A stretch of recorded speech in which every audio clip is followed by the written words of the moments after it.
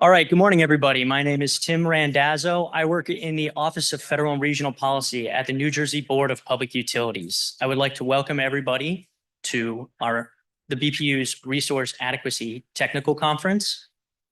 And to give opening statements will be the BPU President, Christine Golsadobi.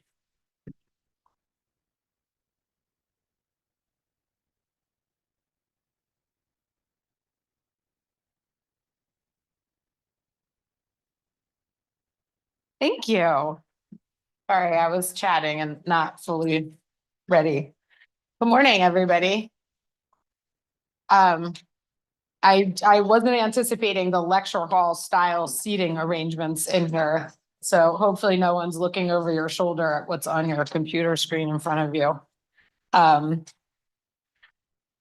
So thank you. Good morning, everyone. Welcome to the Board of Public Utilities Resource Adequacy Tech Conference. I just want to thank you all for coming today. It's really great to see such a diverse audience, and I know we have a significant number of attendees online as well. So we're here today to discuss the most critical issue facing the energy sector, not just in New Jersey, but the nation. What we know and that we can all agree on is that we need more electricity capacity at the lowest possible cost. There may be differences of opinion as to how much more, who should build it, and what sources that capacity should come from, but we need it and we need it quickly. We cannot proceed with the status quo. The rapid increase in capacity costs is unsustainable. And as load growth projections continue in the same trajectory, it's imperative that we address the tightening of supply and demand that's driving up prices. Before I go any further, I just want to recognize the staff here at the College of New Jersey for providing this great venue on their gorgeous campus, and the BPU staff who have put a tremendous amount of time and resources into the conference. So if I could just have you all raise your hand and identify yourselves as a BPU staff person, and if everybody could give them a round of applause. And I would also be remiss if I didn't call out the staff who expertly lead the day-to-day efforts on resource adequacy throughout the BPU. It is not just one division, it is all divisions that are working towards this important issue. At the BPU, through our Office of Federal and Regional Affairs, we have been advocating for reforms at PJM and FERC for years. Fittingly, our theme for the conference is education. And we hope the resource adequacy educational presentation at the top of the conference will help anyone who needs a general introduction to RA or experienced folks looking for a review of this highly technical topic. NJBPU staff will be providing a review of resource adequacy and the steps we have taken to promote resource development in the state. Let's start by reviewing briefly how we got here today. Concerns over resource adequacy in the PJM interconnection region have intensified in recent years due to delays in connecting new resources, projected retirements of generation units, and unprecedented load growth by data centers and artificial intelligence. PJM market rules, along with generator retirements, led to a significant reduction in available capacity, coinciding with load growth and resulting in record high prices throughout the PJM region.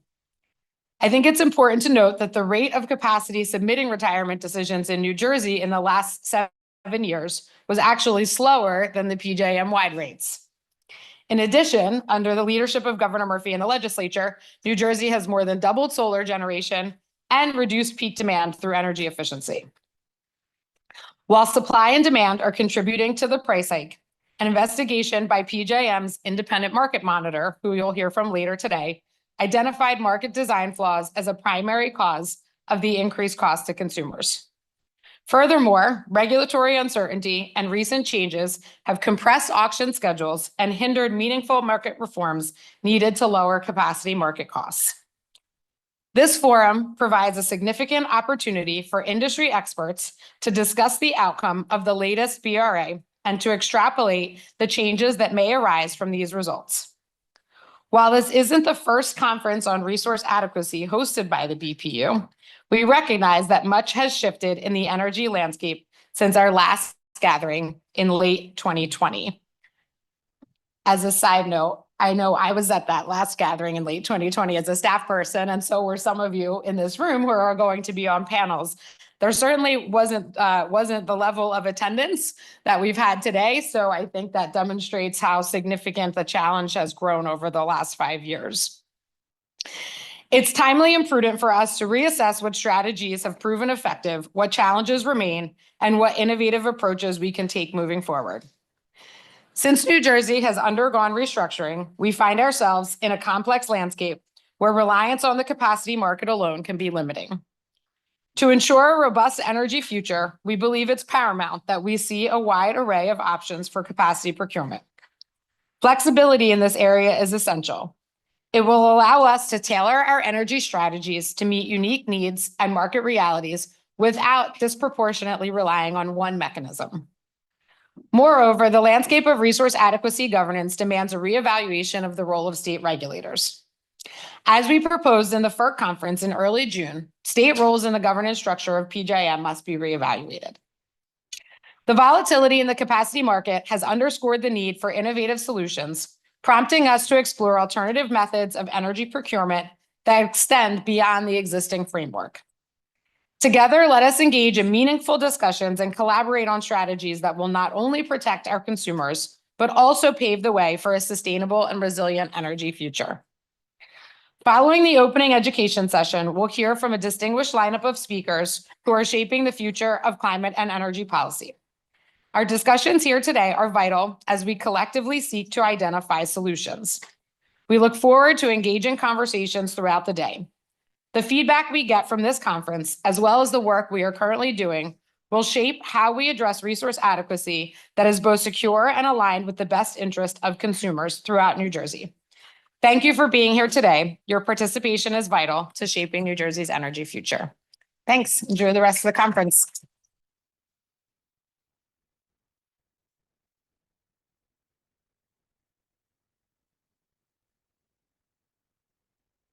Thank you, Madam President. Up next, we will be doing a brief review of the agenda for the day. Start with the welcome from BPU President Christine Golsadovi, followed by an introduction of the Resource Adequacy Fundamentals presentation, which will be given by the Office of Federal and Regional Policy Manager, Paul Uchek, and Dr. Natalie Stewart, excuse me. Following that, there will be a brief Q&A. And after that takes place, we will get into the panels. Without further ado, Paul Uchek for the presentation on resource adequacy fundamentals.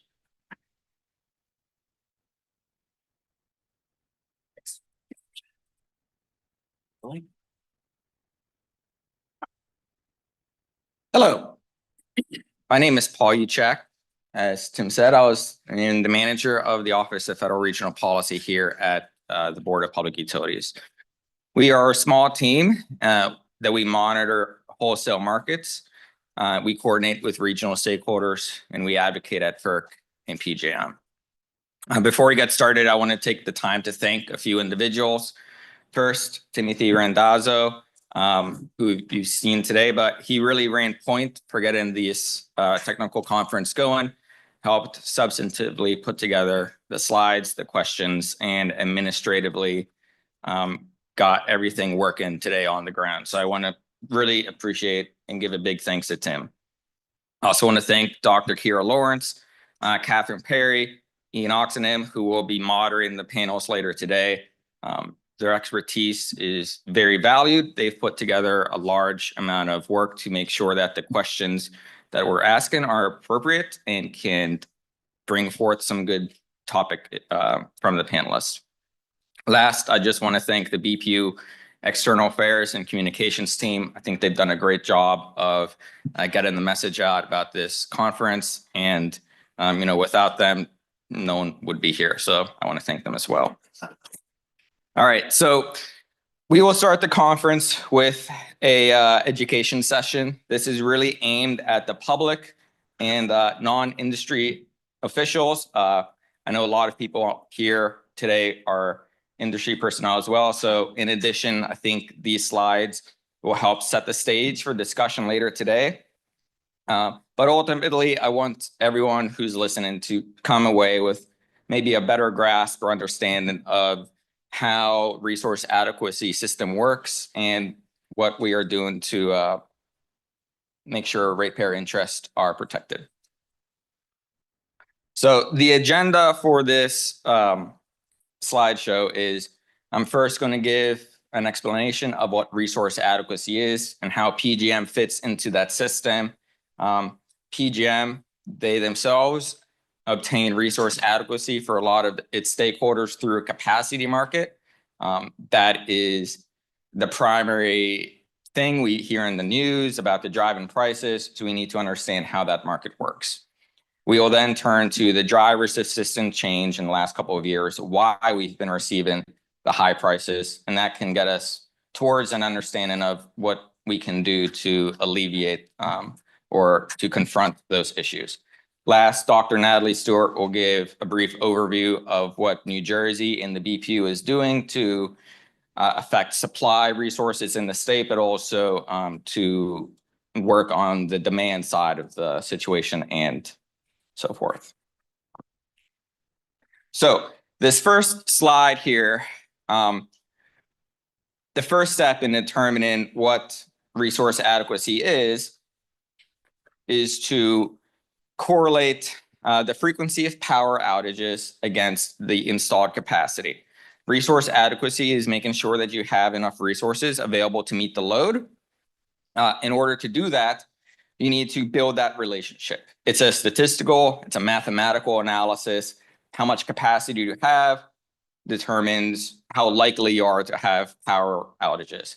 So this blue curve is symbolic of that relationship.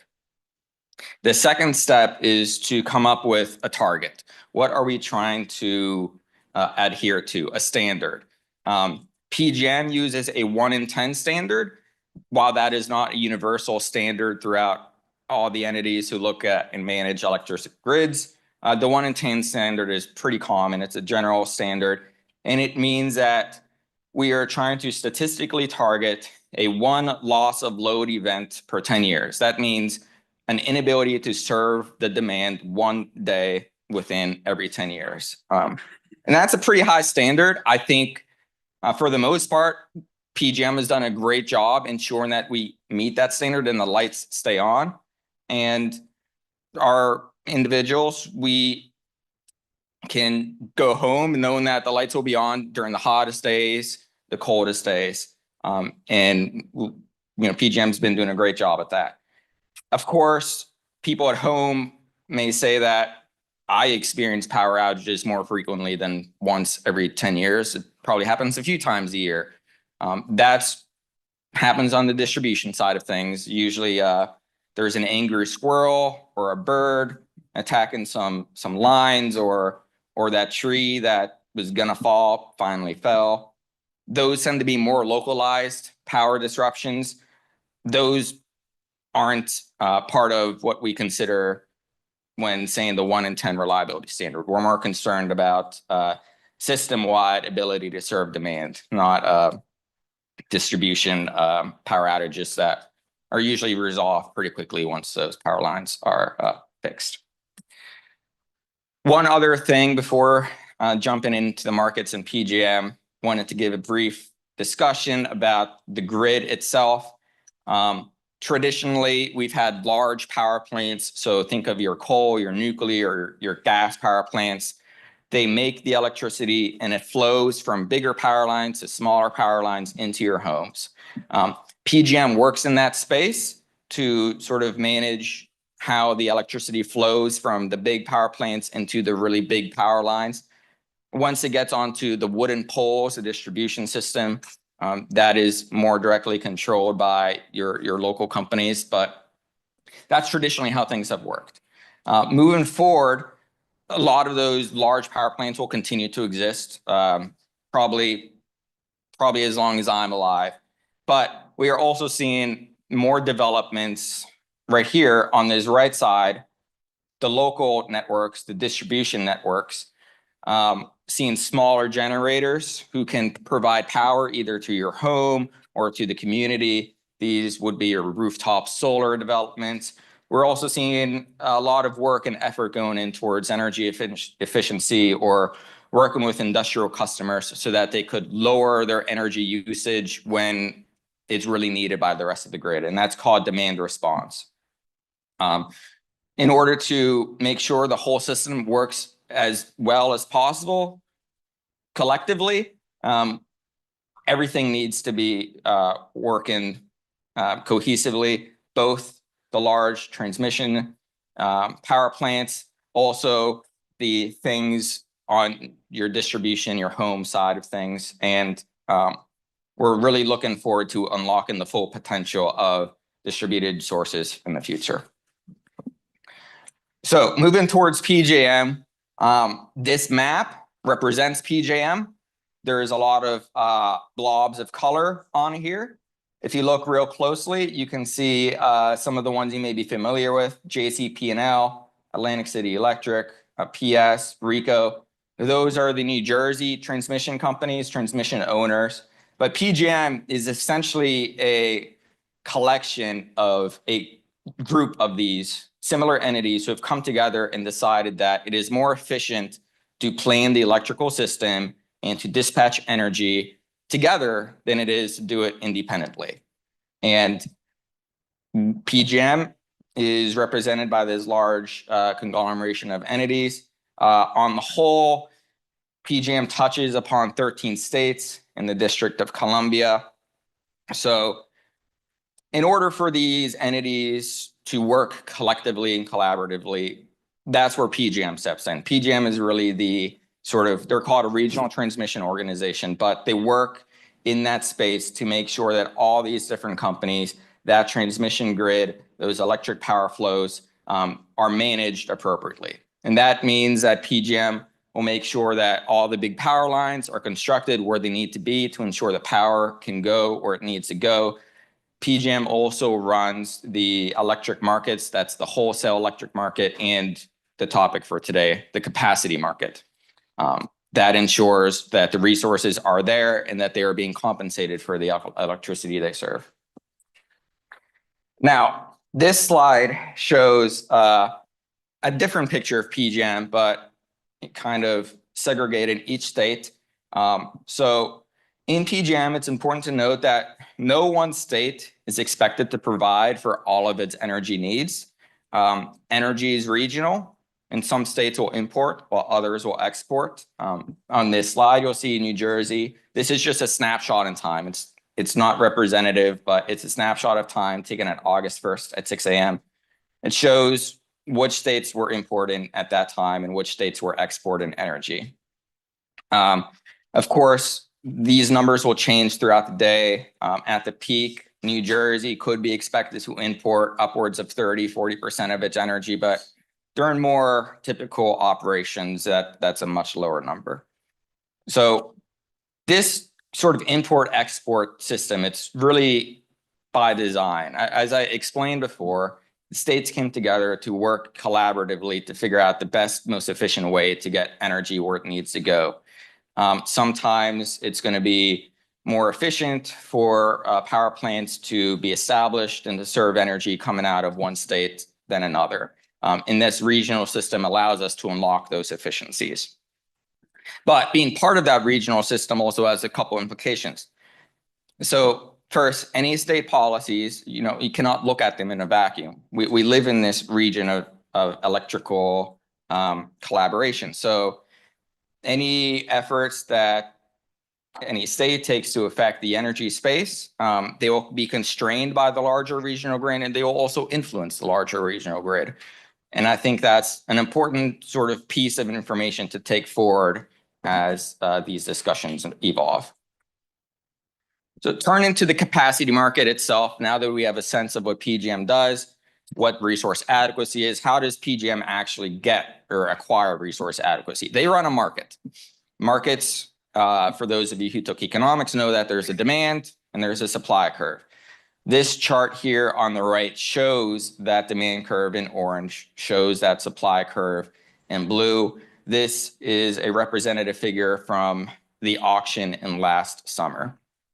So the The auction itself, the way I see it, has two real main purposes. One is this concept of missing money. Generators, they sell electricity to consumers, usually at the day ahead, real-time markets. It's determined who is the most efficient generator to serve that energy, and they will receive compensation for that. They'll receive revenue. The cost that these generators tend to bid on these short-term markets, that's largely based on items such as their cost of fuel or whatever money they need to serve that energy in the immediate time frame.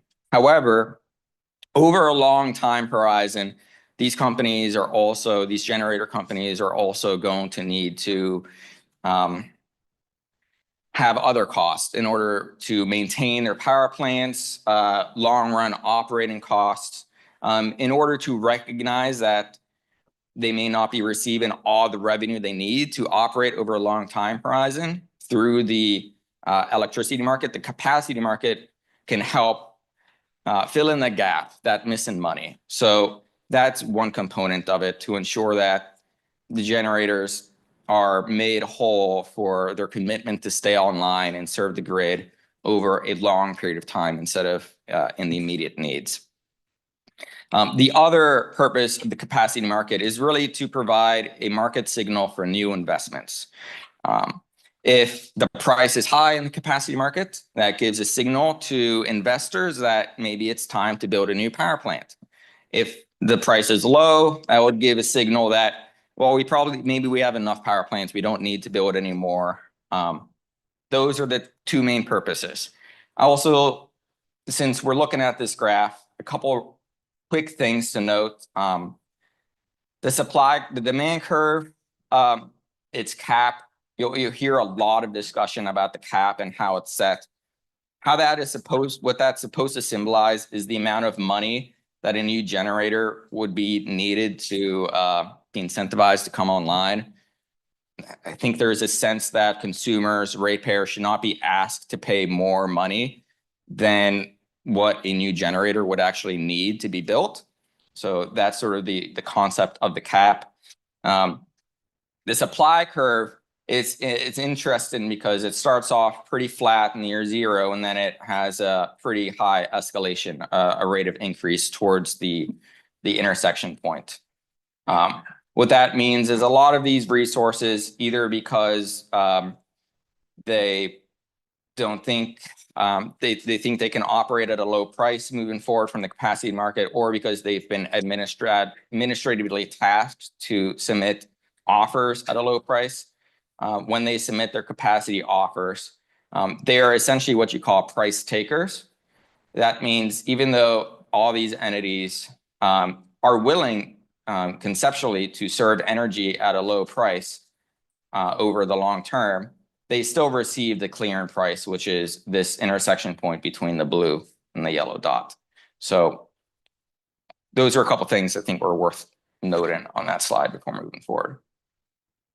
So the capacity demand curves that we've been discussing, I showed one on the last slide, but that was representative. Periodically, PJM and stakeholders will discuss what is the appropriate demand curve moving forward to try to satisfy the demand curve's purposes. We've already discussed the cap. How that works is PJM stakeholders, they work with industry experts to try to get a sense of what actually is the amount of revenue, the amount of money that a new generator could potentially need. That number changes over time as the supply chain for generators changes. Right now, we're seeing a lot of push for everywhere in the country. They want to build new power plants. So because of that, the entities who are supplying those components for their power plants are facing really high pressures to produce as much as they can. And that's why we have a potentially higher price cap moving forward than what we've had historically. You'll also see this x-axis here. It's not listed as megawatts, it's listed as a percent of the reliability requirement. A few slides ago, I discussed how that reliability is determined. That is essentially an input into where the demand curve is set. We've determined that we're trying to acquire resources around the reliability requirement. So that's why a lot of the action for the curves happens around this 100%. The slope of the demand curve is supposed to reflect the customers or the society's willingness to pay for additional capacity. And what that means is we may be procuring over the reliability requirement. That lowers the statistical likelihood of power outages. And as a society, there is a perceived benefit for going beyond that reliability requirement if we can do so at a rate that is cheaper or fairer for consumers. Last thing I want to note is, although the numbers in the x-axis here are in percentages, if you convert that to megawatts, usually it's only a few thousand megawatts could separate 99% or 104%. So a lot of the action in the capacity market can be shifted by whether a few megawatts are in the market, a few thousand megawatts are in the market or not in the market. That's why, as President Golsavovi said before, we do have a volatile capacity market results. It's because the demand curve is shaped over such a tight, I guess, x-axis supply. So moving on to the supply curve, I don't want anyone to focus too hard on this chart. There's a lot of numbers here. I think the main takeaway is that, in simplest terms, a resource has an amount of capacity that is willing to offer, and it can enter the capacity market to do that by setting, I will be willing to offer X capacity at Y price. It's not that simple, of course. There's a lot of market roles that determine or change just how much a resource can bid and at what price a resource can bid. Some of these market roles are designed to protect against market power roles. Some of these other rules are designed to reflect a better understanding of just how reliable a specific resource actually is. Namely, if called upon during a potentially risky weather event, how likely, how reliable is that resource to actually be there when we need it the most? And that's what this table is supposed to represent in simplest terms. In PJM, we've been transitioning more towards a winter risk situation where a lot of the risk to the load actually isn't during peak in the summer. It's actually during the winter. That's reflected in the gas combustion turbines, the gas combined cycles, because they've had experienced the inability to be there during the coldest days in the past. That number is lower than I think a lot of individuals would think when you compare it against coal and nuclear, for instance, which are above 80 and above 90%. So those are the main takeaways from this slide I wanted to present. So now that we have a basic understanding of the supply and demand curves, let's discuss some of the drivers of system change. I think they can kind of be put into 4 buckets. This is my own 4 buckets. I came up with these. But the biggest one, the first one, is the change in demand, change in load projections. Demand is equal to load. And that is the biggest thing that is affecting the capacity market today. These other items are constantly at risk or constantly fluctuating in the capacity market. So the increased efforts to determine the frequency, intensity of extreme weather events, how it reflects the load forecast, how it reflects the reliability of resources. Generators will come online, they will go offline, they will retire as well. And recently, the interconnection queue, which is a PJM system to determine when it is ready to let a new generation power plant interconnect. Those are sort of the 4 big buckets, but let's spend some time in that first one here, which is the load forecast, the demand forecast for the region. This chart, it's from PJM. We can see that historically, a lot of these lines in the past, these lines started in 2016, have been relatively flat. That suggests that, at least for a large part of the last decade, we haven't been projecting a large amount of load growth. More recent times, 2024, 2025, you'll see that there has been a change in that load forecast. We're seeing a lot of load growth being projected. And in 2025, that load growth over a 15-year time horizon, it's over around a 50% difference. So that's a big change over a short period. Most of that change is actually projected to occur also within the next 5 or 7 years. So there's a big, I would guess, a paradigm shift into how we're expecting the grid to evolve in the future. Most of this change in load growth, that is due to data centers, AI data centers. Just a few years ago, forecasters, the market, they weren't expecting this kind of explosive growth that we're seeing today. And I think this is probably the most important graph you'll see today. So happy to let you look at it for another 5 or 10 seconds before we move forward. If there's one takeaway, it's this slide.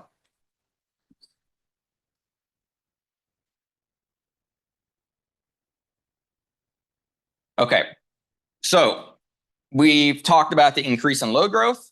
Here is a graph with the clearing price for the PJM capacity market over a number of years.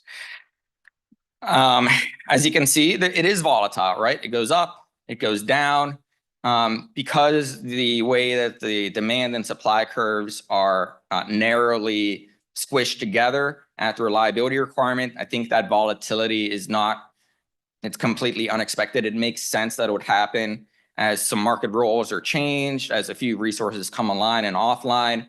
You'll see the outcome have a moving target. However, everyone's talking about these last 2 years because it is an order of magnitude a difference from the type of volatility we've seen in the past. It's also higher prices than what we've ever seen in the past. I think that's largely because of the change in load forecast. We're really expecting a lot more energy to come online. The capacity market is, in a sense, doing its job. It's sending a signal that we need more capacity. That's caused higher prices for consumers. There's important questions about, is that fair? Does that make sense? I'm not here to answer that questions. I'm here to ask those questions, but I think this is just an important slide to understand the recency of the price spikes is very real. We've discussed load forecasts a couple slides ago. You may be asking, how does the load forecast in New Jersey compare against the load forecast in PJM as a whole? This chart's a little busy, but essentially what you need to do is the green and yellow bars reflect summer demand. The blue bars represent winter demand. The smaller bar on the left is 2025. The larger bar on the right is 2035. And you have the New Jersey transmission owners up here. Essentially, we're showing the load growth in New Jersey over those 10 years expected. For instance, PSE&G has a 1.3% in the summer. PJM, the PJM numbers here, we're looking at a 3.1% in the summer for PJM. That largely shows that a lot of the load growth that's being projected not necessarily happen in New Jersey. There's a lot of data centers being built in Virginia and Ohio, Pennsylvania. I mean, New Jersey has its share for sure, but it's not the type of huge hyperscalers order of magnitude load growth that you're seeing in some of the other regions in PJM. That said, it's worth noting that this is a regional grid. We're in this together. So our ratepayers, we pay the same capacity market prices as someone else in PJM. This next chart shows the installed capacity PJM. I think most of you are probably aware of this intuitively, so I'll be quick. But in PJM, The system is largely dominated by natural gas, nuclear, and coal. In New Jersey, we have a similar pie chart. We are a system dominated by natural gas and nuclear. So the main difference between New Jersey and the rest of PJM is New Jersey doesn't really have any coal.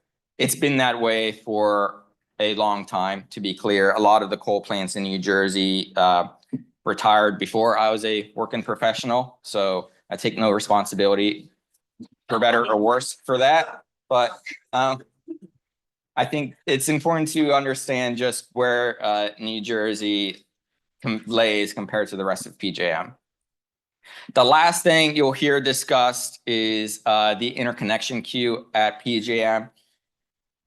We have a lot of resources in the connection queue. Most of that is renewable energy, a lot of solar, a lot of storage. That's good. Those resources can be built quickly to meet demand requirements. Of course, because there's just a huge amount of plants that are trying to interconnect, PJM's been working to transform their interconnection process so that can be streamlined in the future. They can move more quickly and have a better sense of any reliability concerns that would come from plugging in a new power facility somewhere. It is my hope and expectation that a lot of this queued capacity will be able to clear within the next 2 or 3 years.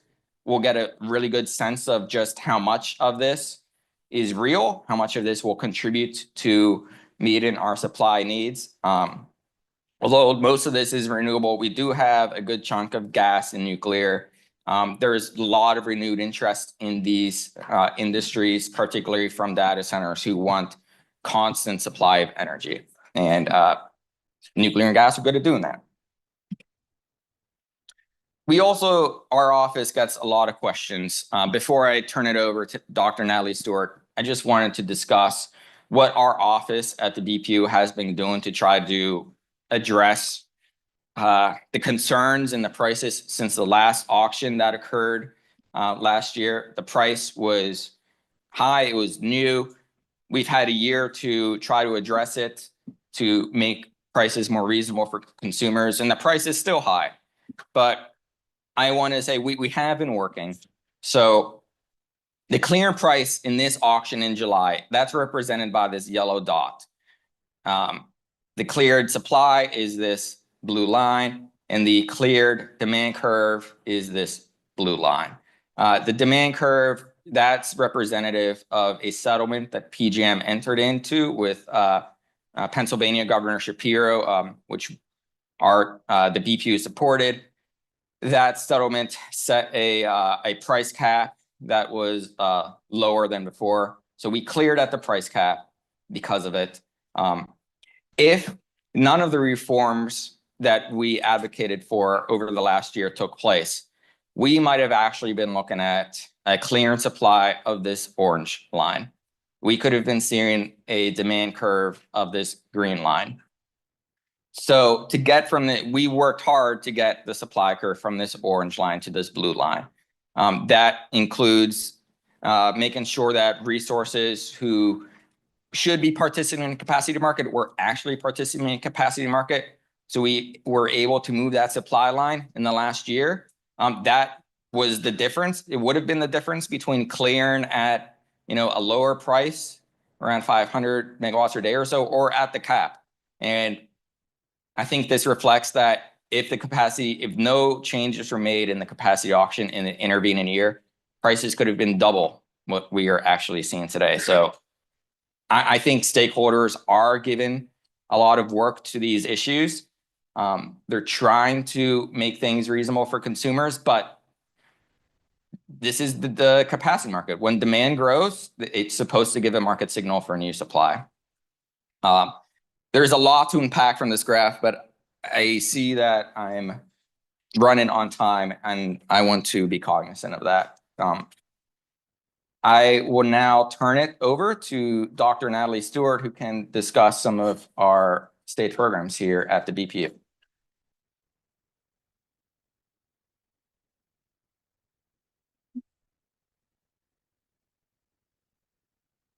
Right. Hi, good morning.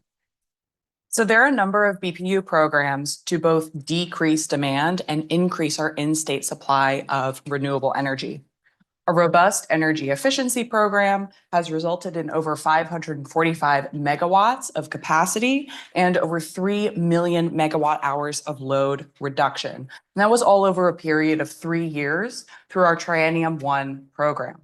Our Triennium 2 program just started in January of 2025 and focuses on the residential, commercial, and industrial sectors with a building decarbonization initiative, a peak demand response program, and a workforce development program across all 7 of New Jersey's electric and gas distribution companies. In June of 2025, the board launched its Garden State Energy Storage Program, which has an overall goal of reaching 2 gigawatts of deployed energy storage by 2030. Thus far, New Jersey has around 600 megawatts of energy storage installed, and that is mostly in the form of pumped hydro.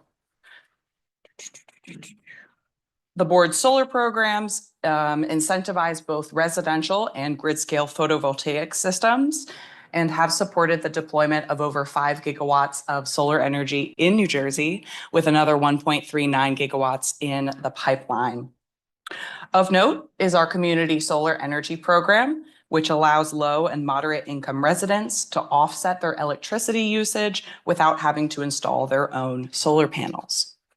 Lastly, our nuclear fleet is just under 3.5 gigawatts in capacity and is responsible for over 40% of the electricity generated in this state. Oh, excuse me. All right. New Jersey also has a number of initiatives to support the maturation of new energy technologies and explore the role of various energy resources in the state.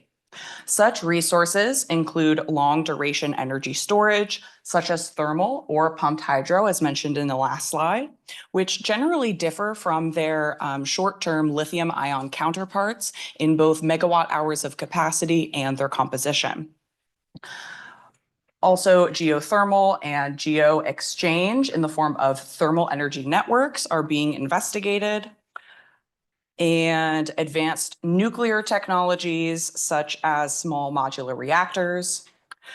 We're also investigating the utilization of the aggregation of distributed energy resources into virtual power plants that can contribute to the capacity market under FERC Order 2222. Other technologies of consideration include hydrogen, renewable natural gas, and waves and tidal energies. The board has also undergone a pilot program to examine the feasibility of constructing town center microgrids, and the foundation, and the board has investigated, has worked to incentivize offshore wind development. So this is my last slide here. So at the BPU, we see a modern and flexible distribution grid as the foundation on which resource adequacy is built. At the distribution level, we have 4 main goals of increasing hosting capacity to increase the amount of distributed energy that can interconnect, enabling distributed energy resources to provide grid services and be compensated for those grid services, developing a market structure in New Jersey for virtual power plants, as mentioned in the last slide, and promoting non-wires alternatives to decrease ratepayer costs when it comes to electric infrastructure upgrades. We currently have a grid modernization forum, which is a collection of work groups under which we are discussing these kinds of topics like proactive integrated distribution plans for electric utilities, the compensation of grid flexibility services. An example of that would be vehicle to grid or vehicle to everything. Net energy metering reform for hybrid resources, and an ongoing process of reforming the DER interconnection process. So that's all I have for right now, and I think I'd like to welcome Paul to come back up and help me answer some questions, if there are any questions.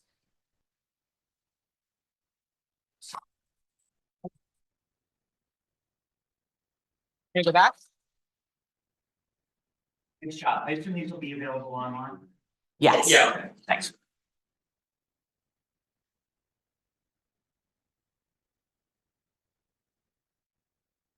Hi, Andy Wall with Core Renewables. We're a solar storage developer. I'm also on the board of MCA, the Solar Storage Industry Association. Just a couple of questions for Paul. Two things that we have identified as really important regarding capacity in PJM. One is just the governance structure of PJM, which we think is problematic. If you disagree, we would propose that MCA members vote on the SREC values in New Jersey. And the second is winterization. So the key issue that I think you rightly identified with capacity problems is natural gas performance in Winter Storm Elliott. And yet we've seen very little conversation about winterization and how it could get us out of this capacity problem. Yeah, thank you. And to repeat the question for the audience, I think it was twofold. One was generally about the governance structure of PJM. The other one related to the winterization efforts and whether gas resources are being appropriately accredited in New Jersey for their capacity value, or if we need to do something to get that number up. I think I'll answer that second question. I think it is a very good point you make. Gas resources, the polar vortexes in the past, Winter Storm Elliott, the reliability wasn't as good as I think a lot of the grid hoped it would be. There's been a lot of time since then, of course. What has been done to improve or show that these resources are able to serve demand during the coldest days of the year? I think that's a good question for industry experts. It's out of my realm of expertise, but I think it's a conversation that needs to happen. And if these resources do think they are reliable in the winter, then they need to convince stakeholders, they need to convince PJM that they deserve a higher capacity value accreditation so that at least in the short term, we can get a few thousand extra megawatts of gas capacity. Quote should have been around capacity, not gas. So I think those are good points. Around governance, I think there's a lot of discussions happening right now about what needs to or could be done to reform that system. I do have some questions that I might ask later today during some of the panels to this effect, but I know a lot of the states want a bigger say in how some of these modeling the decisions for the capacity market, how that supply curve and demand curve is shaped. There are some policy decisions that are baked into that math. There's a lot of policy decisions, and I think it's prudent to see what role states can have larger than what they've had today.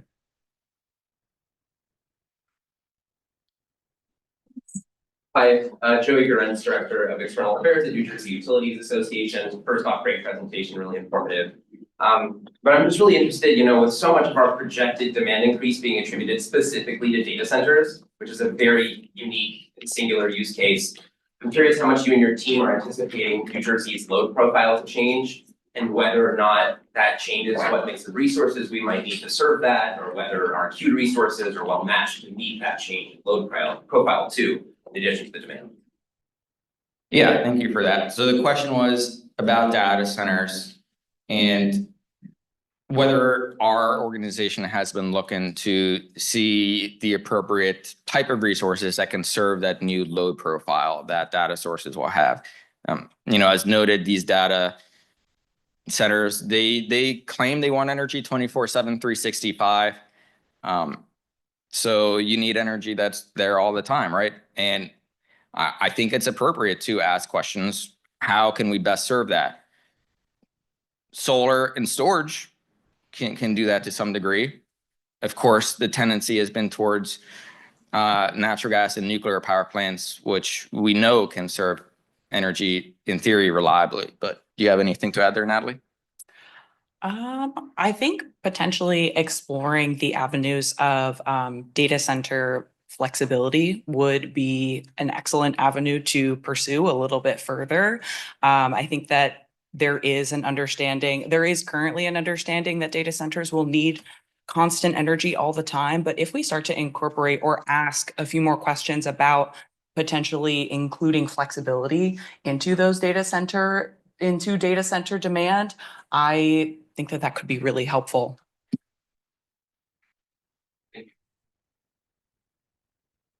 Hi, my name is Lindsay Cherry. I'm Director of Policy and Regulatory Affairs for an energy storage developer. We mostly focus on front of the meter distribution connected.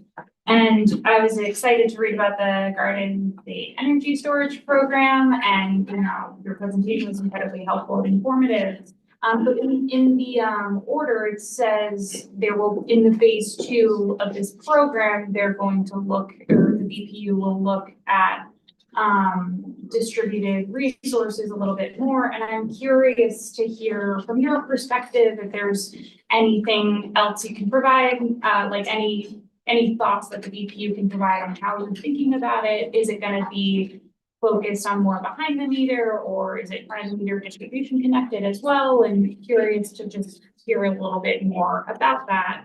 And apologies if I'm getting ahead of maybe some of the other presentations. No, that's okay. No, you're not at all. I'm just pulling up a supplemental slide that I have about the Garden State Energy Storage Program. You're absolutely right that our phase 2 is going to be focused on distributed. We're still working towards implementing the second phase, but we understand that it's likely to include both front of meter and behind the meter. And I think we're mostly working with the utilities to figure out a kind of call and response system, because with the distributed portion, it will be more on the utilities to call on those resources to export their energy into the grid. So I can't give any more information about like a timeline, but please let me know if you have any slides about, or if you have any questions about this supplemental slide. Yeah, thank you. Thank you for listening. I think in order to make sure we can try to keep on time, I'm going to cut questions a little short now so we can have a 5-minute break before the first panel. So if you have questions, please feel free to follow up with us or our communications team, and we'll try to get them answered as best as we can.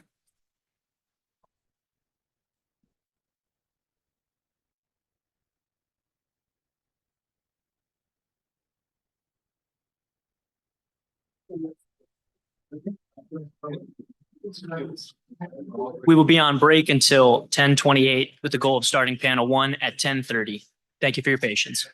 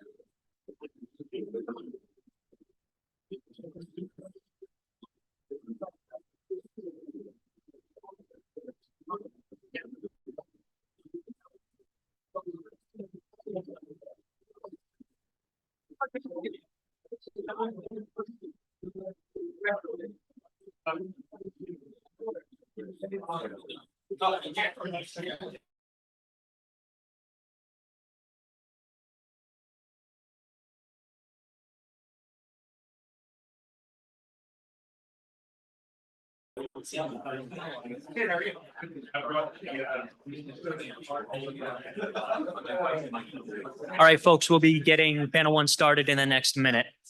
Thank you.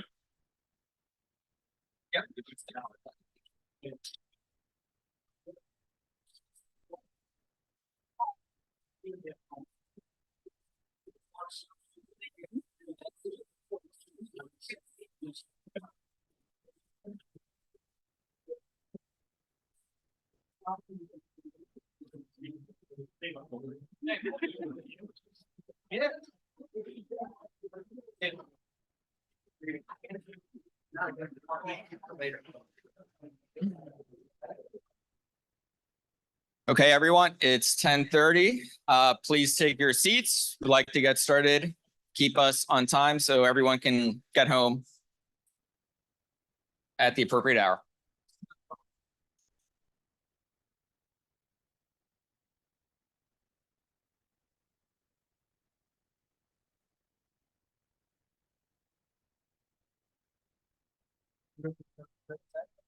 Yeah, second.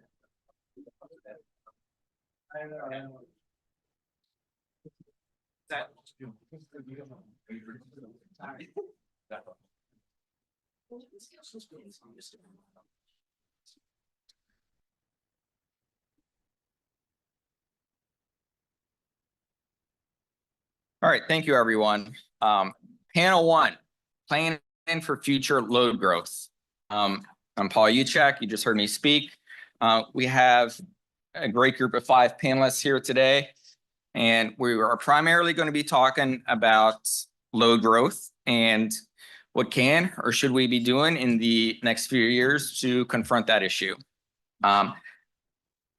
For the start, each panelist will have a couple minutes to give any initial thoughts they want to share. At that point, I will start asking questions. I've been told that your name placards, if you want have something to say, you can turn it sideways or whatever if you want, but obviously, feel free to jump in during the discussion at any time. Most of the questions I ask are going to be open for everyone, so look forward to hearing the discussion. Okay, so if we can get everyone to introduce themselves, we can start on the line. Tim, would you like to go first? Thank you, Paul. So I'm Tim Gallagher. I'm the CEO of Reliability First, and I want to thank the commission for including me in today's conference. It's nice to be back here. I lived in Robbinsville for about 10 years. It's right around the corner from here, so I feel like I'm home and away. I did submit some written testimony that describes sort of the role of Reliability First. We're one of the NERC regions, so we are part of the NERC mission, and our collective purpose and our mission is to be an independent advocate for reliable, secure, resilient electric service to the public. We serve the public at the end of the day. Just 3 brief points I'll make for you on the subject of this panel. I've read a lot lately in social media and the media in general about how data centers are the root cause of the challenges that we're facing in resource adequacy. And I just want to tell you that the supply and demand imbalance that we're experiencing or about to experience, it's not just a data center issue. It's data centers are certainly an accelerant. It's like pouring gasoline on a smoldering fire. But NERC has been warning for at least 5 years now that we were on our track to impending shortages of supply because we're not keeping pace and demand is growing. So that's point 1. Point 2 is that data centers are ubiquitous and they're growing, and they are absolutely necessary for today and for the future of this country, for our national security, our financial systems, our public safety, and more. Currently, right now, New Jersey ranks about 15th in the number of data centers among the states, with almost 100 of them. When most people hear about data centers now, they immediately think about artificial intelligence. The majority of data centers are not yet in that space, but those are the ones that are the biggest challenge for us going forward. But what data centers do, primarily those in New Jersey do, is support government services, public health systems, emergency and disaster response, e-learning, public transportation, monitoring of air quality and other environmental models, law enforcement, judicial records. I could go on and on. And data centers also helped us survive the pandemic. Just imagine a world during that pandemic when you couldn't stream Netflix at home, or you couldn't work from home, or your kids couldn't do school. So all data centers are not the same, but they're all really important. And then the last point is that reliably serving data centers, especially the hyperscale ones, on other dense loads like hydrogen processing and mining, and here I'm talking about physical mining, not just crypto mining, chip manufacturing, electrical vehicle charging, all of these things bring very unique and significant challenges to both the planning and the operation of the bulk power system. The loads are very difficult to plan for, and they appear very, very quickly. And in operations, we've already seen that when massive loads like this drop off the system unexpectedly, it can cause a lot of problems beyond just the supply and demand balance into things like system protection, power quality issues, oscillations that can lead to blackouts. And it can interfere with systems like automatic frequency load shedding, which is there to protect the system at the end of the day. So it's really important that we understand these loads, work closely with the hyperscalers to understand the nature of those loads so that we can serve them reliably. So thank you, Paul. I realize some of what I just said is beyond the panel you invited me for, but don't hold it against me. Maybe some of it will be useful later in the day. No, great. Thank you. Good morning, everyone. I'm Andrew Gledhill with PGM. I'm the manager of the Resource Adequacy Planning Department. Really grateful to be here. Thanks for having me. This is a really important topic. I try to think about these things over time. So if you think about 10 years ago, we were in the 2010s, we were in the midst of, flat to no load growth.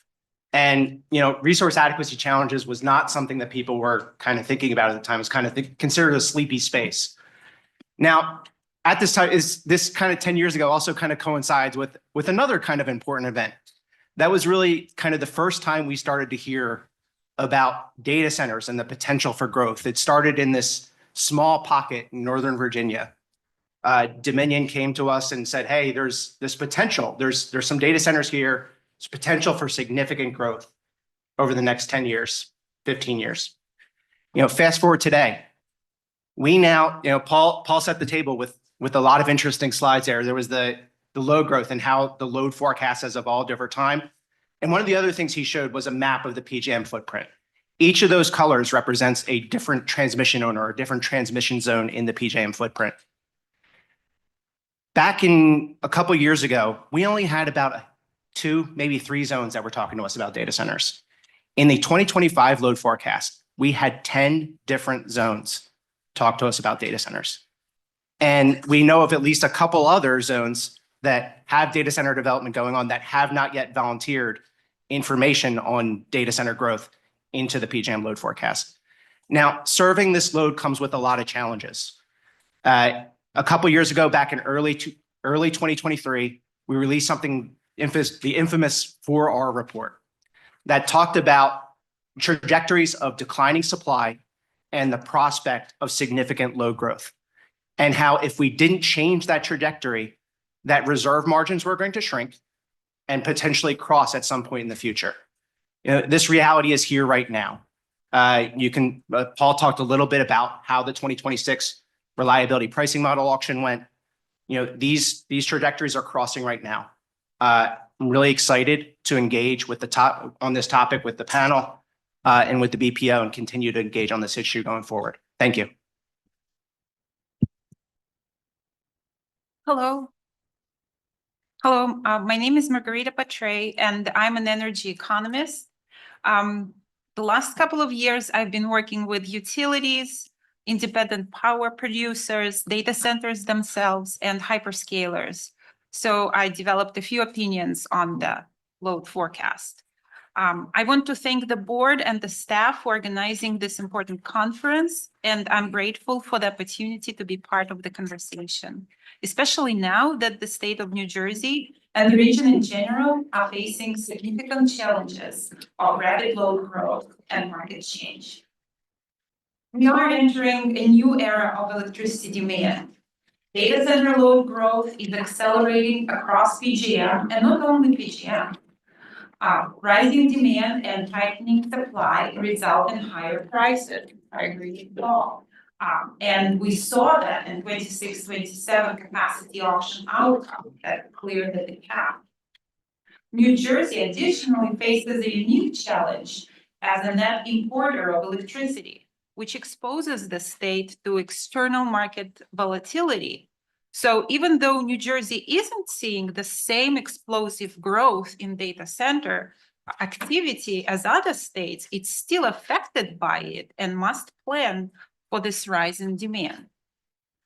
So to address these challenges, I'd highlight the following areas of focus. First of all, and I think Natalie described that New Jersey is already looking at that direction, is reducing reliance on imports and incentivizing new generation in the state and incentivizing demand side solutions.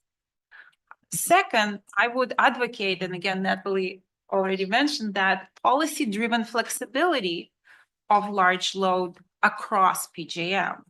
Many data centers now are not built to be flexible, it's true, but they were never required to be before. This is an evolving industry, and targeted policies can impact how data centers are built, designed, and operate from now on. And third, I think what's needed is a clear understanding of data center load trajectory going forward.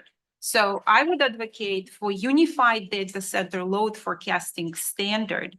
It was insightful to hear from you that the load forecast is volunteered by utilities to PJM when in fact, perhaps it can be mandated.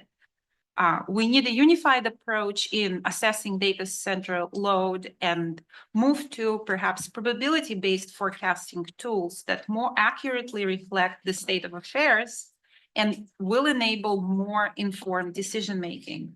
So thank you for having me, and I look forward to the discussion.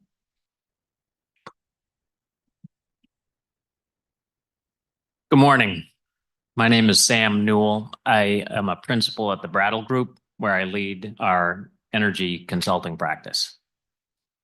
Now, I have also been involved in work for PJM on the capacity market, and some of my comments will reflect experience from that, but also from all over the country, where everywhere in the country is facing similar problems, which is the challenges of demand growth that is much higher than our planning processes or supply chains were prepared to handle.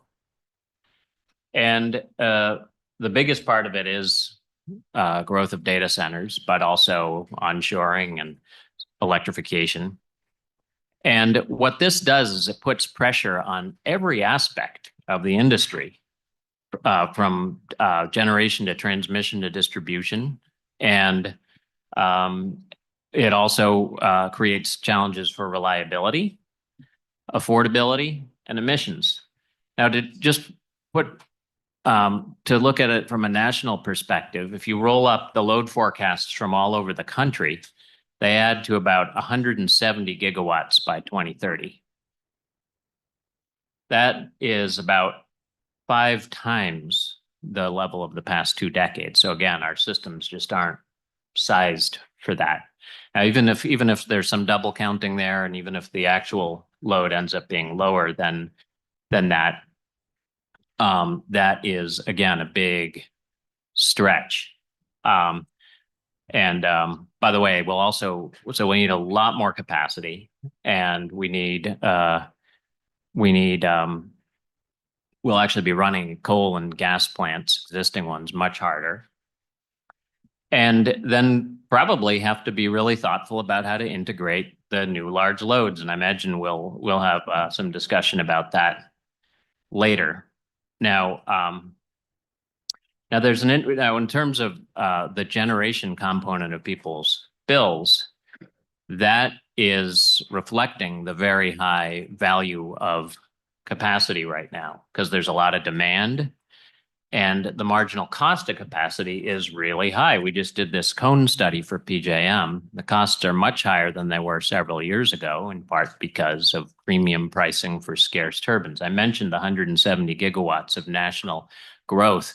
The supply chains for frame type combustion turbines are not going to be able to do much more than 50, maybe 60 gigawatts by 2030. So again, it's just very hard to get enough supply, and the supply that's there is going to be at premium pricing. Now, thankfully, there are also other kinds of resources that can come help on both the supply side and demand side, and we can talk about those later. But that premium pricing is creating a rate challenge.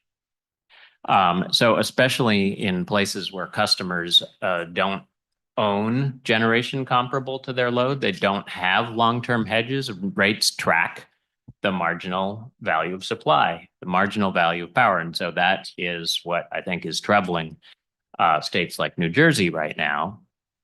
And the prices were very low for a number of years, and customers enjoyed that.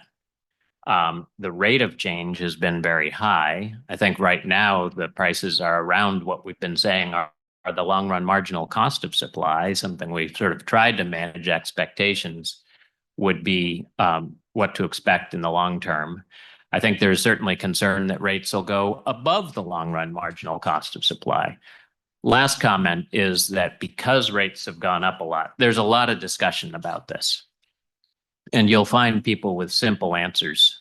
There are not simple answers. There are a lot of things we have to do from a lot of angles. And so I hope there's some skepticism of that. And I thank the New Jersey BPU for putting this panel together and this whole session. to have a thoughtful discussion about these challenges.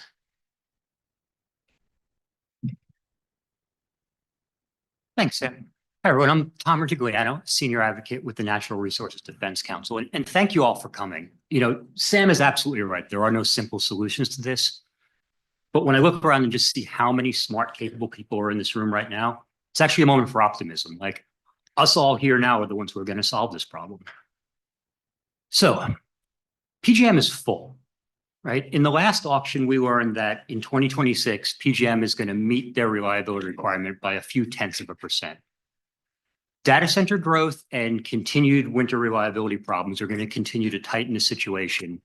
And in all but the most optimistic scenarios, PJM is going to fall below reliability requirements, perhaps as early as 2027. Now, the only real solution to this is more supply, right? The things we're going to talk about on this panel, you know, about load and so on, really have to be thought of as ways to ease the pain and buy time until more supply can get online. That, at the end of the day, that's really going to be the only way to fix this. Now, we got into this situation very quickly, and that combined with longstanding delays getting new generation built has prevented really any effective private sector response. Right now, the capacity market is more a market in name than in reality. And we're facing the threat of many years of multi-billions, perhaps even multi-tens of billions of dollar bills and declining reliability standards. And what I find perhaps even worse than that is there's a very real danger that all of this money that ratepayers are going to be asked to pay, rather than going into investments to fix the problem, just ends up as windfall profits for incumbent developers who hopefully will do the right thing with it. But, you know, they have competing demands on their money, we'll say. So to fix this, there are three things we need to be doing, broadest strokes. First off is we need market rule changes to eliminate any artificial barriers to capacity and ensure that prices remain fair and just and reasonable given the current conditions. That's probably a matter for other panels, so I'll just leave that and not come back to that one. The second is that load growth cannot be allowed to erode reliability.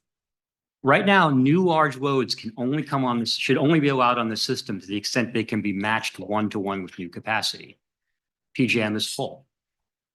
One benefit of that is that it provides a natural incentive for the type of load flexibility Dr. Stewart had mentioned, in that data centers can always bring their own capacity from demand response, if nothing else. The third thing is that we need to create new supply any way we can, as fast as we can. And if there's a bright spot in all of this, it's that that need broadly aligns with New Jersey's clean energy goals and many of the programs that we saw just on the slide earlier. Right? In the current environment, nearly anything is cost effective. Every megawatt of capacity added saves New Jersey $680,000 a year and saves PJM over $5 million a year, at least in the very tight neighborhood we're in. So, you know, there's almost no investment you can make in new supply or energy efficiency that's not going to pay for itself. But time is not on our side. Deadlines to affect 2027 are passing now. Basically, we're in the middle of the pre-auction season. And by the end of next year, prices will be locked down for the rest of the decade. So all of those things that we saw on the slide, all the great things New Jersey is doing with energy efficiency, demand side storage, you need to do them 3 times as much and twice as fast, basically. Things need to be locked down by the middle of next year so they can start affecting prices in 2028. You know, winterization, tailored energy efficiency, distributed storage, these things just all need to happen at scale and very quickly. So thank you. I look forward to further discussion. Great. Thank you, everyone. I'd like to get started on load growth, the data centers. A lot of you mentioned it, but first things first, PJM says it's projecting load growth of 3.1% over the summer, over the next 10 years, 3.8% in the winter. How confident should stakeholders feel about these load projections? I can start. And that's, first of all, going back to the slide that you showed where you showed all the PJM load forecasts through the years. Now, if you take, and I've done similar slide, and if you take the peak, the realized peak from every year and plot it over all the forecasts, you will see that forecasts are almost never, quote unquote, come true. So What does it mean for the forecast to be accurate? In my opinion, it means that you're taking all of the data that's currently available and you're using the most reliable technique to forecast. And it's an educated guess of where things are going. You know, we cannot see the future. I have looked a lot at the PGM forecast, and I think it's really well vetted process. There are some challenges, and that is it's based on the information that each utility provides. And as you said, it may or may not provide all the current information. And also each utility is using different methodology to forecast data center demand. So you may be combining apple and oranges there. Even with that, having said that, I think it's a vetted forecast. Yeah, she took some of my points away from me. But I think one of the things you'll often hear forecasters talk about, the one thing I know about my forecast is that it's wrong.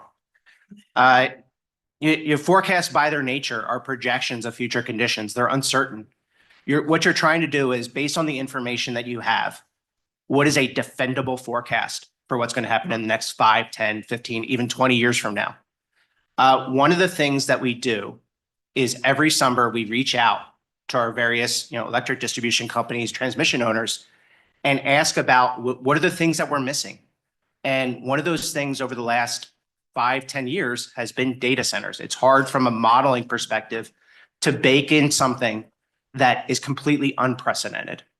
Now, it's a challenge for our member companies to come up with, what's a defendable amount of data center growth. And they're trying to weed through the speculation. We're trying to work through it with them.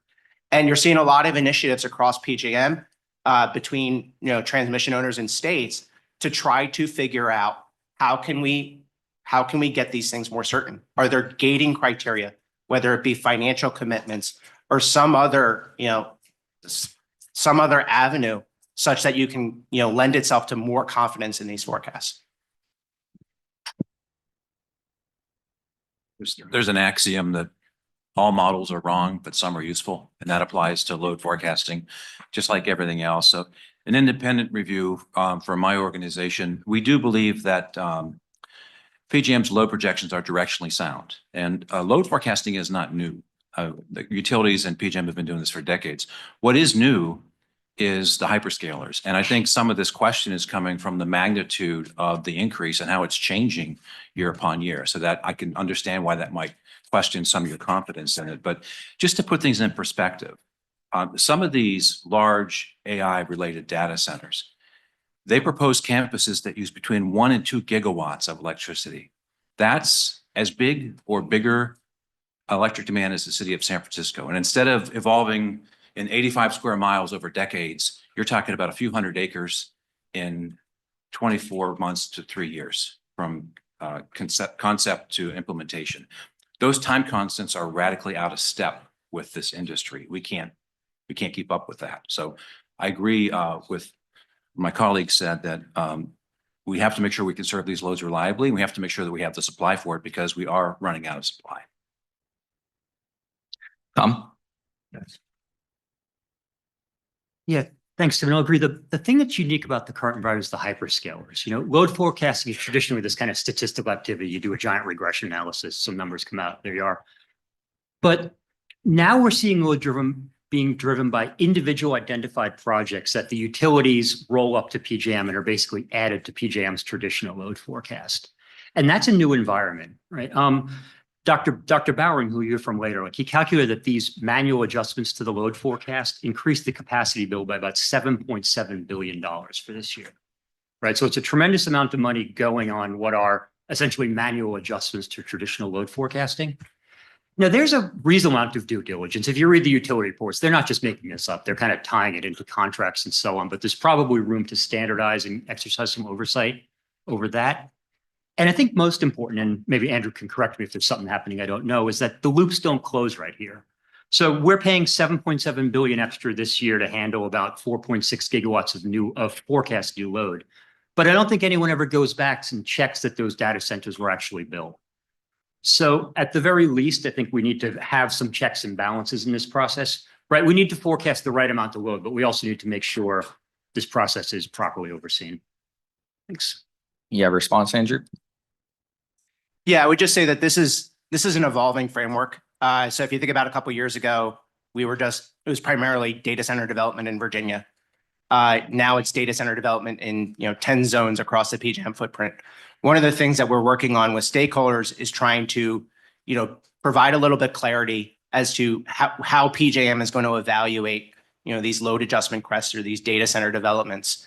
One of the things that we've released within the last couple of months is implementation guidelines talking about what are some of the key criteria that you should perhaps be including for near-in forecasts and how you should be thinking about the uncertainty of data center development when you start looking at 5-10 years. The other thing that we've talked about in the stakeholder process is trying to provide some accuracy metrics on these projections. So if some zone comes to us with data centers, look out a year after the fact and see what came to fruition. How did the numbers match up with what they were expecting at the time? I might expand the question a little bit because there are ways to address the load forecast. The problem is this is as Tom mentioned, the nature of this is very different from other times. These are very large, discrete loads primarily. And it just doesn't follow the same statistical behavior of the old load forecasting models. So you can approach it from one angle of trying to get that accurately by having sort of gating processes for how serious a project is or derating them. But it'll still be really inaccurate. And it raises the question, should all customers be allocated the costs of capacity procurement that were for a projection for these large loads? Or is there some framework where these large loads have to take responsibility for themselves and the difficulty of planning for something so large and uncertain? There's a now the translation to the PJM context is unclear, but there's a really interesting development in Texas, which has similarly vast load growth. In fact, more than PJM overall. They just passed this is the most pro-growth state. I do a lot of work there. I've worked there for many years. There really is something impressive, I must say, about that kind of state that is really pro-business. They really like to make it cheap and easy for economic growth. I've seen it. It's very impressive. And yet they just passed a bill that limits what these new large loads can do. Large loads over 75 megawatts there can only come in basically non-firm. They could, they have their own, backup generation that they may rely on because many of these new large loads, many of the, especially AI loads, are not yet very flexible. But that is such a different framework where you don't, and by the way, they also don't have a capacity market. But I mean, so you wouldn't, if they have to take responsibility for their own or be non-firm, then you don't even have to get the forecast right. Some great points. So in Texas in particular, a lot of the data centers are crypto miners, and crypto miners are a little different breed of data center. And they're very willing to bid their load as capacity back into the market. In fact, they count on doing that to make money. So that fits really well in Texas. I don't know how extensively we could apply that. Something else for the commission to consider, in Ohio, a lot of the data centers are being built in central Ohio. That's AEP's territory. And they recently had a tariff approved by the Ohio Utility Commission that requires the new data centers to basically pay for 85% of what they're subscribing for a period of 12 years, regardless of what they ultimately take. So if you want the ultimate ironclad certainty, it's actually asking the data centers to put the money on the table. And that might be something that's worth investigating to get greater certainty around these projections. Just to be clear, the current data centers in Texas are a lot of crypto. The vast majority of the growth is AI. Okay, thanks. There's a lot of discussion about how data centers can potentially be flexible, how data centers could end up paying for a lot of their way into the grid as a means of avoiding some of the ratepayer costs and also ensuring that whatever forecasts we have are accurate.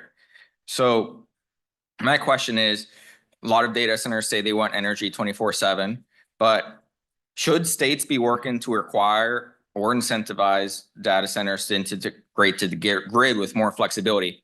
And what does that look like? And what does that look like in PJM, a system where we have multiple states, and what happens in state A will affect the electric prices in state B?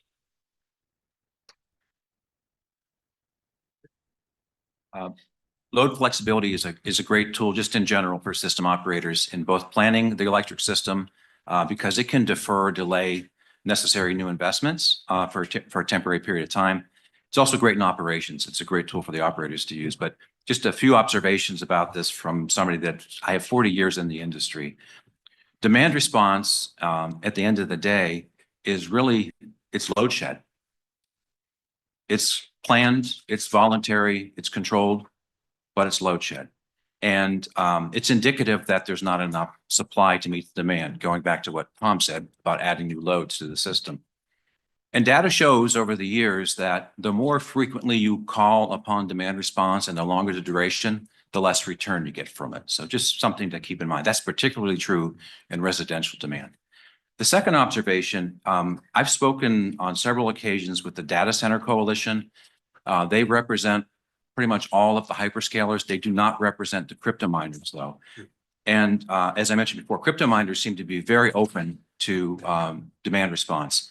But at least for now, the hyperscalers, the big data centers, they are not really interested in demand response or curtailing their load. And there's two reasons for that. It's difficult for them to predict when an AI-related data center is going to go into learning mode. And that's when their electric demand ramps up significantly.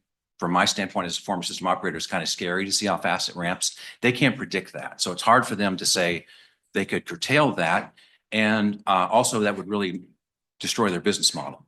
The second point is a lot of the data centers are not hyperscalers, but they might have 400 to 600 tenants in the data center. And it's difficult for them to pick like exactly which ones of those tenants they could subject to bidding into demand response. Because as I mentioned in my open, some of the functions of the data center, some of their clients are actually performing vital functions. I mean, you don't want to turn the traffic lights off in New Jersey because demand needed to be bid in. So I guess the bottom line on this is this has promise. It's a great tool. I think in implementation, it's going to be challenging to make this work. And that's why it's really important to understand the business model of the data centers and make sure we understand what they can do and what they can't do. Can I actually ask a question to Tim? No. So much of the or for the rest of the panel, so much of the what we've always called demand response is some of it's behind the meter generation firing up, and that is from our work seems to be where there's more promise for the data centers. So I agree that where the AI loads are not currently flexible, so it would come from that. Is there how does that come into the discussions that you've had by using the backup generation? They do seem to be willing to do that. That's a good point. Okay, before Andrew and then Tom, my hearing is, I'm hearing you say that load flexibility, demand response specifically, might not be the solution for all instances or maybe even a large portion of this data center growth. Other things we've seen thrown around is potential for bring your own generation. So for the future respondents, consider that prospect as well. And then Andrew and then Tom. Yeah, so certainly load flexibility is going to be incredibly important. If you think about the current kind of PJM suite of supply products, demand response has become increasingly valuable. So if you look back at Elliott, we called demand response on both the 23rd and the 24th. And I think what's really kind of shows kind of the tight reserve margins that we're under. I think I was looking the other day, I think this summer we've already in various parts of the footprint called demand response 5 times on 5 different days. So this just doesn't, if you look at past summers, this just does not happen very frequently. So we currently have about 8 gigawatts of demand response. I think we're going to need considerably more. But I think we're also going to have to look at other options. I think it was Tom that started talking about this idea of non-capacity backload. Back in May, I think it was May, we had a stakeholder meeting where we started to talk about some of these topics. And what are the avenues that we're going to have to deal with this load growth, whether it be non-capacity backload and bring your own generation or other types of avenues. And I think we're looking forward to engaging with our membership to try to identify solutions as to how we're going to get through this. Thanks. And, a lot of the problems that Tim brought up really lead me to think market-based solutions is the right way to do this. PJM with PJM's demand response is a very good framework for turning load flexibility into capacity, and we should take advantage of that. And now the PJM has moved to ELCC, that's nearly infinitely flexible. Like you could very easily take a fully interruptible service that doesn't exist yet, calculate an ELCC for that, and just plug it right into everything else PJM has. So that suggests to me that you adopt this bring your own. It's not bring your own generation, it's bring your own capacity, that new data centers have to supply capacity to serve themselves. And they know their own business models, right? State regulators are never going to be able to get that right. But the data centers know their business models. They know their costs to curtail. They know their backup gen capabilities, and they can make the decisions. Do we build traditional generators? Do we use our own demand response? What combination of that? But again, just the usual market benefits of, flexibility, price discovery, and better decision-making apply here, just like anywhere else. If I may, I've been working with some hyperscalers, and I know that there are plans, at least in Texas, to build a lot of generation behind the fence, and we're talking about gigawatts of generation. As an economist, it makes me wonder, how do we reconcile it with the idea of the least cost dispatch? Or perhaps it's not as important anymore. There is short-term goals and there are long-term goals. So I don't have an answer, but I keep wondering least cost dispatch and a lot of generation built behind the fence. Okay. Turning back to one of the, I guess, central themes of the question was, what can New Jersey do, or what should PJM be doing in this space? We have a lot of ideas about what should be done, but who is the right person to do it?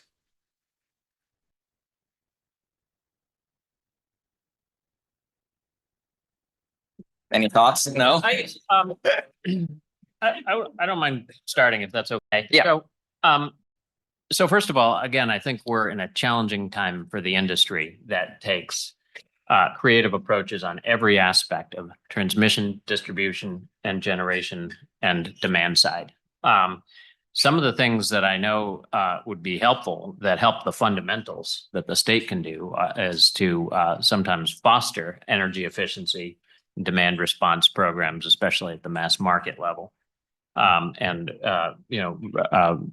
VPPs, virtual power plants. California recently had an event where 500 megawatts of virtual power plants helped in a sort of shortage period. The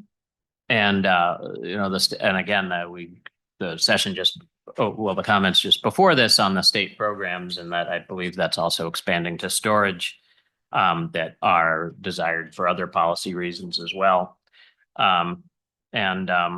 Then on the PJM side, PJM is always fine-tuning how, its operations and planning. I think there are some areas to look at that'll help in various ways to pursue, like a seasonal capacity market. I think takes another look, in my view, at how the capacity benefit of ties or imports.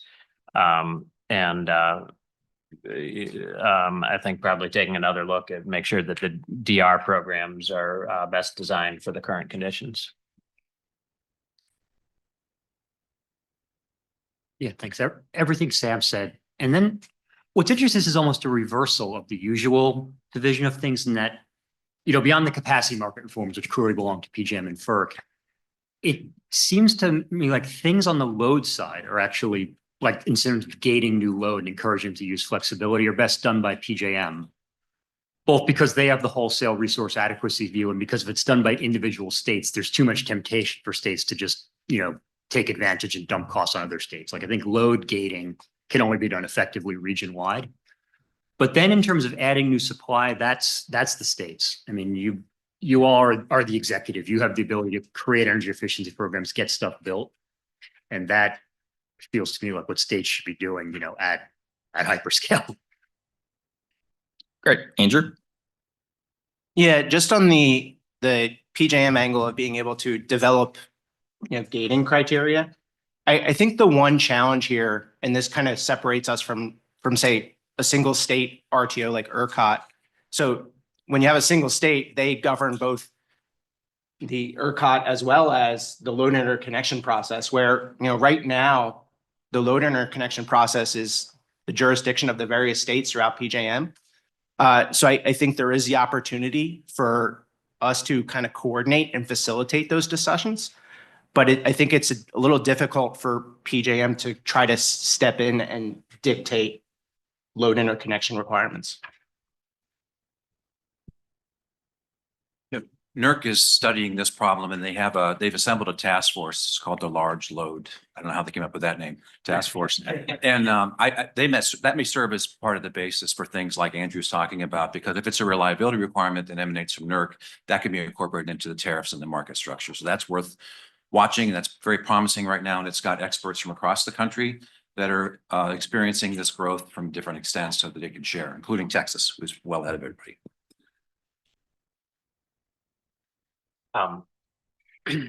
So this idea of gating, so I think I agree, and I'm certainly not the legal expert, but that's not, my understanding is that, right, that's not something PJM can do.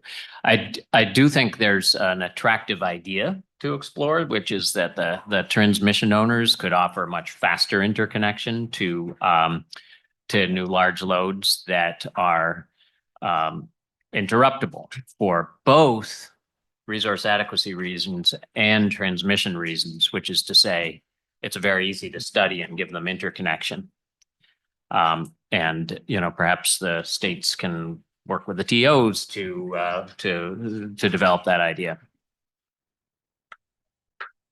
All right, thanks. So, I mean, my takeaways there are the states should be active, can be active, get a new supply online, but managing the incoming load, that's a more complicated question. Maybe PJM is best situated to act as a gatekeeper, but PJM is a collection of its stakeholders and of its transmission owners, and the PJM will take direction from them.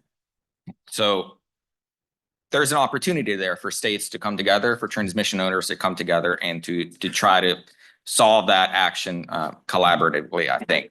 I was going to switch discussion points to the reliability standard, but before I did that, just wanted to make sure whether any of you had any closing points on load growth and data centers you wanted to get across. Just one final thought. I think the data centers are starting to realize that this is an issue. I think in your emails to us earlier, you had talked about the Duke paper. One of the things that talks about in the Duke report is that the data center community itself is starting to look at load flexibility. I think they understand that this is an issue too. So I think they're also a part of the solution. Okay, great. Thank you. So turning over to the next topic, during the educational session, I outlined what the reliability standard is, how it worked. That really dictates, at least on the short-term capacity market, how much capacity we're trying to procure, and it sets that sort of demand curve. So my question, just from a really high level, is just first, where did that reliability standard come from? And do you think it's safe to say that reliability and affordability today in our situation, are they diverging in a way that hasn't diverged before? Well, since reliability is in my organization's name, I guess I have to go first. On the second question, it doesn't surprise me that ratepayers emphasize costs more than reliability. I mean, I would too. I do too right now because we've enjoyed 99.9% reliability for most of our lives. I do think, though, if we continue on the track that we're on and reliability starts to suffer, I think people may have different responses to that survey. And, you know, I just want to, everybody should bear in mind that under the wrong set of circumstances, if we don't have electricity for a sufficient period of time, today people actually die. And that's what happened in Winter Storm Uri. Over 220 people died. So that should always be in the back of our minds. In terms of the 1 day in 10 standard, that's decades old. I think it's been around for 60 or 70 years. And you did a great job of explaining it, Paul. It's not so much a standard. It's more like a measure or a metric. And it came from studies and experience and judgment. And that was used to determine, like, for the good of society, and what can society withstand? What can our economy withstand? What level of outages? And right or wrong, it was determined that 1 day in 10 from a supply shortage was the right level. Now, certainly 0 days in 10 would be better for reliability, not so great for the wallet. So they were trying also to balance the reliability impacts with the cost. And the probabilistic studies that are used to determine that, it's a loss of load expectation, and it translates to 0.1 loss of load expectation. That's a very sophisticated Monte Carlo analysis. It's not just something you do on a sheet of paper. It incorporates the load forecasts and margins around those, and incorporates forced outage rates of units, or what we would call effective load carrying capability nowadays, weather, other uncertainties in the economy. So it's a sophisticated analysis, but it spits out a number, and then it's held up against that 1 day in 10. And that served us really, really well for a long time. But I personally believe, and I think this is widely accepted, that enough things have changed in the structure of the industry and in the resource mix and in the advent of these very large loads like we're talking today, that it's time to reevaluate and seriously question that metric.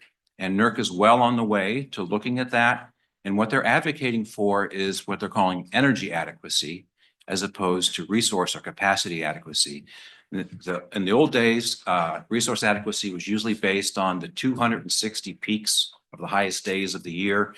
And the thinking was, if you could serve those peaks reliably, then by default, you could serve all the other hours. And what we're finding out in experience now with the nature of the changes is you can't count on that anymore. So NERC is moving to energy adequacy, which is actually studying every hour of the year to make sure you have enough electricity for every one of those hours. I know to some, the 1 day in 10 can seem overly conservative, but just a word of caution on that. I wouldn't be surprised that if we moved away from 1 day in 10 and into an energy adequacy world, I wouldn't be surprised if it determines we need to add even more capacity than when we're adding under 1 day in 10 because of the magnitude of the load, and that we're looking at every hour now. I can't promise that. I haven't done those studies, but it's just something to keep in the back of your mind. Relaxing the criteria from 1 day in 10, as some people look at it, doesn't necessarily translate into less capacity.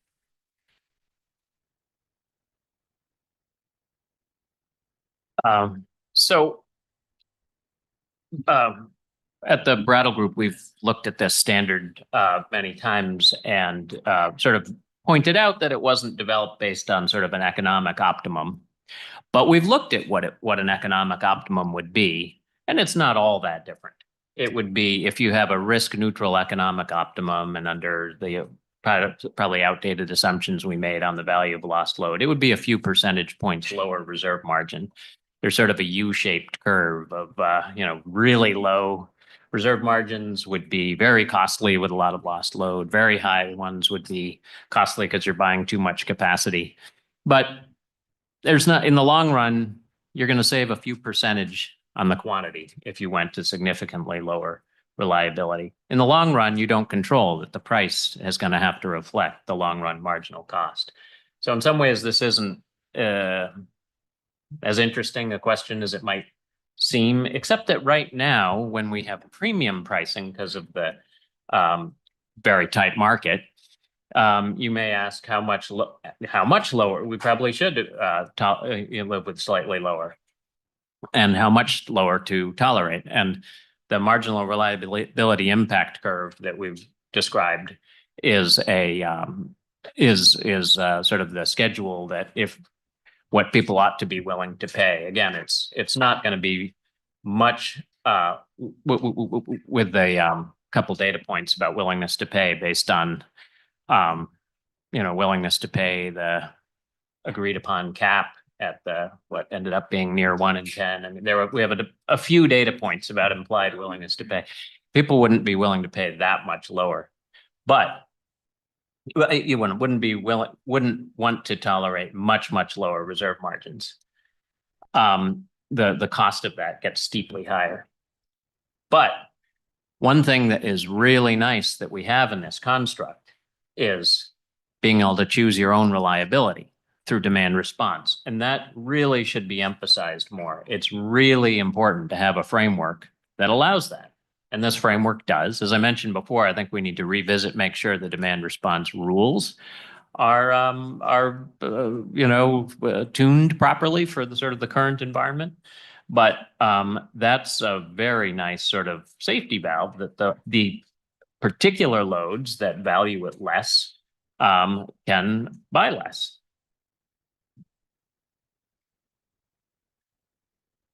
Yes, I like that you mentioned economic optimal. And I'm wondering, I will read that study. I'm wondering what it means and how it defined.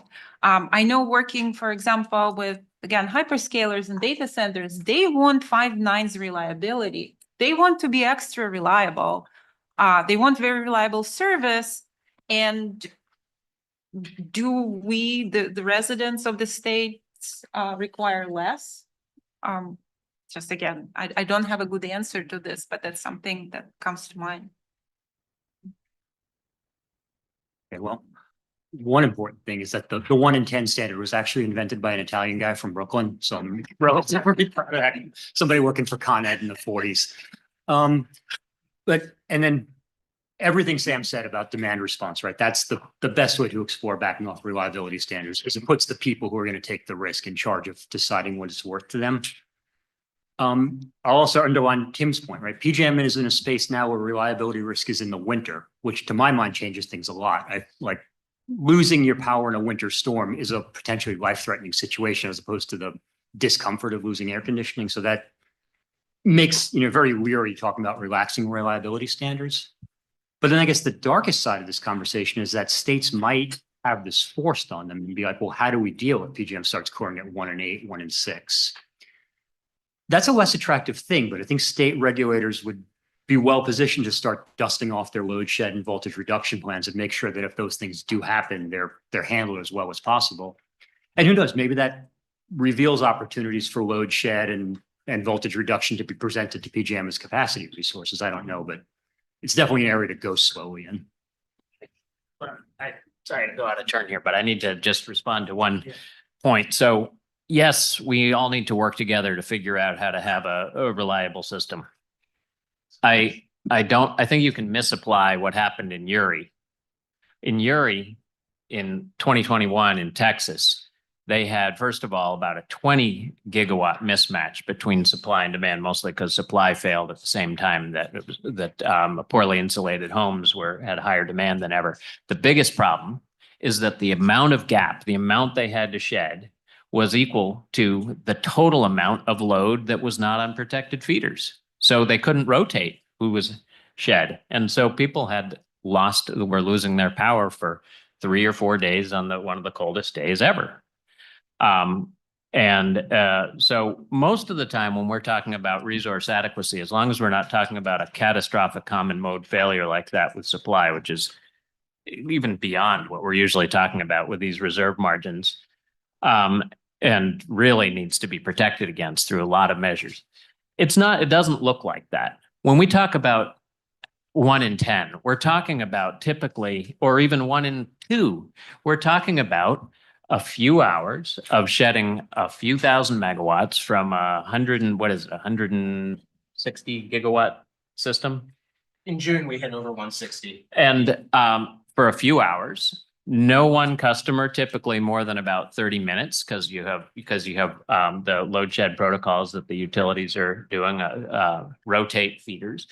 We don't want that, but it is it's just does not equal the Uri situation in most cases. Again, we do have to worry about like really extreme conditions and whether our systems are ready for that, but that's different.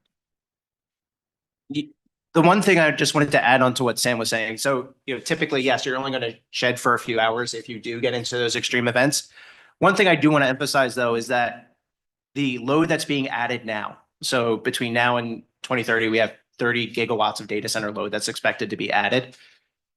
That's generally flat load. So the load profile as we move into time is getting flatter and flatter, which means that there's going to be more hours of risk that pop up. So I think right now it's going to be limited, but over time you can start to see risk in increasingly more hours. Okay, thanks. So one follow-up question. There's a discussion. We shed 1,000 megawatts out of 150 megawatt system when we need to. So when you're saying that, are you talking about demand response, or if there's an involuntary load shedding, I guess you could say, how do we decide who's subjected to that essentially?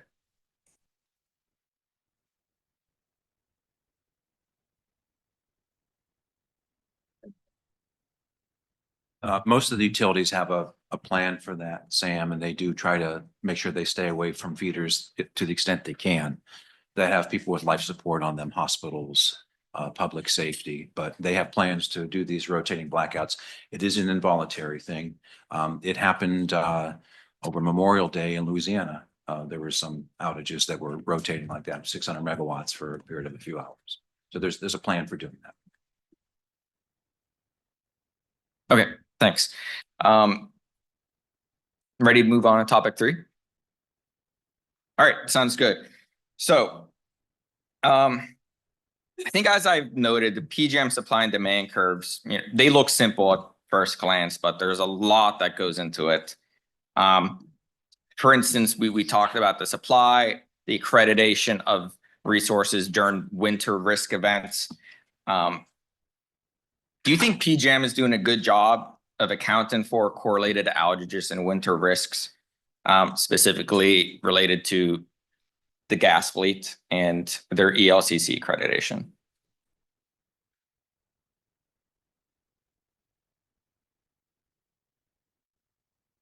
Yeah, so back in early 2023, the PJM board issued a letter to enhance the resource adequacy modeling. And one of the things that they tasked with PJM at the time was to improve capturing these correlated outages. So when we look at Polar Vortex 1 and we look at Winter Storm Elliott, we saw this instance where under very cold conditions that we started to see increasingly high generation outages.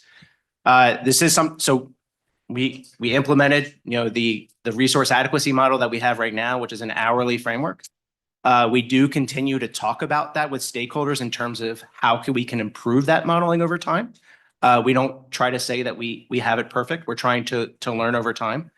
One of the things that we've been talking about recently is how can you better capture, say, investment at generation. So how they're going to improve their performance over time. So one of the PJM proposals was to say weight more recent history more heavily. Some other stakeholders have come up with other options, and we continue to talk about that.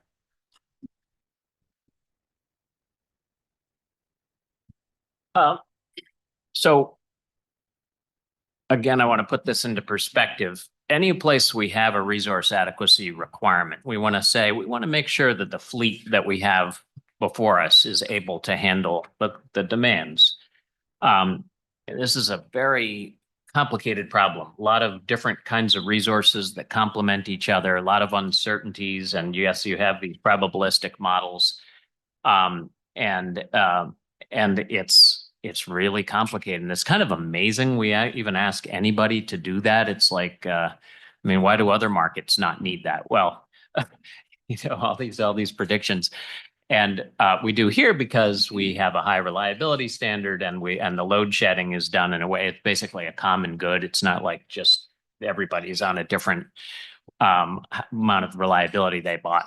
Other than the demand response, we just, everybody is in the same pool.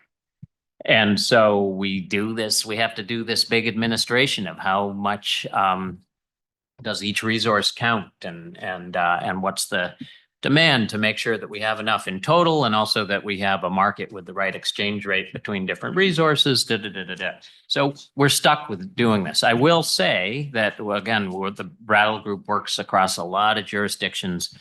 I will say I think PJM is perhaps the most sophisticated, or at least one of the most sophisticated in doing that thoughtfully, especially the hard to capture things like weather correlations and of outages. And so it's always going to be something to improve.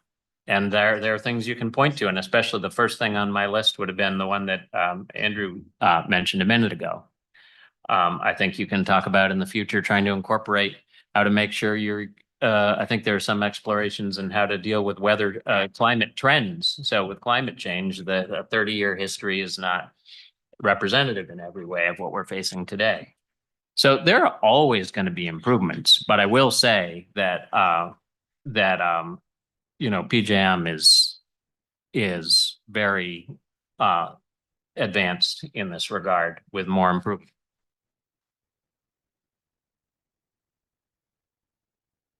Thanks. Yeah, in terms of accounting for winter risk, PJM has done a good job. After all, the two hardest days they've had this century have both been during winter storms. So it fits that, the ELCC model is producing the results that it has. And I think we should resist, or at least be mindful of the temptation to save money by just kind of artificially pretending that risk isn't there. I mean, that could be a mindful decision, but we certainly shouldn't make it just, without acknowledgement of the risks.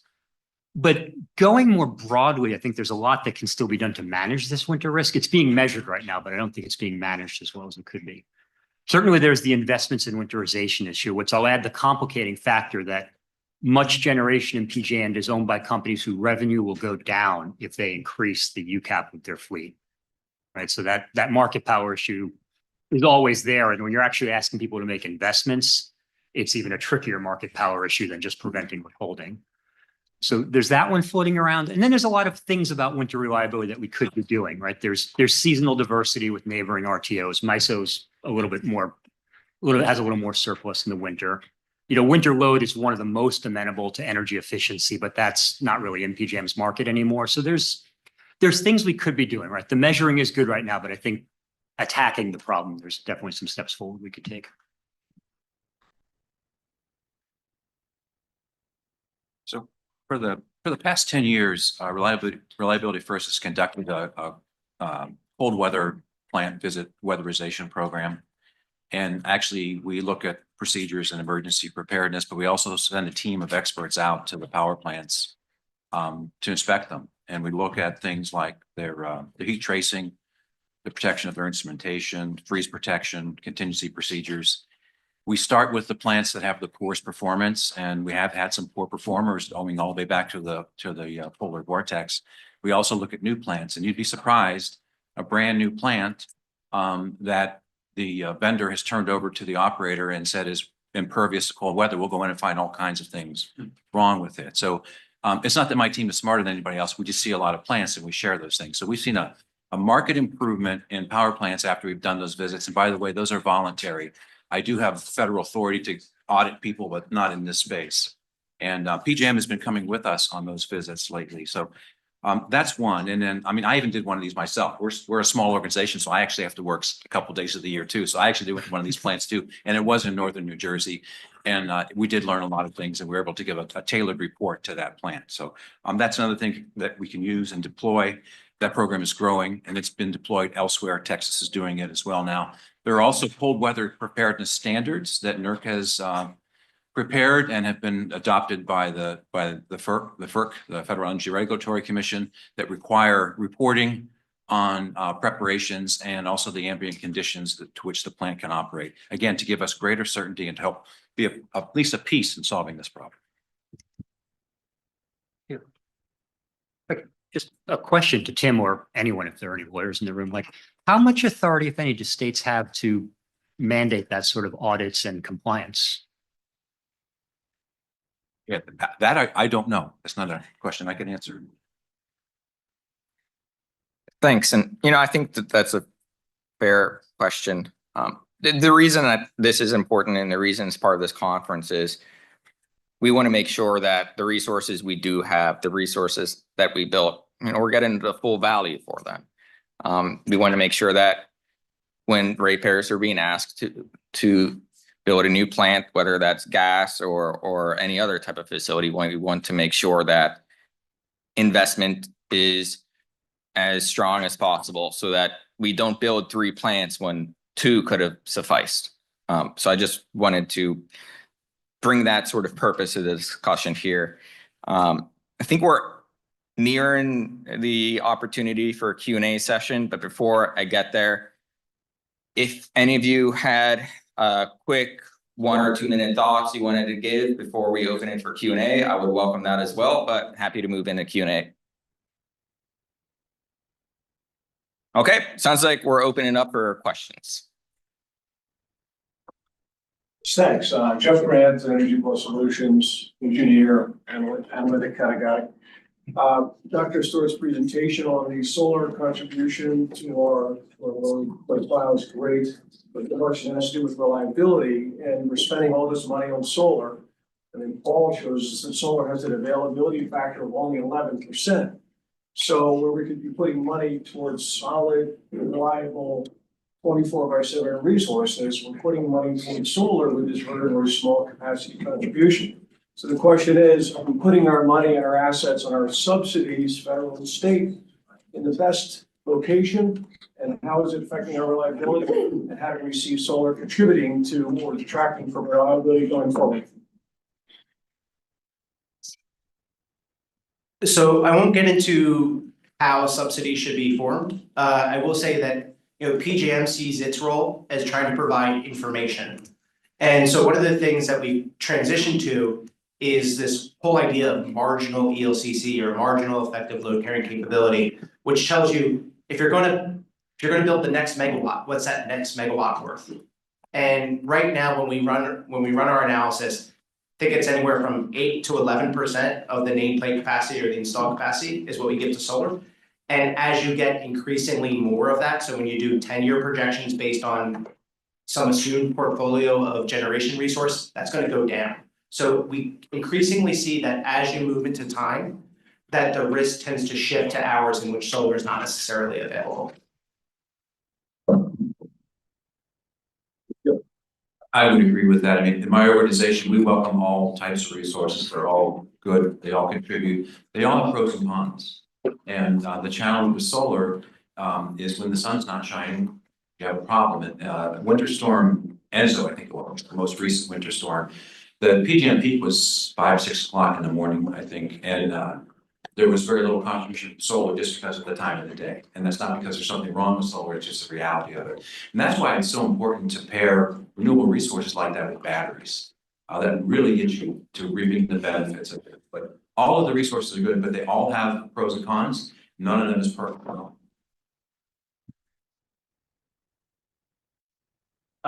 Maybe can I want to respond to that too? So there, in terms of subsidies, by the way, there are a lot of objectives. It's not just reliability. I mean, the main thing that wind and solar do, they're also about clean energy, and they displace a lot of using fuel, carbon emissions, and that's something the state of New Jersey values. That's part of what's expressed there.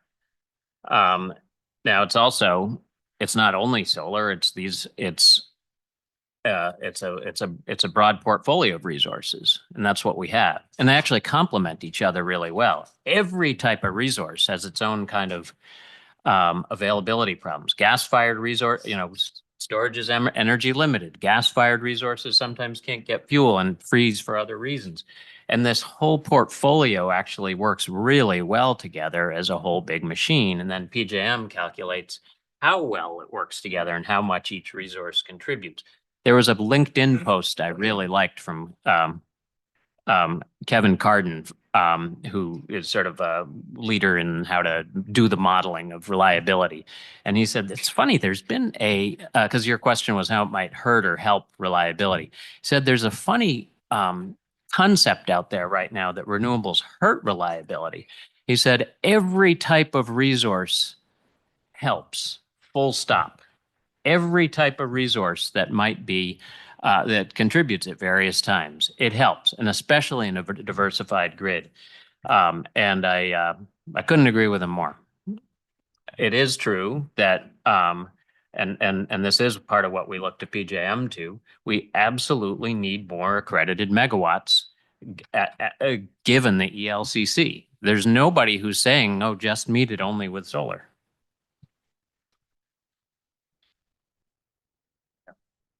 I'm the Enviro guy, so I kind of have to. Yeah, I mean, solar, it's clean, cheap power, but in PJM situation, it doesn't give you a lot of reliability value. And, I'll confess, NRDC's modeling says that the most cost-effective way to a low-carbon grid is a fossil fleet that's around the same size as what we have now. It just doesn't run very often. Since the reliability or resource adequacy issue is the clear and present one, subsidies now in PJM should be flowing to storage, to wind. Offshore wind actually brings more value than a combustion turbine, if anyone's keeping track right now. Winter energy efficiency demand response. So yeah, you obviously want to tailor your clean resource investment to the needs of the system. And the ones I just listed are where we're going to see the most bang for the buck now. Okay, great. Thank you. I have a question from online. Question is, should data centers be required to be licensed? And therefore the number and type can be controlled. Open-ended question, what does licensing mean? But go for it. Maybe something like PJM-wide interconnection queue is meant. I'm not sure what licensing can mean. A uniform treatment of data centers will definitely be beneficial, and more transparency about their actions and plans will also be beneficial. But here we are going into the legal question because they're saying it's their private business and they don't want to disclose a lot of information. But from planning perspective, definitely more information and uniform information would be great. Okay. In the room, in the back. Hi, my name is Varun Saluja. I'm coming in from National Grid Ventures. I appreciated all of your comments, specifically on data centers. Obviously, that's very top of mind right now, but I'd like to maybe turn the panel's attention to other trends in load growth. Folks at Bloomberg and other places have said that electrification, specifically EV electrification, has the potential to overtake new load as soon as 2030, which means the trends and the solutions for those trends potentially may be different. So I'm very curious to hear from Mr. Gledhill, but also very interested to hear from others. What are the solutions you envision, or what are the issues you envision that may differ with large amounts of small and potentially flexible loads coming online in the same time scale as a lot of very large loads that are coming online as well? Yeah, I think a lot of the reason that you get the focus on data centers is because of the magnitude. I think the other day I was looking, I think we have probably in the neighborhood 7-8 gigawatts of data center load in PJM. Electric vehicles, probably 500 megawatts to a gigawatt, somewhere in that neighborhood. And the growth in electric vehicles, while it's going to be considerable, you're coming from a smaller base. So I think that's why, you get the focus on data centers as opposed to EVs. I would say, though, that probably the solutions for dealing with it are very much similar in the same vein of looking at load flexibility. I know the New Jersey BPU earlier was talking about initiatives like V2Grid, and I think we would be supportive of that. So on magnitude, and correct me, Andrew, you're the expert, but I believe in PJM's load forecast of the data center load is 30 out of 32 gigawatts of projected growth by 2030 by Yeah. 2030. Is that about right? Yeah, that's right. Yeah, so it's in this case a bit overwhelming relative to the other sources of growth.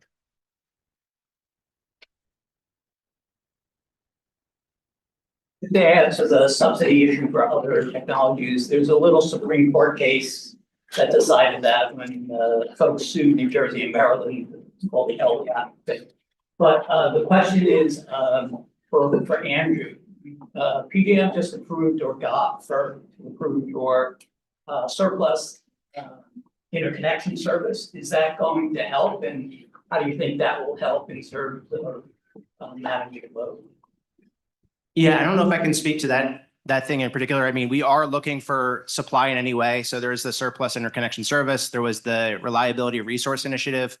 We are working on the queue. So any and all resources that can help meet the supply issue, we're open to.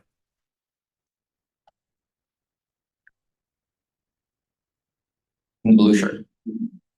I'm going to read this so I can be succinct. David Pringle, Empower New Jersey, we're the state's largest climate pollution, and notwithstanding some folks' suggestions to the contrary, everybody in Empower New Jersey uses electricity, and we do want to keep the lights on and have them be reliable and affordable.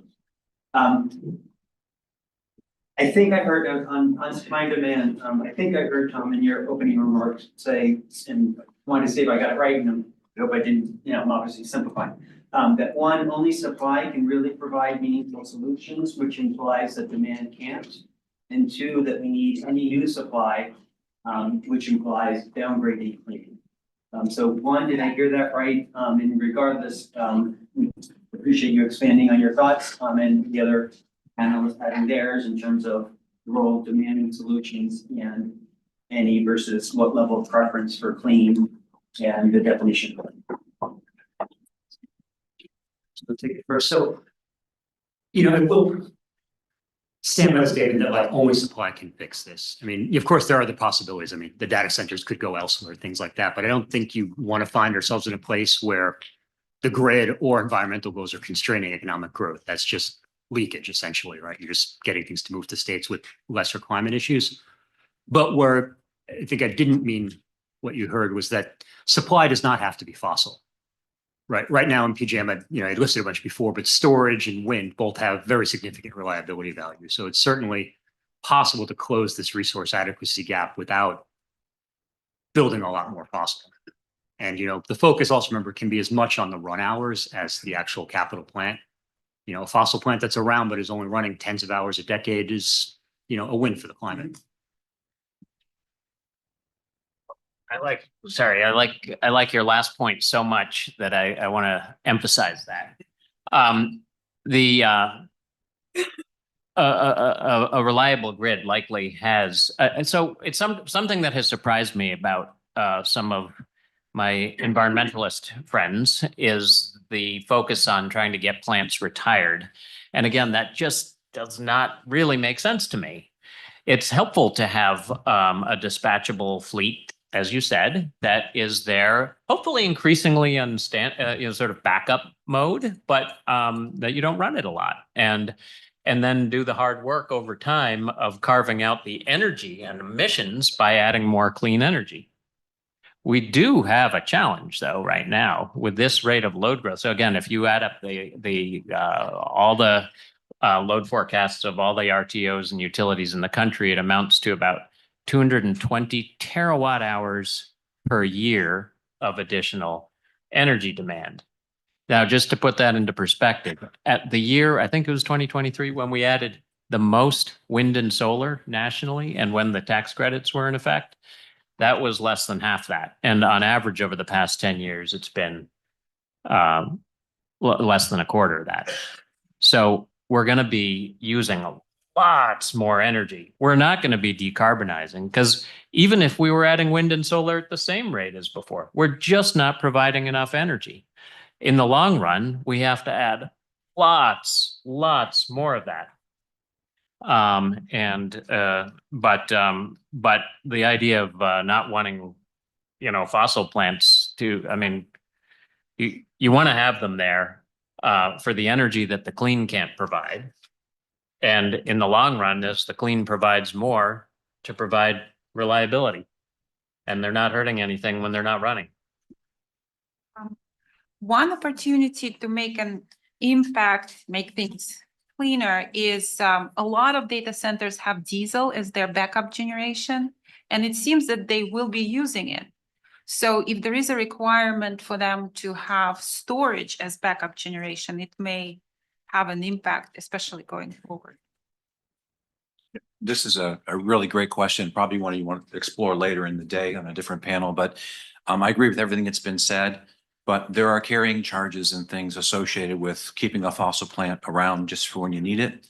And we're seeing plants that are considering retirement because they're at 15 to 20% capacity factor. They can't make their money back. The other factor to consider in this is there are right now, unfortunately, some of the renewables cannot provide all of the essential reliability services that are needed to make a power system reliable and stable. They only come from spinning machines, including hydro. But those have to somehow be provided and they have to be properly priced. So you have incentives for people to keep them around for that. So but it's a great question and one you should explore later today. Yeah, thank you, everyone. As sort of been suggested, we will be discussing the right resource mix for the future. That's panel 2. It will be after lunch, but for now, we are going to break. And we'll come back in 5 minutes. And well, I'm wrong on that. We are going to break for lunch. So we'll be back around 12:45. We'll speak to get everyone seated, and then we'll turn to panel 2, which is identifying the proper resource mix. Thank you.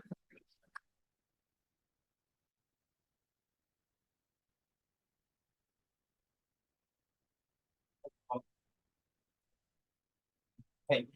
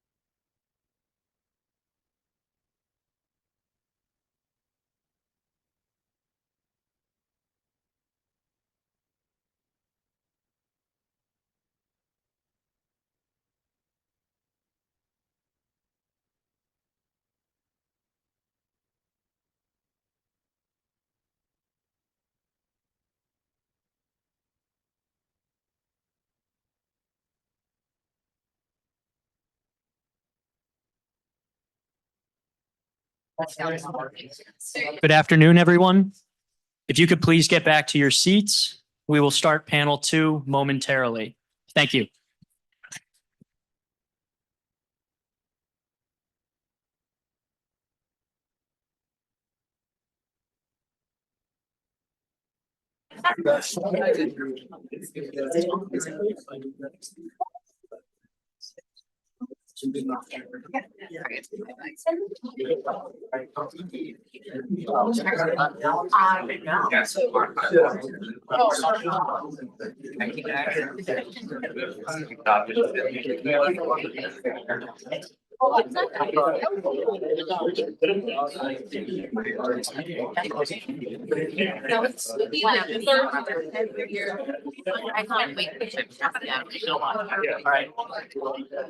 Problem number one, he doesn't got to share. He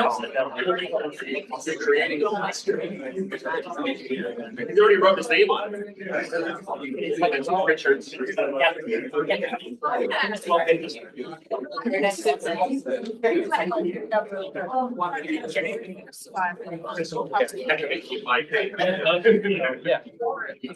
No, no. I'm gonna behave. Want to go into the hall? I don't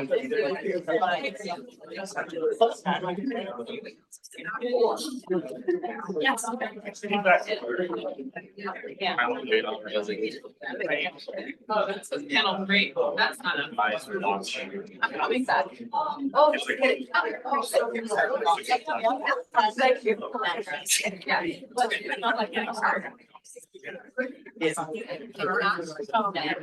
Yes. Switch. All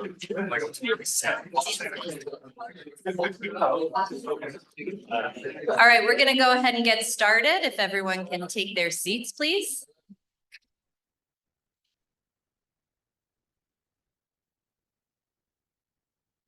Welcome back from what I hope was a delicious lunch. So it is the second panel of today.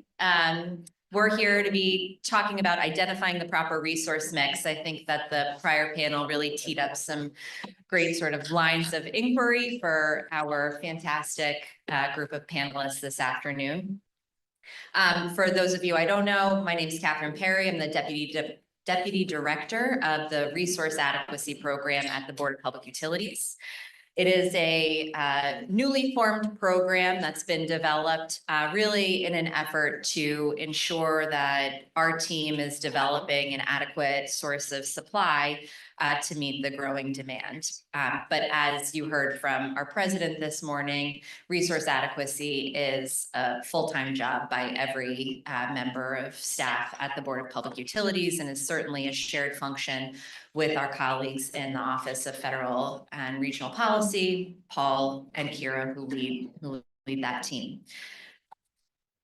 So today you will hear from a diverse set of perspectives representing various types of generation, from traditional centralized generators to distributed renewable resources, about their views on sort of how we ensure we get the proper resource mix to meet our resource adequacy needs for the state of New Jersey. But before we launch into a set of questions for these panelists, I'm going to ask each of them to introduce themselves and provide just a couple of sentences and their thoughts, high-level thoughts on this panel topic. We're going to go ahead and start with Katie, who's closest to me here. Go ahead. All right, good afternoon, and thank you to the board for the invitation to participate in today's panel. I am Katie Austin, and I am Director for Public Engagement at New Nuclear at the Nuclear Energy Institute, or NEI. NEI is a Washington, D.C. based policy and membership organization. Our vision is a world powered by clean and reliable energy, and our mission is to promote the use and growth of nuclear energy through efficient operations and effective policy.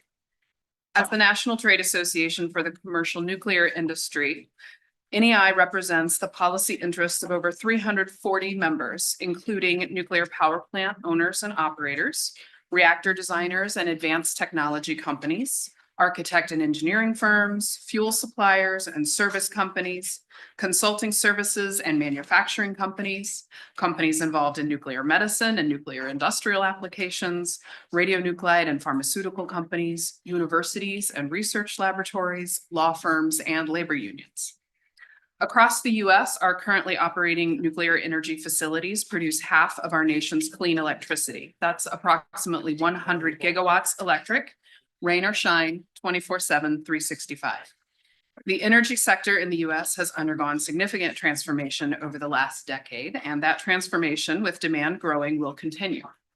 NEI recently conducted a survey of our member utilities and found that these utilities anticipate both extending the lives of the current reactors and adding more than 100 gigawatts of new nuclear power by the 2050s to guarantee reliable access to clean energy. Non-electric sectors such as industrial heat and transportation, are also considering nuclear energy to transition to a reliable, clean, and affordable energy supply.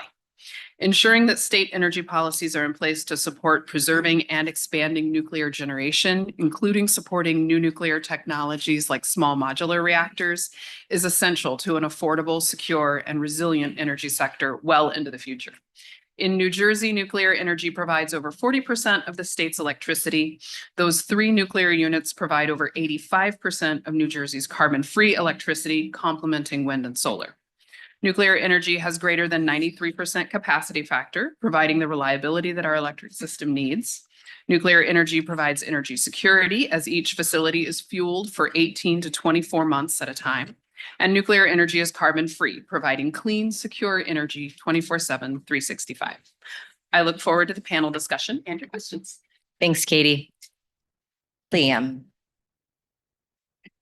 Good afternoon. My name is Liam Baker. I'm Senior Vice President, Alpha Generation, and thank you to the board and staff for the opportunity to participate in today's important discussion on resource adequacy. AlphaGen is proud to be New Jersey's largest independent owner-operator of electric generation with over 4,000 megawatts of installed capacity across 5 dual-fueled facilities. We believe that PJM competitive markets are the most effective way to attract investment in new and existing generation, as well as determine the right resource mix to maintain reliability.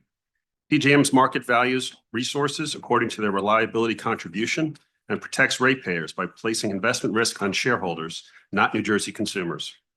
We're meeting today in response to recent PJM capacity auction results, which have drawn attention to a growing supply-demand imbalance in the Mid-Atlantic. It is right to be concerned about this imbalance, but honest to acknowledge that today's capacity prices are no higher than average over the last decade.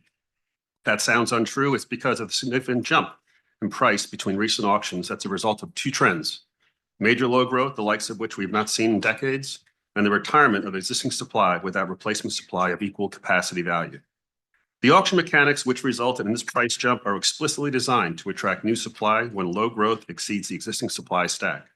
The reality is that well-intentioned policy, environmental regulations, and constrained market prices have led to the retirement of over 10 gigawatts of dispatchable generation that cannot be replaced by the almost exclusively intermittent and duration-limited resources coming online. While prices have risen, they are not at the levels needed for new build because of new build costs have doubled in recent years, with lead times to source equipment extending into 2029. These are the facts no matter who builds new generation in New Jersey or PJM. Even if prices rise to needed level, investors in the market and regulatory consistency need to have a reasonable expectation of return on their investment. Here in New Jersey, in direct response to the recent auction results, AlphaGen is advancing over 350 megawatts of new dispatchable high-capacity value projects that are shovel-ready and can be privately financed if the capacity market is allowed to function as designed. To realize these investments, we need certainty that competitive markets are supported, that fossil fuel capacity will be permitted, and that current policies like PACT and RGGI will be aligned with current reliability needs. Absent revision, PACT will force our existing generation offline in the next several years, deterring investment in upgrades, which is the quickest way to add capacity, and exacerbating the PJM-wide supply problem, particularly for New Jersey as a net importer. PACT will send investment in new gas generation and the property taxes, jobs, and economic development that comes with it to other PJM states, challenging New Jersey's ability to resolve resource adequacy issues cost effectively. RGGI, the program intended to cap and reduce power sector CO2 emissions, has been very successful, but is now increasing PJM-wide emissions by millions of tons while costing New Jersey ratepayers hundreds of millions of dollars annually. At current prices, this phenomenon will impact the efficiency of New Jersey's generation fleet and causes leakage. Leakage means it's cheaper to operate coal-fired generation in Pennsylvania and export it to New Jersey. It's cheaper to do that than operate our clean, in-state combined cycle fleet. Despite these perverse outcomes, RGGI is ignoring leakage and proposing to further reduce available allowances needed to operate our generators, which will increase costs to consumers, increase CO2 emissions, jeopardize the longevity of our fleet, and erode any remaining incentive to invest in upgrades of new build in the state. Even so, with thoughtful reforms, AlphaGen is ready to invest in New Jersey's energy future. Again, thank you for the opportunity to speak, and I look forward to answering your questions. Thanks, Liam. Richard? Good afternoon, Catherine. Thank you for inviting me to participate today, and to your fellow BPU colleagues for inviting us to pitch in along the way on various matters. Much appreciated. My name is Richard Levitan. I'm president of Levitan and Associates, an energy management consulting firm in Boston. We're recently known for doing a lot of offshore wind procurement work on behalf of New Jersey, New York, all of the New England states. We pride ourselves, however, on a sense of technology agnosticism. We've done a lot of nuclear work for the DOE, culminating in the continuation of the Palisades plant and Diablo Canyon. We've done a lot of zero emission credit work as well in New Jersey, in Illinois, other states too, where there has been a need for financial adrenaline to revitalize top line revenues to keep plants on the bubble working. We've done a lot of work as well in the natural gas space, helping generators develop plants. Years ago, we represented the New Jersey board on the LCAP procurement, culminating in 2,000 megawatts of CCs. We presently work on battery storage and solar, land-based wind. So there is a lot going on, but I don't want to talk about what's going on elsewhere in our practice area. I want to instead just distill some central points that I think key off of what was discussed with great technical expertise and animation this morning, and will presumably come up this afternoon. The recent BRA results are not surprising. Some would say it's not emblematic of a healthy market. Chair Christie himself criticized PJM for constantly meddling with the BRA. In his recent dissent, he said there was just too much Rube Goldberging going on an administrative construct. But I would like to submit with respect that the outcome of the recent BRA is entirely predictable. The supply curve has not moved sufficiently to the right to alleviate that tension, and demand is robust. And we saw from Paul's curves this morning that the outlook for the 2025 long-term growth rate in the RTO is higher than anybody has ever imagined.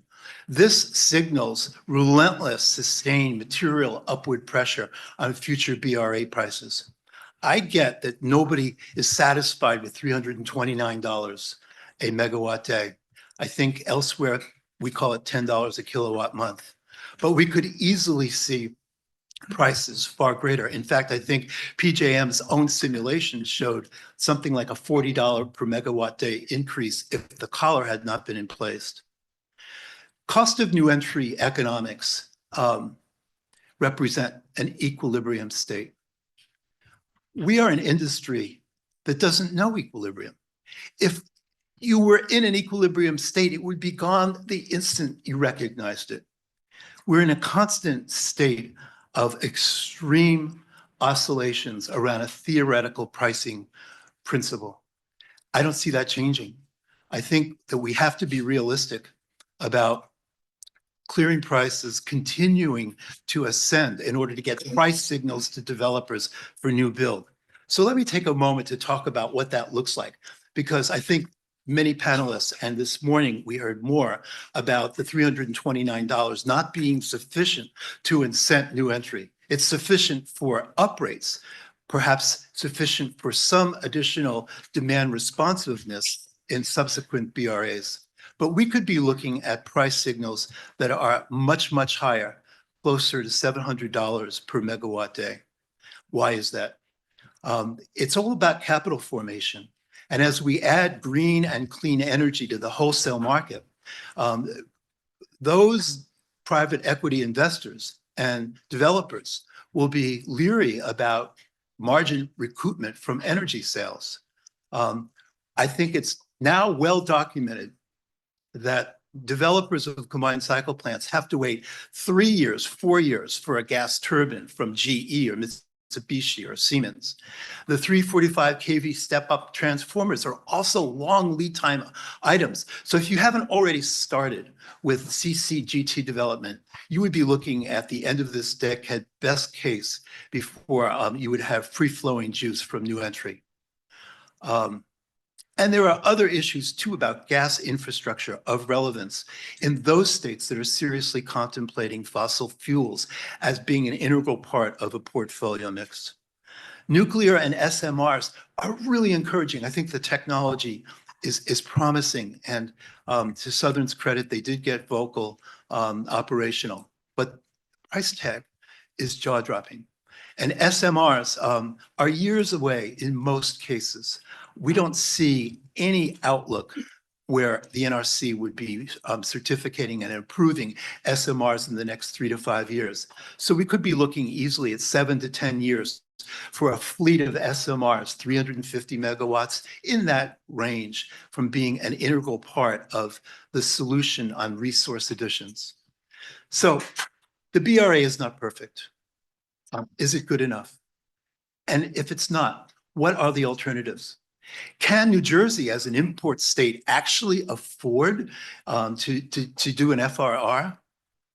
Many other states have done FRRs, but can you even do it without joint participation from neighboring states? Is there an appetite to go back to a rate-based regulation where the EDCs own and operate the resources under cost of service regulation? Is that practical? And even if it were, how long would it take to effectuate that solution? Richard, you're going to get the hook here in a second. And I'm about to wrap up. You asked whether there is a right mix to go forward, and I think that there might be, but I am not smart enough to know it. I think, like a kaleidoscope, the imagery can get rearranged. So thank you for your attention. I look forward to the rest of this afternoon. Lots of thought-provoking material there, Richard. Thank you. John? Hi there, good afternoon. My name is John Slocum. I'm with Spark Fund. First off, thanks to the board and thanks to staff for convening this timely discussion. At Spark Fund, we are a utility services company. We work closely with utilities to deploy distributed energy resources, largely focused almost entirely these days on battery storage as a fast and scalable capacity solution. Our distributed capacity procurement, or DCP model, enables utilities to proactively plan, deploy, and dispatch batteries in as little as 12 to 24 months, far faster than the time horizons with larger scale thermal generation. So it's this agility that right now, today, is critical for New Jersey, which faces compounding challenges: tightening capacity, interconnection bottlenecks, and extreme weather volatility. At Spark Fund, we believe we need a diversity of scale and architecture to respond. We recently released a white paper alongside the Smart Electric Power Alliance, which puts forward DERs and our DCP model as a cost-effective way to expand capacity, reduce infrastructure costs, and improve local reliability, all focused on deployment within the utility. So I won't, Richard did a beautiful job laying the foundation of the broader landscape, so I won't double down, but I'll just offer that the landscape has clearly changed, and it's changed very quickly. the past 2-3 years has been dynamic. And we believe at Spark Fund that we need a diversity of solutions, a way that can align DER deployment, again, particularly battery storage, with utility system planning. States like Minnesota and Maryland are already taking steps like this. Look forward to talking a bit more about those programs. And yeah, I think the other thing I'd highlight, it's a couple of years old at this point, but the DOE's liftoff report that addressed DERs and the potential for virtual power plants is a compelling document. It offered that we could reduce peak demand by 60 gigawatts by 2030 and unlock $10 billion in annual grid savings costs. These resources, battery storage in particular, on the DER front that I'm talking about, aren't theoretical. They're proven, they're being deployed today. And one other stat I like to reference from the DOE liftoff report is that there's potential to reduce peak load by, or rather to deploy DERs to represent 10 to 20% of peak load by 2030. So sort of an astonishing figure. In short, DER technology, battery storage, and New Jersey's already established work on that front have opened the door. We at Spark Fund believe we can take one additional step at least and scale with speed, coordination, and ambition, more aggressive battery storage programs. So thanks, look forward to the conversation. Rounding us out, Evan. Good afternoon. My name is Evan Vaughn. I'm Executive Director of Mid-Atlantic Renewable Energy Coalition. We are essentially an industry trade organization representing about 50 utility scale wind, solar, and storage developers that are active across the PJM grid. So our purview spans from Ohio to New Jersey down to North Carolina and back up to Kentucky. I'm really honored to be here today with this esteemed panel and to follow up your remarks. Catherine, it's great to be here. Thanks to BPU for this opportunity. One thing I want to say right off is that a well-functioning RTO is the best way to ensure reliability, affordability, and carbon emission reductions. I know that there's been a lot of consternation around PJM. Some of it I think earned, some not earned, but the fact remains the RTO is the best way to achieve the outcomes that we're all talking about here today. And I think the solution that we're all looking for, and this has been said before, is we need to invest our way out of this challenge. We are not going to see price relief for consumers or even price stability for consumers unless we build new generation and plan transmission in smarter, better ways. Simply not going to happen.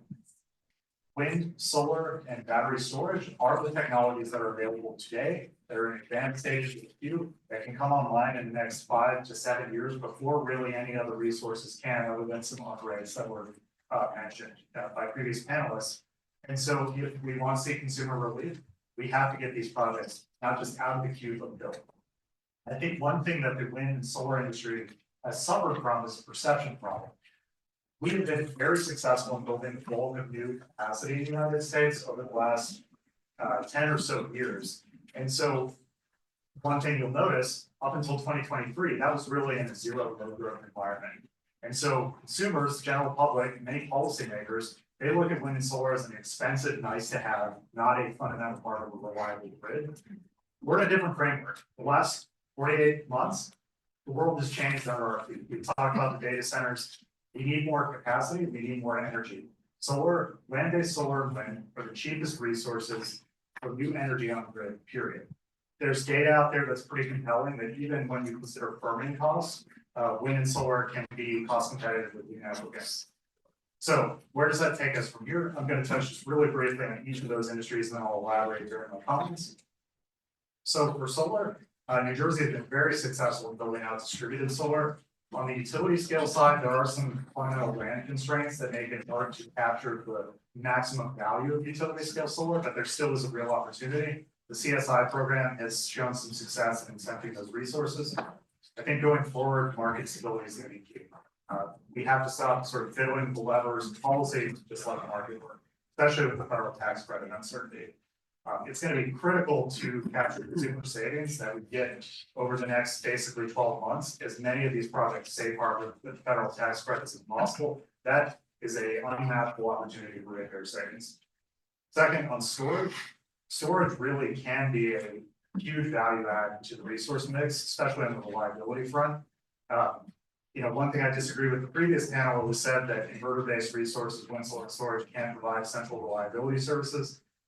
Maybe we can talk about this later. I don't think that's necessarily true. There's things such as synthetic inertia that can be implemented to allow for anything to, in some cases, better than a thermal generator to provide.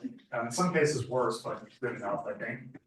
And then on wind, well, I want to say to the BPU, the new energy storage program is really going to be a market moving policy, and kudos to the BPU and the legislature for making that happen. Finally, the rumors of offshore wind's demise have been greatly exaggerated. We're in tough times. I'm not going to underplay that, but the fact remains that offshore wind could be built on a time horizon around 7 years. You'll notice that's pretty comparable to the other larger capacity resources that have been talked about by the other panelists here. One of the things I think is really important to remember about offshore wind is it has no fuel cost, but it does have a very high capacity factor and a very high ELCC. So what that means is it provides reliable energy, and it also provides stable priced energy. This comes back to what I said before, the idea that renewables are framed as cheaply expensive, but offshore wind is expensive, no doubt, but the value that it provides is many of the values that the market is saying that we need. And so I do think it's worth reevaluating previous offshore wind procurements in light of this demand growth environment. Because again, the third solicitation for offshore wind happened before this low growth environment was really looked at. One last thing I'll say on that point is I do know that consumers in New Jersey and across PJM are tired of being worried about their bills spiking, and that zero fuel cost of offshore wind being fixed in a long-term contract.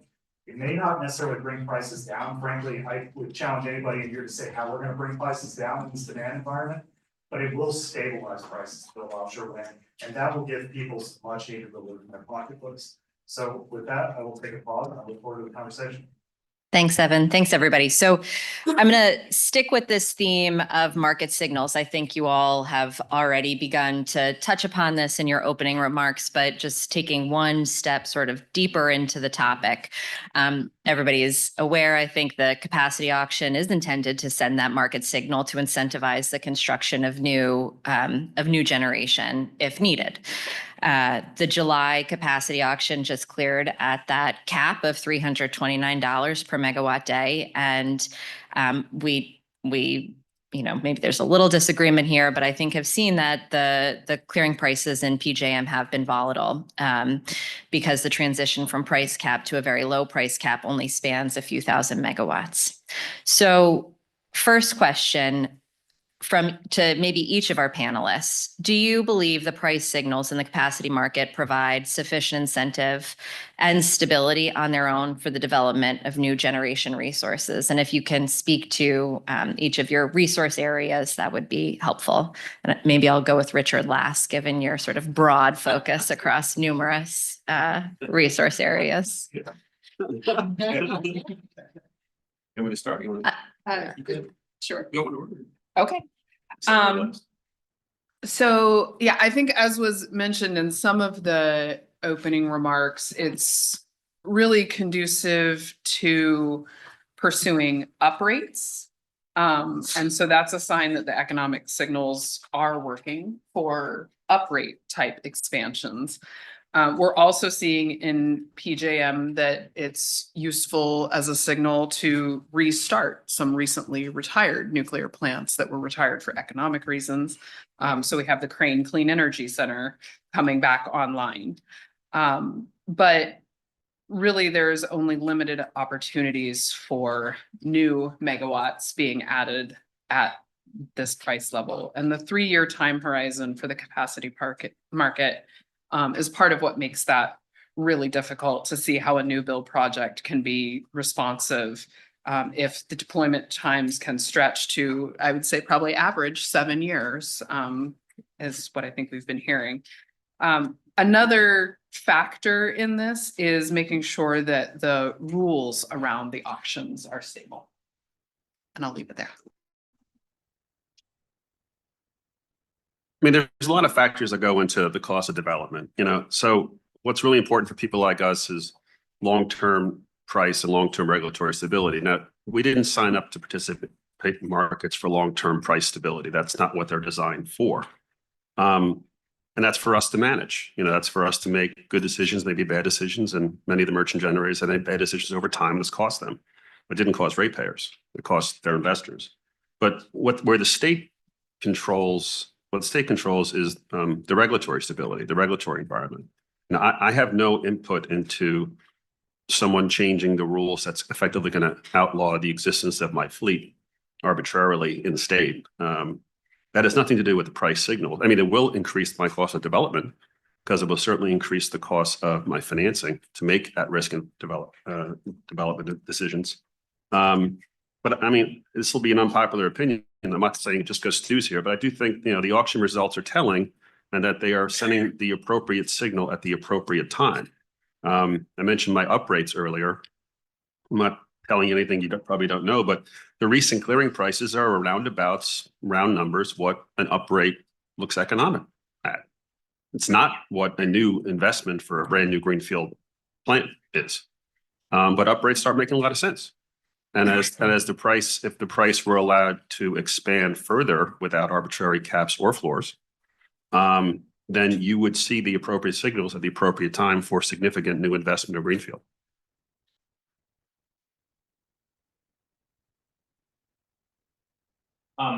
Look, I think it's fair to say we're in a bit of uncharted territory here, and I guess cliches are cliches for a reason. Hope isn't a strategy.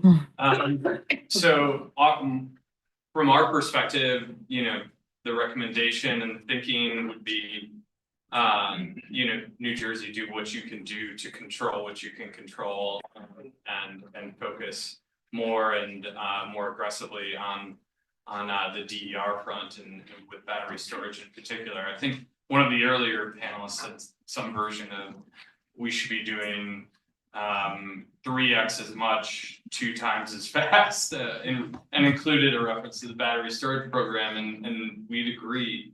The specific question is the capacity price enough to incent new battery storage? I wouldn't say that it's necessarily alone enough to incent that type of most of those technologies, but the beauty with battery storage is that's not the only value stream. And if you look at it from a generation capacity, but also distribution relief perspective, transmission capacity, potential ancillary services, voltage support, and sort of a tough to quantify time to power element, you know, the faster it comes on, the greater the benefit.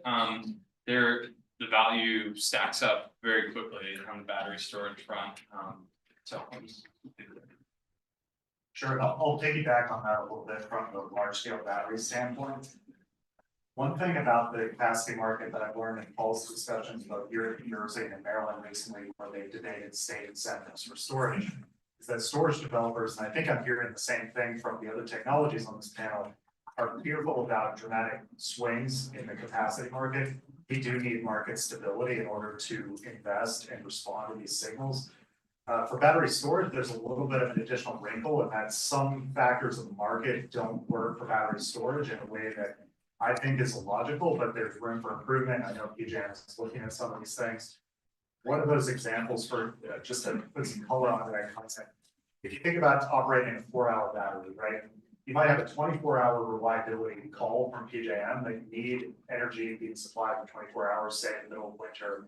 And a 4-hour battery obviously cannot achieve full capacity over 24 hours. You can trickle the battery out over 24 hours, but it's not gonna have full capacity. So my question would be, should that battery not get some kind of a reward from the market rather than being penalized like it currently is? Right now, if you are on the hook for CIRs, if you don't deliver over that 24-hour period, you get penalized. Clearly, a 4-hour battery is bringing some value to the capacity market. Not as much as an always-on nuclear plant, for example, but still something.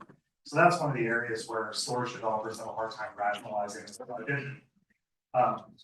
I've got 3 technologies to cover here, so I apologize if I go a little long, but on the solar front, I was talking about on the last panel, solar ELCCs are really low.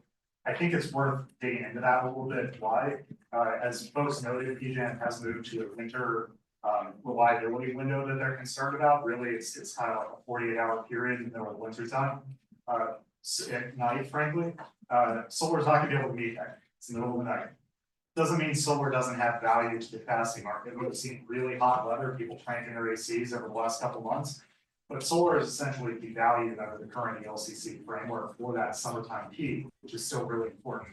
So we're advocating for a shift to a seasonal capacity construct, which would allow for the existing fleet to be better able to deliver its capacity and correspondingly lower cost for consumers.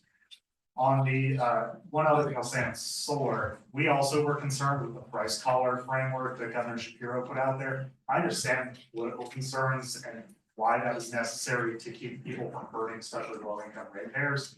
But from a market standpoint, that really is like a double whammy on solar, or maybe even triple whammy, because you've got low ELCCs, you now have a must-offer requirement for solar, which didn't exist before. And by the way, I'm not saying that's a bad thing. Solar should have to offer into the market. But when you combine that with a price collar, what happens is solar can't bid at a risk. You know, solar might have a very, very high risk for not delivering during that reliability window, and so correspondingly, it would bid in a very high price. Under a normal, less capacity constrained scenario, solar might not make the selection for capacity, but it would still be bidding into the market. Problem is now solar is at risk of these penalties for not performing, and so they're really caught between a rock and a hard place of deciding whether or not to keep their CIR's capacity interconnection rights or give them up. And that doesn't work to serve the benefit of consumers who should be wanting to see as much capacity market as possible, even if it has marginal value compared to a high capacity resource. Finally, wind is relatively simple on the front. Wind has a very high ELCC, provides a lot of value. That in part is because offshore wind produces the strongest in the wintertime at night. So it actually aligns very well with this new reliability peak. Offshore wind in general produces pretty strong throughout the year. One misconception about wind is, you know, you hear the old adage, what happens when the wind's not blowing, the sun's not shining. A wind farm is actually almost always producing some usable amount of power, even if it's not the full nameplate capacity, especially when we're talking about offshore wind. So I've seen folks like the International Energy Agency call it a variable baseload, which I think is an interesting term. I don't quite know what they mean by that, but I think it's clever, maybe branding. That being said, the fundamental answer to your question, Catherine, is I don't think the capacity market is incenting demand, and generally across all of these technologies, there's a few things that can be done, like a prompt auction, so that developers are not trying to balance all these development characteristics over a 5 to 7 year time period. Not sure whether they can fit into the market or not. Maybe we can talk more about that as well. Richard, do you have any closing remarks on this question? You're putting a lot of pressure on me. Poor Richard. He is deeply beloved, I promise you all. I will say a few things. You know, I think your reference to the 329 recent VRA auction result is clearly not sufficient to induce new entry in terms of gas resources in other states, other jurisdictions, other RTOs. Liam hit on that. I've touched on it too. As far as battery storage is concerned, it's not sufficient either. But when the collar is removed in the not too distant future, we'll be looking skyward. Clearing prices then might be sufficient to cover battery storage, but not on a merchant basis. So at the end of the day, it requires state support that's ironclad to get batteries in place, paired or unpaired. And then the benefits of the bargain redound to benefited load. No question, there are enormous reliability benefits attributable to battery storage, and we're seeing encouraging project economic development amongst the developers of storage. As far as nuclear is concerned, yeah, the uprates are covered at today's clearing prices, but it's not nearly enough to support new entry, both SMRs and conventional PWRs.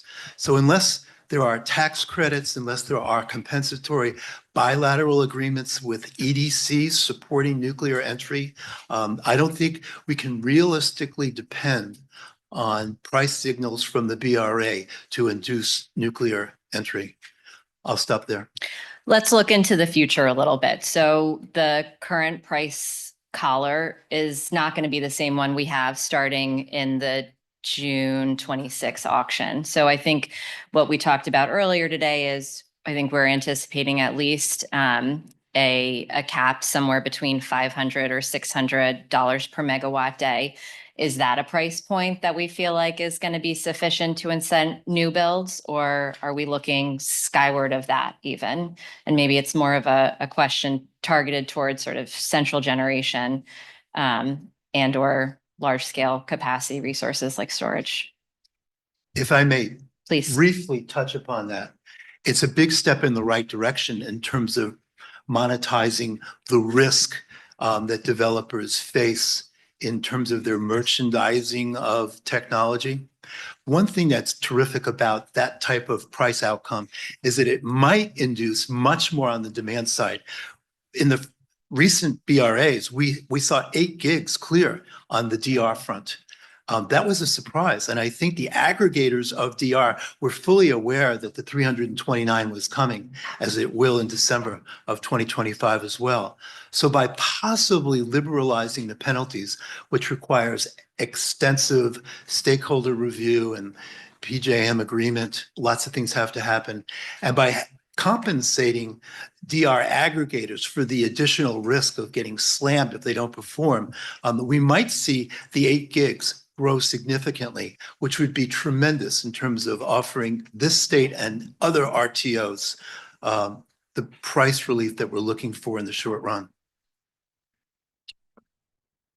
I mean, when we talk about investment, we talk about opportunities. We're not looking for guarantees. We're purely a merchant developer, merchant owner operator, but we want an opportunity to make a recovery of our investment.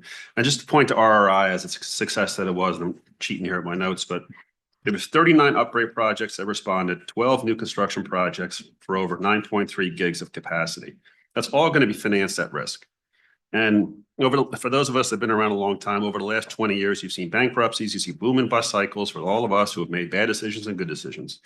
Some of that 9.3 gigs is going to be underwater, probably. But the important part is it's not backed by anything other than people believing in the market and giving them the opportunity to recover over a term of years that investment. So are we all going to make money there? No. And that's why PJM had a 30% reserve margin going back in the day. Now they're down to low single digits. Why? Because people went away. Just give the opportunity to us. That's all we ask for. And I might just piggyback on that and say, you know, if structured right, like frankly, I think a lot of New Jersey programs have been, ratepayers don't necessarily have to be on the hook for that risk either. If for example, the offshore wind program, many of those projects no longer penciled after economic changes, inflation, supply chains occurred, but ratepayers also aren't paying for those projects because they never started producing electrons. The policy in the state of New Jersey is that you get paid if you produce energy. And so, you know, to the point about subsidizing projects that might fail in the commercial risk, you know, that would be the problem with going to a re-regulated, vertically integrated utility, is that the public would be subsidizing projects, you know, whether they fail or not. And I think that's not the way to go for ratepayer relief.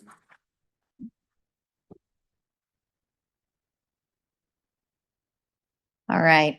Any final sort of comments or closing remarks on sort of market signals, market design principles? If not, I'm going to move on to sort of state programs. Okay. So New Jersey's installed capacity is dominated by natural gas. Over 2/3 of the installed capacity comes from gas. But over the past 7 years, New Jersey has worked hard to incentivize installation of diversified and distributed resources, including storage, solar, wind, and nuclear.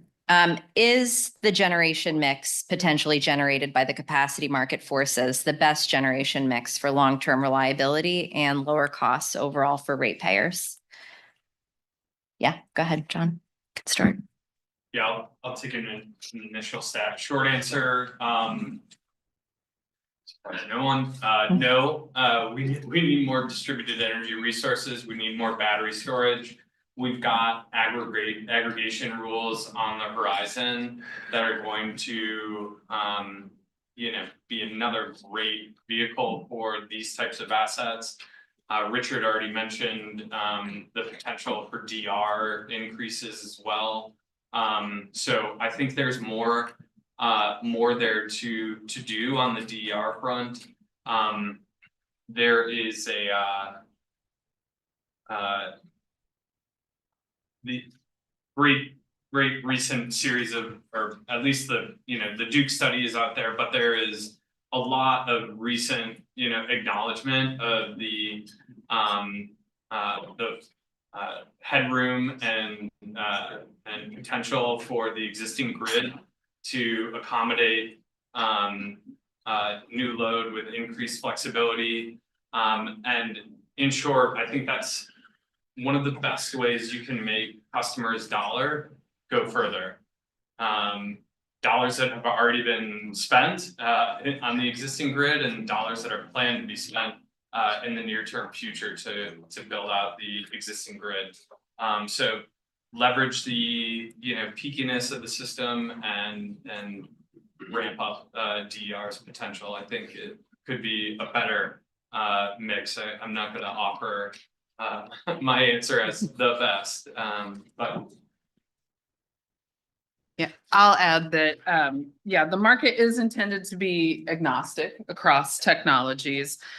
But we know that, that incremental price is not the only thing. So we've seen state policymakers take a more active role in shaping the generation mix when they thought that there were other values or other attributes that are important to their customers. We've seen a few options around the states, including New Jersey, and their common feature of recognizing those attributes of what's reliable, what's carbon free, what's secure or dispatchable. When you think about all the pieces that go into not just building that new generation, but then once it's operating, what does it take to allow it to keep that reliability? I think speaking to the state's programs in the market, I would also say that by itself, the capacity market is not enough to get us a resource mix that's going to ensure reliability. There's a couple things that come to mind for me. One is just the minefield that building any kind of large infrastructure project is these days. There are so many market related reasons why a project might not be successful. PJM often cites the 46, 47 gigawatts of projects that have exited the interconnection queue but have not been built. Some of the things that trip up those projects, which at the moment are mostly renewable, are long timelines. So whether that's permitting timelines through the queue, or other unanticipated delays, like say federal administration that's freezing all permitting entirely for an industry. Those kinds of things can cause the best functioning market in the world not to work. So we have to get a handle on how to make sure that the market is working well, but also complement it with reforms to those other issues. Another major piece I haven't talked about yet today, and maybe we can talk about this more, is the need for better transmission planning. PJM is currently going through the Order 1920 process to comply with a more proactive transmission planning approach. Interconnection costs are one of the biggest barriers to renewables deployment in New Jersey, in Maryland, and Delaware. That's why you see a lot of solar, for example, getting built in Ohio, Kentucky, places like that. Because interconnection costs are relatively low in the states, you can make projects pencil more easily in that context. So without, I think, significant investments in the transmission grid, you're not going to see projects really be able to come online other than projects that are replacing a retiring power plant in an existing interconnection, or some small surplus interconnection type applications. And I really want to commend New Jersey for the state agreement approach for offshore wind. Even though that project was focused on New Jersey voluntarily taking on ratepayer costs to build that infrastructure, at the time, PJM's general RTEP, the liability planning process, was not able to envision a future with a different resource mix from what had been traditionally been employed. And so now with Order 1920 and some of the additional transmission ideas that the BPU is considering, there may be good opportunities to get those investments made now, which can really set us up for success in that 7-year time horizon. I would like to add that I've recognized in my advisory role for the state of New Jersey, the enormous creative zeal that went into cultivating infrastructure, supply chain in New Jersey. I think there is a tradition of trying to do that. We are at a fork in the road in New Jersey. If not now, then soon. Is New Jersey going to compete for data centers, large loads? Many other states in neighboring jurisdictions and elsewhere in ERCOT, California are doing exactly that. That's an elephant in the room here because it takes active planning. I couldn't agree more that in the short term, DER's demand response, obviously the low-hanging fruit attributable to uprates makes all the sense in the world to facilitate RA compliance. But with the passage of time, particularly if policymakers embrace large loads, other resources may need to be added, and that might be an unpleasant but inevitable answer to the question, what is the right mix? It could include fossil. Just real quick. I mean, we believe that best mix is one that provides reliable energy at the lowest cost. That's kind of like a tenet. And that's where the ELCC methodology comes in. It's so important. I mean, if New Jersey has to focus its attention on what is going to be the highest accredited ELCC resource I can bring to market, right? As quickly as I can bring it to market. Solar plus storage, fantastic. Offshore wind, and have a longer development horizon, as we know. So very selfishly, I'm going to advocate things like uprates, whether they be nuclear or gas or oil fired. But when we're talking about reliable energy at the lowest cost, the solution there is whatever resource has the highest accreditation. And if you don't like the methodology, then you can advocate for changes. But I believe that the application of the methodology, both in PJM and New York and New England, has been probably one of the most significant improvements in these market constructs in 10 years at least. I might just piggyback on that. I don't actually disagree with your framework there. I was figuring you would, but okay. No, I don't disagree. I think one of the challenges, though, is the sort of unknowables that certainly I don't have the analytical capability to parse out. But one of my questions is, everybody in the data center world is rushing to gas right now. So I'm in no way saying that new natural gas is not on the table for the region as a whole. But I think one of my questions becomes, I think the answer is definitively no, that natural gas by itself cannot meet the scope of demand that we're facing. And so then I think it requires some more creative thinking about how can a state like New Jersey leverage different competitive advantages, different supply chains to make sure that we really are doing all of the above and not some of the above strategy. And that does include fossil from my perspective as well. One of the previous panelists talked about how, even in a very low carbon scenario, you can still have a lot of fossil resources. The point was raised, you have to figure out how to incentivize them in a way that they're not being penalized for not running very often. But I think there still is certainly a place for those resources. So, one of the questions is all the groundwork that New Jersey has done on offshore wind, which is not insubstantial, of course. The BPU folks here, have both the stars and the victories to show for that. My thesis would be that throwing out all that groundwork to sort of shift gears wildly and to take offshore wind off the table. I'm not saying that's what the BPU is suggesting, but there's certainly pundits out there that would say that. I'm not sure that that's the smartest approach either, because you don't want to foreclose on opportunities that may be really necessary.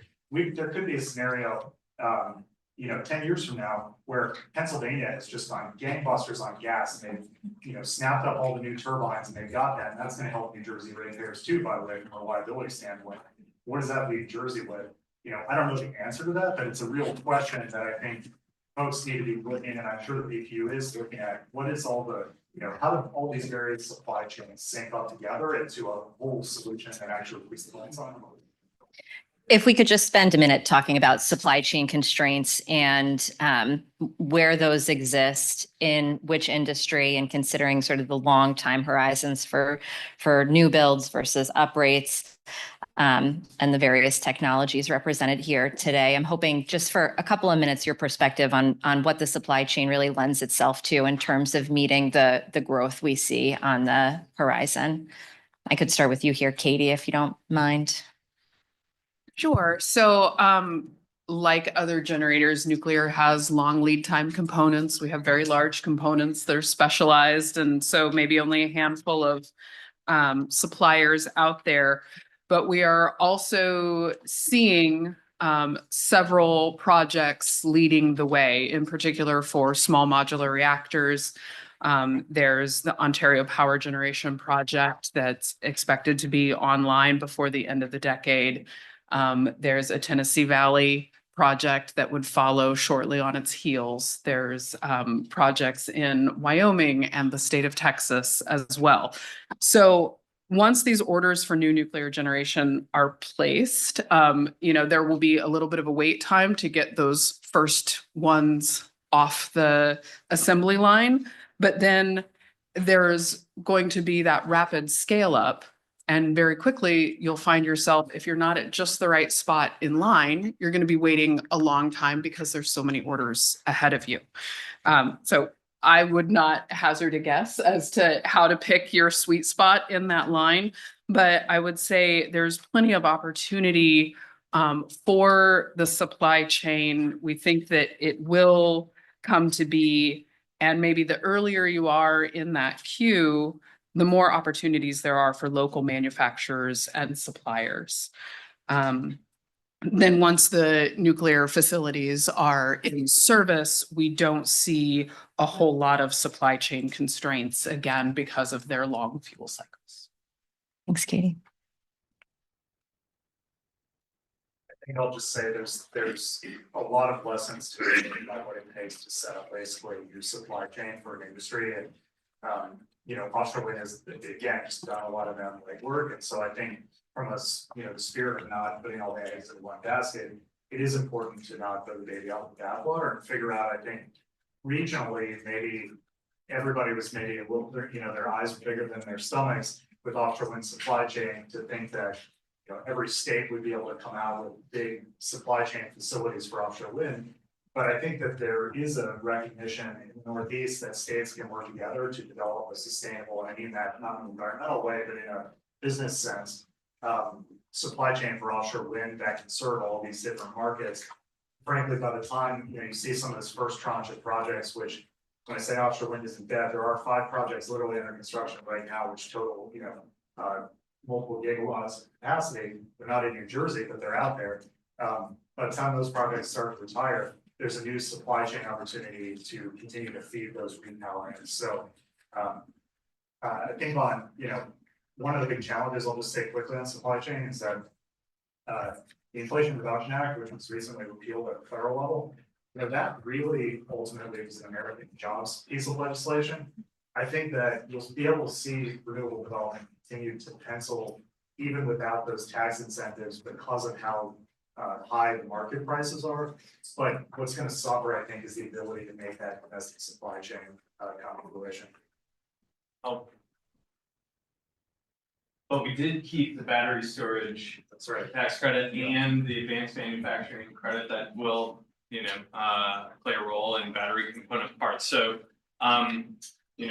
largely sparing a lot of the work that's happening in the battery storage space. Tariffs add a layer of complexity, of course, but setting that aside, I think, the other signal that we've seen already playing out is the elimination of the EV tax credit, and battery manufacturers that were largely focused in the EV space now transitioning aggressively into the grid storage type of asset manufacturing. So a bit of a mixed bag, but generally some strong policy signals that are going through the supply chain, and we're finding durability there. I guess I should also flag, the FEOC provisions within OBBBA that have some implementation left on them, of course. So that's creating some uncertainty, but again, seeing a lot of durability and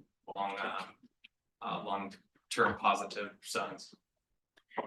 Anybody have an acronym counter going? I think we've got now, I don't know, 15 so far. Sorry, I interrupted someone. I'll say what I think many of us are thinking, and that is there's a supply of executive leadership in Washington that is sorely tested. And that has many adverse knock-on effects regarding sustainable energy technologies. As far as parts are concerned, I think we all understand that it's years away in getting gas turbines or step-up transformers. Anything that reflects HVDC wire is severely tested. Jack-up vessels for offshore wind construction also severely supply constrained. But it is executive leadership from the president, from this administration, which is in short supply, and it's hurting everyone in this industry very badly.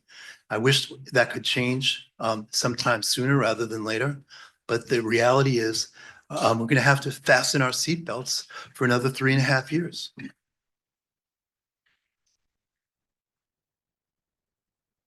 You good? Okay. So undoubtedly, the capacity prices from the last two auctions are having a real impact on energy consumers and ratepayers. It is a serious concern and a mandate of the board's mission to ensure that we keep rates as low as we possibly can. I'm wondering if the panelists can talk to your thoughts on what levers, financial or otherwise, the state has to bring on additional supply so that we can start to see some relief in the capacity prices that we've seen.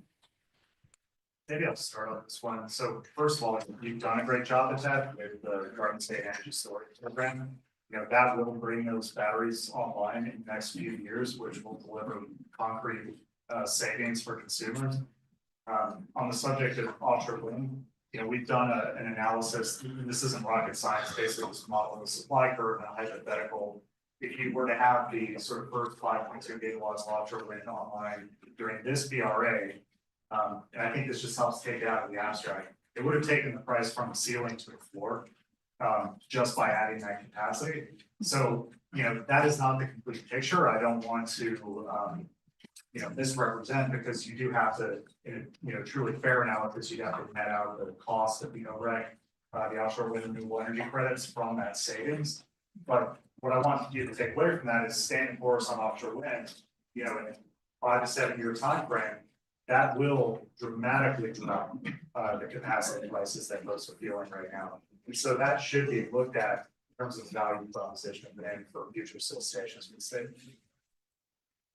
No easy solutions here, but one recommendation that seems sensible to me is constant messaging, getting the word out, embracing principles of transparency, communicating with communities, with the press, having public forums so stakeholders understand that a lot of this is just beyond the board's control. Everything that can be done should be done, but consumers are going to have to reset expectations about both wholesale and, more importantly, retail rates in the state. I mean, if the focus is attracting the highest accredited capacity as quickly as possible, for the reasons I said earlier, you know, I'm a big believer in upgrades. But that being said, what can the state do to facilitate that sort of investment? We need to tone down the rhetoric and tone down the hostility when people mention natural gas, or nuclear, or even batteries. Or wind. Well, I'm not going near that one. I don't mess with fishermen. The temperature is too high across the board, and that makes it impossible to build. The hostility's got to get toned down. So, I mean, so it's a lot of our existing fleet in New York and New Jersey and Connecticut are in EJ communities or near EJ communities. And, you know, to schedule a meeting to present something that says, oh my God, do you want to make it bigger? Well, it's an upgrade. Well, we don't even want to entertain the conversation. Having the state, as I'm not that naive to think the state will be a partner in this effort, but at least have the state to say, if I had to encourage, not subsidize or incentivize, but encourage expansion of existing generation in my state, here are the places I would probably point to. And it would be most likely at existing resource locations. And once we've gotten over that hurdle, then maybe I have someone other than myself answering the question, why here? Well, the why here part is this is where there's two natural gas interstate pipelines, there's two substations, there's existing industrial footprint, and it's next to a sewage treatment facility. So those are that's the kind of support that, while it's very difficult to sort of, snow's the right word, but to formulate as from a state entity, at least toning down the rhetoric and toning down the hostility and at least opening receptivity to expansion of existing facilities would go a long way in us being able to deploy our at-risk capital.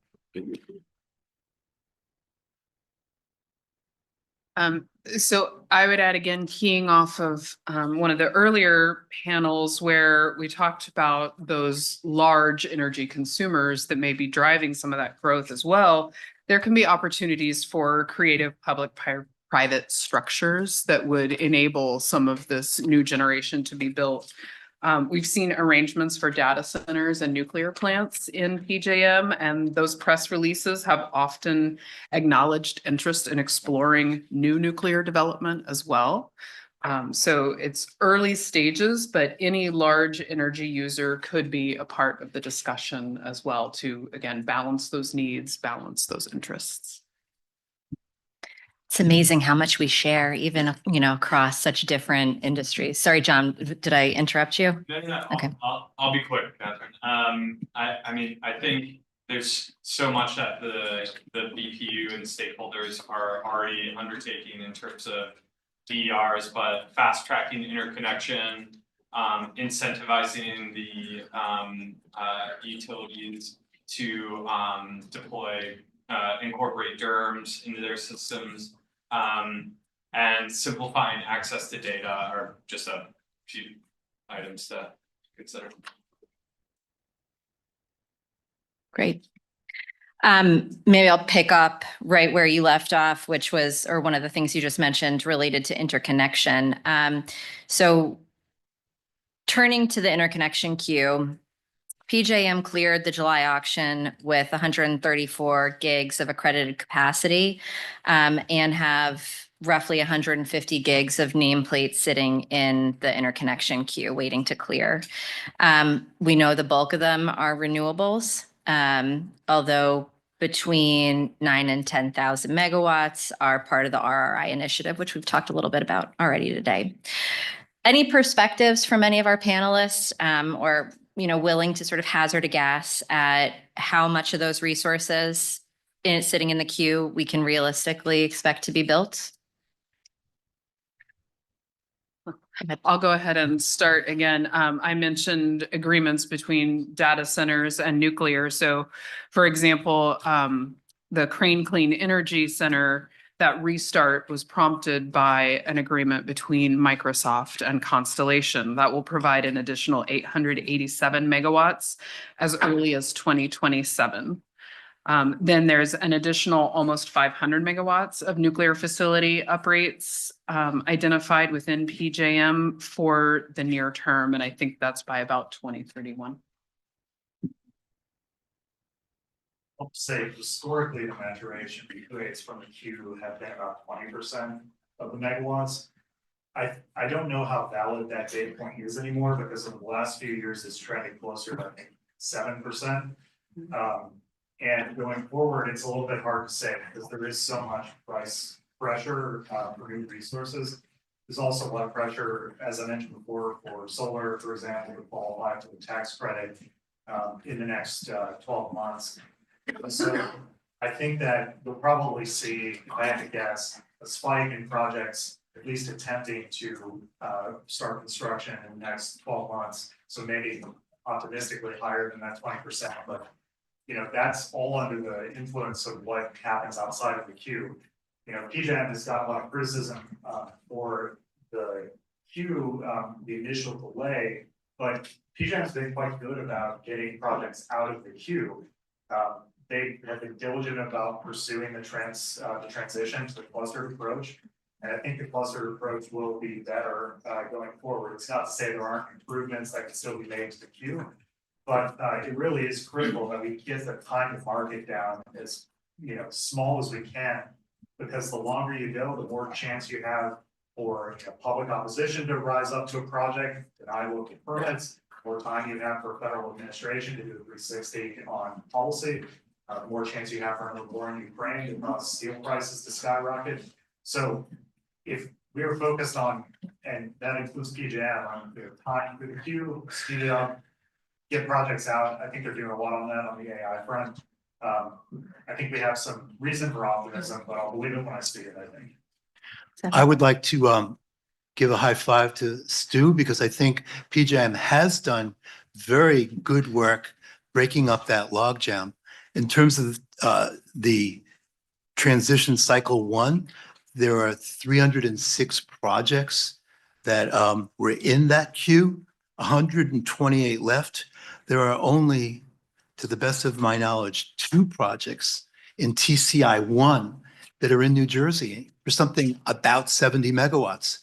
For the cycle 2, they're predominantly gas and nuclear upgrades, but there's a lot of solar and some battery storage in there as well. I believe in New Jersey, it is approximately 1,300 megawatts. So that bodes well, so long as there is continued progress resolving through this clustering approach, the interconnection queue challenges before PJM. I suspect there has been some guarded criticism from FERC regarding the analytic methods and perhaps newfangled ways using artificial intelligence to expedite the evaluation process in the context of clustering will actually move the outcome along. So I wish you luck. And shameless plug, 350 megawatts of the New Jersey megawatts are mine, and we've already posted deposits. You know, one thing the state might consider is for the CSI program, the utility scale solar, you know, it may be worth looking at trying to encapsulate the scope of the potential queue with that CSI program to ensure that at least all those projects have an opportunity to get that past the market. Not all of them will ultimately end up getting built to being able to pencil, but that would be a way to capture more of the tax credit value. For distributed resources that operate outside of the PJMQ process, stakeholders are certainly interested in the untapped potential available for VPPs or DER aggregations. I think, John, you talked a little bit about this. Any sort of final thoughts on how quickly we can start to see some of those aggregations come online? What's sort of the outlook of 22 implementation? Yeah, I mean, look, VPPs and models like Spark Funds distributed capacity procurement that runs through the utility can come online fast. You know, under a year, 1 to 2 years type of timeline. The DCP is largely targeting annual procurements of 25 megawatts up to 200 megawatts. And you can sort of structure that in tranches and timelines as y'all see fit. But in terms of you know, what would be needed to actually, you know, facilitate that, I mean, I think as a threshold issue, the utility procurement authority or authorization to undertake an effort like that, number one. I mentioned DERMS, the integration of DERMS is a necessary component. But so fast is sort of the answer. It can materialize quickly. One of the benefits of our model, the distributed capacity procurement with utility-led DRs, is sort of a standardized model, standardized use case, standardized contracting, and you know, a size battery in a typical location, sort of a standardization along the entire procurement that makes the entire process as efficient as possible. So. Great. Okay, we are just over time. Before we break for questions, any sort of final closing comments, things the state should be thinking about to ensure that we're doing our part to incentivize new generation? I think we've heard a lot today, things like breaking down barriers to permitting and stakeholder concerns, but I'll sort of let everyone, oh, I took You it, can summarize. Liam, okay. You summarized, thank you. Anyone else? Yeah, I'll just say that we have a lot of room to grow renewables in PJM. You look across the country, RTOs with more renewable energy tend to have lower retail rates. That's a pretty consistent trend. If you look at this winter time, ERCOT and SPP both have smaller price increases and much larger percentages of renewables on the grid. So I think that looking forward to those ratepayer concerns, not saying it's all renewables, but a large healthy amount of renewables on the grid will ensure that ratepayers don't have to worry about those sort of fuel price fluctuations that they might have to in an alternative scenario. So I think we can't afford to have some of the above, but we have an all of the above, including both thermal and renewables. I would like to just conclude with this thought. I'm encouraged by what I see in other state jurisdictions, both red states and blue states. Tax credits are obviously in play, in jeopardy, but many states around the country continue to stay true to their environmental goals and objectives. This is not the time to be weak in the knee, and I'm encouraged by what I see in many other parts of the country, particularly in states that are not necessarily known for their renewable championship. So I would just conclude with the thought that, you know, if we need to invest in new generation and we want it to be reliable, we want it to be carbon free, or, you know, pick the attributes that are important to New Jersey, you can recognize the value of multiple attributes that matter to you.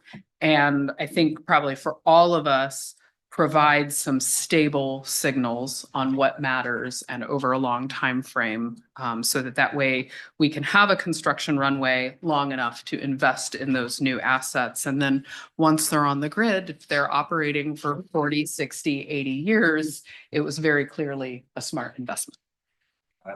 Please. Just real quick, yeah, obviously permitting support, obviously regulatory support, and obviously some of that support may be at odds with some of the clean energy goals of the state, but a very specific source of support would be a frank and honest conversation internal in New Jersey saying, okay, how do my load forecasts and my supply picture align with PACT, the Prevention Against Climate Threat? How does it align with other rules and regs that are going to phase out these very resources? And if that cake don't bake, then someone has to come back and say, okay, do we need to start thinking about waivers? Do we need to start thinking about reliability exemptions and reliability outs? Because if you end up in a situation where you are believing in your load forecast and you're believing in the resource mixed and the exits that you're forecasting, at some point you say, well, now I'm signing up to be reliant on my neighbors on imports. And because that's the default. My concluding thought would be that there are market forces that are making this a moment for DERs and in particular battery storage. And you know, states have recognized this all across the country. Another state in PJM in Maryland has gotten aggressive, passed a couple of pieces of legislation and is launching some very aggressive procurements that blend utility and third-party owned models. So I guess just recognizing that this is the moment and DERs are ready. Great. Thank you all so much. A lot for us to think about and consider. I'll open it up to questions. All right, I'm going to go with Doug at the back. I think your hand was up first. Thanks, Captain. Doug O'Malley, Environment New Jersey. Thank you to everyone for this conversation. I want to, I guess, highlight two particular points that I'd love to hear more on. One, we've had a long conversation on kind of the grid and the energy mix. We haven't talked as much about climate impact stuff. And obviously, the warming world we're in, thankfully it's not searing today, the warming world we're in is creating huge issues for the grid. It's part of the reason why obviously PJM is in the fix it is, because traditional generation is proven to be more unreliable. So I would love to hear just kind of, we're here in 2025, what do you kind of see the impacts on the grid from the increasingly warming world? And then second, just looking at the interconnection queue, and it's just a truly kind of amazing, number that the BPU put up at the front of the presentation. We have 220 megawatts of wind, solar, and storage that are in the queue. And then obviously our focus here is on New Jersey and the kind of the region we're in.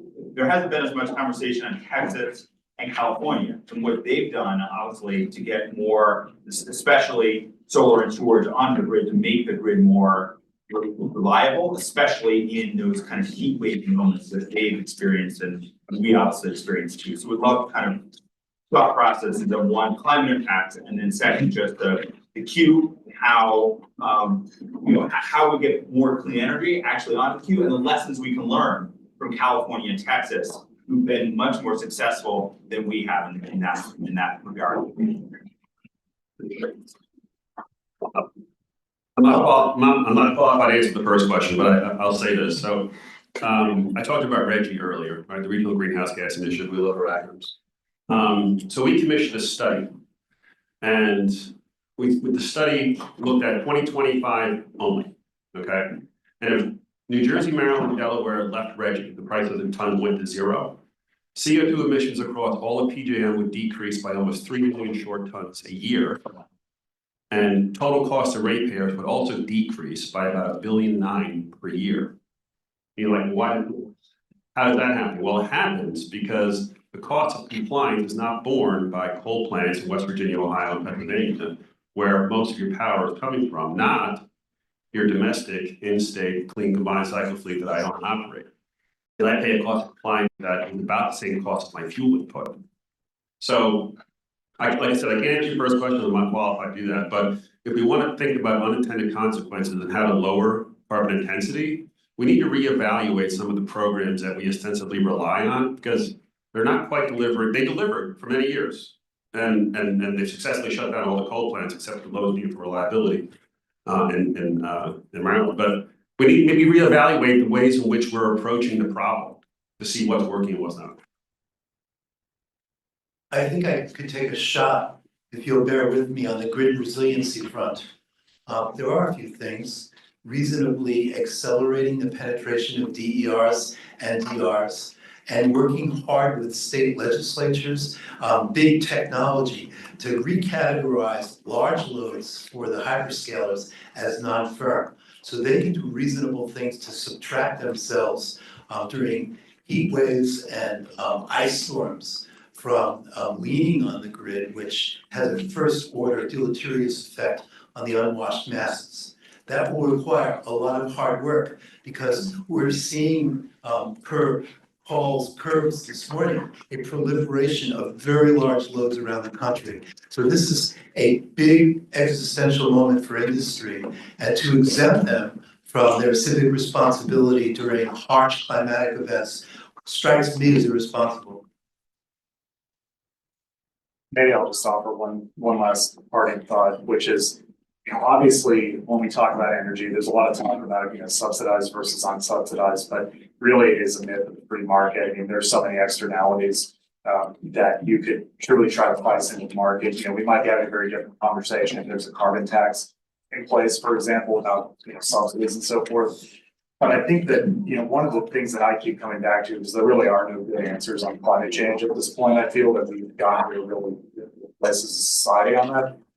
I think about President Trump's new trade deal, which encapsulates and envisions a massive amount of LNG export. And so when I come back to the all of the above discussion from before, what I really think about it is, if we need more energy and there are all these competing pressures, I think that a continued build out of renewables is almost inevitable in this region, across the country, in places like Texas, simply because there are competing market demands on these fuels. And metallurgic coal, for example, very valuable resource, as well as LNG from an export standpoint. So adding more renewables will help us maybe maximize those sort of uses for those fuels. Yeah, not saying take all the fossil off tomorrow, because we certainly can't do that from a realistic standpoint, but we've got to look at the whole basket of economic and climate dynamics and figure out how to go forward the best way possible. All right, one more. Go ahead, Andrew. Thanks, Kevin. Thanks, everybody. Andrew Hendry with JCP&L. So John spoke a bit about DERMS, Distributed Energy Resource Management Systems, and I just wondering if he or others can opine a little more about how you think that will help address the resource adequacy issue. Is it, is it primarily about allowing more renewables to sort of fire and inject at the same time and more efficiently? Is there anything that's been done to sort of quantify the potential benefit of DERMS from sort of a resource adequacy perspective? And I guess I'm also wondering, like, do you think there's a role for the state in helping to, to support investments in DERMS by the EDCs?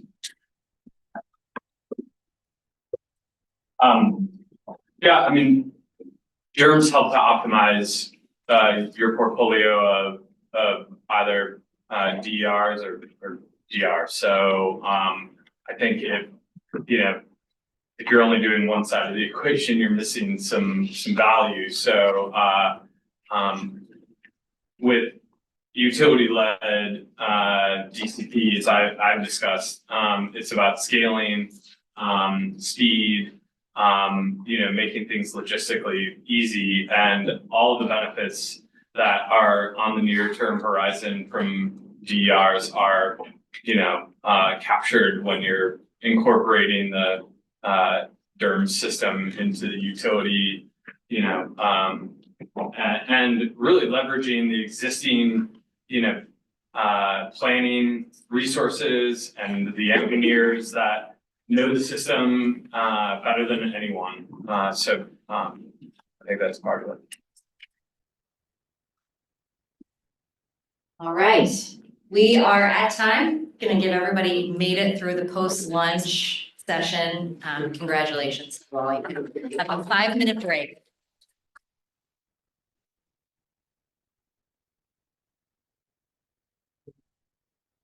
Come back at 2:20, please. Yeah. I think we should get a gold. You guys.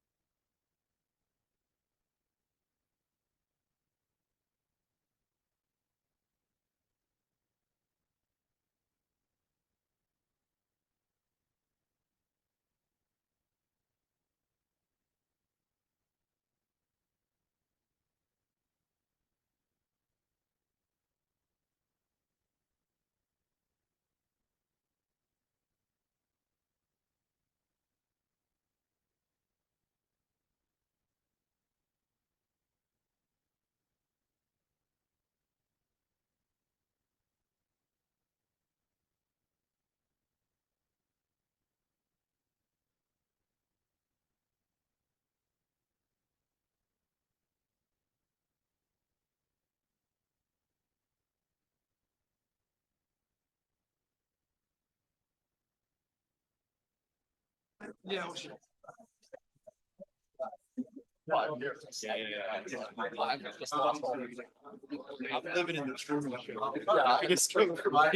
Good afternoon, everyone. Panel 3 will begin momentarily, so please take your seats. Thank you very much. Again, panel 3 will begin momentarily, so please take your seats. Yes, so Thanks again, Ian. just terrified that we're gonna have a over again. It's just been Watch the laser one thing. I have to relitigate that for like the 80th time.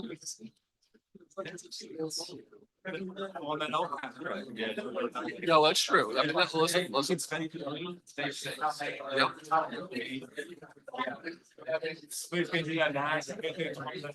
Oh, yeah, no, I mean, yeah, of course. Of course. But the difference is the new entry is I think that's a pretty fundamental difference. I mean, we just can't have prices going to $700. After a couple of drinks, based on history. Yeah, right.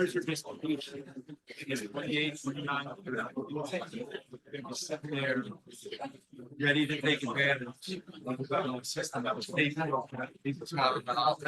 Right. Because we've seen that before, multiple times in this industry. If everyone could take their seats, please, the panel, please, starting now. Yeah.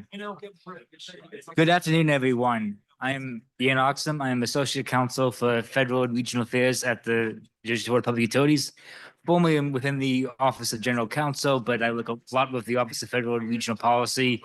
As the main duties relate to assisting and representing the board in regards to matters pertaining to the BGM, though I also act as the lead in-house attorney for both the Garden State Energy Storage Program as well as the current grid modernization efforts. So I'm in multiple aspects of our current resource adequacy efforts, which is one of the reasons why I'm the moderator today. So with that, I'll let our panelists introduce themselves. Joe Cardo, PSE&G. Hi, Stu Brussler, Markets and Strategy at PJM. Christoph Graf, Senior Economist at New York School of Law Policy Integrity. Hi, Abe Silverman. I'm a research scholar at Johns Hopkins University and principal of Silver Green Energy Consulting. And Glenn Thomas from GT Power Group on behalf of the PJM Power Providers Group. Does anyone like a very brief opening remarks? So we want to give you the same opportunity the other panelists had, but as we are a bit behind, I would ask you to make them quick. Sure, we're starting right here. Yes. Better? Okay. So just start from this side down. Yeah, I get that a lot. But, so thanks. I think this has been a good dialogue today. And, one of the things I think I've picked up on here, we've spotted the issues really well. And so what I think I want to talk a little bit about is what do we do next? And I was a little worried coming in, seeing that we were on the third panel, saying, geez, are we gonna, is there anything left to talk about? But I think we have spotted the issues. I think once we get to talking about what we do next, there might be an opportunity to expand upon what we've talked about today, and then, identify where we go from there. But like I said, I think people are, got a lot of different perspectives here. I think people are trying to do the right thing. And I think we got the right people in the room. So I applaud the BPU for setting it up this way. The way it's structured, I think, has been effective. And so we appreciate that opportunity. And we're uniquely situated, PSE&G. We are the only transmission owner in EDC here. We are the largest electric utility in New Jersey. And I come at this from two different perspectives that are connected. One is, as an operator, and how we interact with our utility customers, and that's where we start, and that's where we end, is what's in the best interest of our customers, and that's the approach that we take. I also come at it from an experience with a lot of people in this room I'm looking at here, on the regulatory process and the BPU process that I think, and you'll hear me talk about this a little bit more later, but a BPU process which has been critiqued lately by people who are not as familiar with it, but I do think has been an effective one, and been a major driver to helping our customers continue to have a reliable service, which we're very proud of. So reliable service. It's been an interesting year so far. We've had a lot of talk about affordability. I think that's appropriate in light of what we're experiencing now with the capacity market, which we spent a lot of time on here today. I am going to focus a little bit more on reliability, and from the standpoint of being, like as I said, New Jersey's largest electric utility and a company with a very strong record of reliability. And so where have we been just in the last 6 weeks? 2 major heat storms, a tornado, 2 floods, and as of an hour and a half ago, a second earthquake. You live anybody in Bergen County? Live in Bergen County? I'm gonna have to give you a 30-second warning for the opening statement. Yeah, I got it. You're giving people like 15 minutes already. So that's where we've been. And so why do I talk about that? Because we sometimes forget that, we have systems and the systems are tested. When the systems are tested, we have to respond and people respond. And that's what our companies do as utilities. And so I think there's a few things that we need to answer now that we've talked about the issues and we've spotted the issues. I think there are 4 things we've got to now move to answering as a state. And the state has the responsibility to answer these questions as part of its planning. And the first is, are we going to be comfortable with the current PJM forecast as a state? And that's based on a lot of things. I know we're talking about data centers, we're talking about a whole host of things, but are we comfortable with it based upon what we're expecting in New Jersey even from a population standpoint and in the region? So where is that going? So we have to focus on that. We have to get that right. The other thing we have to get right is, what affordability do we want? How do we define affordability? We've talked about it for a long time this year. But are we just going to say we'll know it when we see it? Or are we going to say that we have an idea of what it is, we're going to define it and then move towards it? So we have to answer that question. The third thing we have to answer is, what's the range of reliability outcomes we're willing to accept? Because those 2 things go hand in hand, right? You saw on the board there earlier, the 1 in 10. Is that what we want? Will we accept something less than that? Do we want something better than that? So I think we need to define what we want there as a state. And then the last thing is, we have to identify what are our environmental targets. And this is one that's going to get a lot of debate, and it does in every state, maybe ours a little more than others. And how will it be met if we continue to import power from outside of New Jersey, from other states that maybe don't share the same environmental goals that we have. So in closing, what we're going to talk a little bit about today is the need for an integrated resource plan, and something that is driven by statute in New Jersey to do. And we're going to talk about the utilities' place on the generation side. We're going to have an honest conversation about that, because we are an entity as distribution companies. We are entities that know how to plan, and that's what we do. And that's what we need right now, is a plan. And it goes beyond an energy master plan on policy. It gets into real planning, looking ahead to ensure that our customers continue to have safe, reliable, affordable, clean energy. So I'll stop there, and I'll reserve the rest of my comments for later in the panel. Thanks, Joe. Good afternoon again, everyone. Stu Brusser from PJM.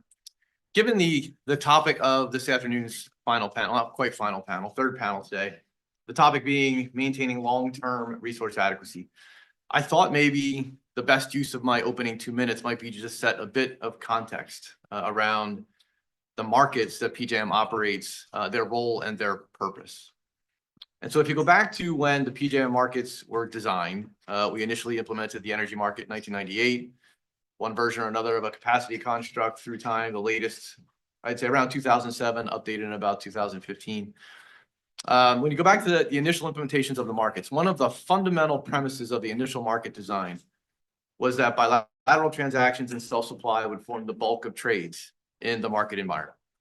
And if you think through it, the rationale, I think, for that is pretty clear. First of all, PJM's job, number one, most important responsibility, is reliability.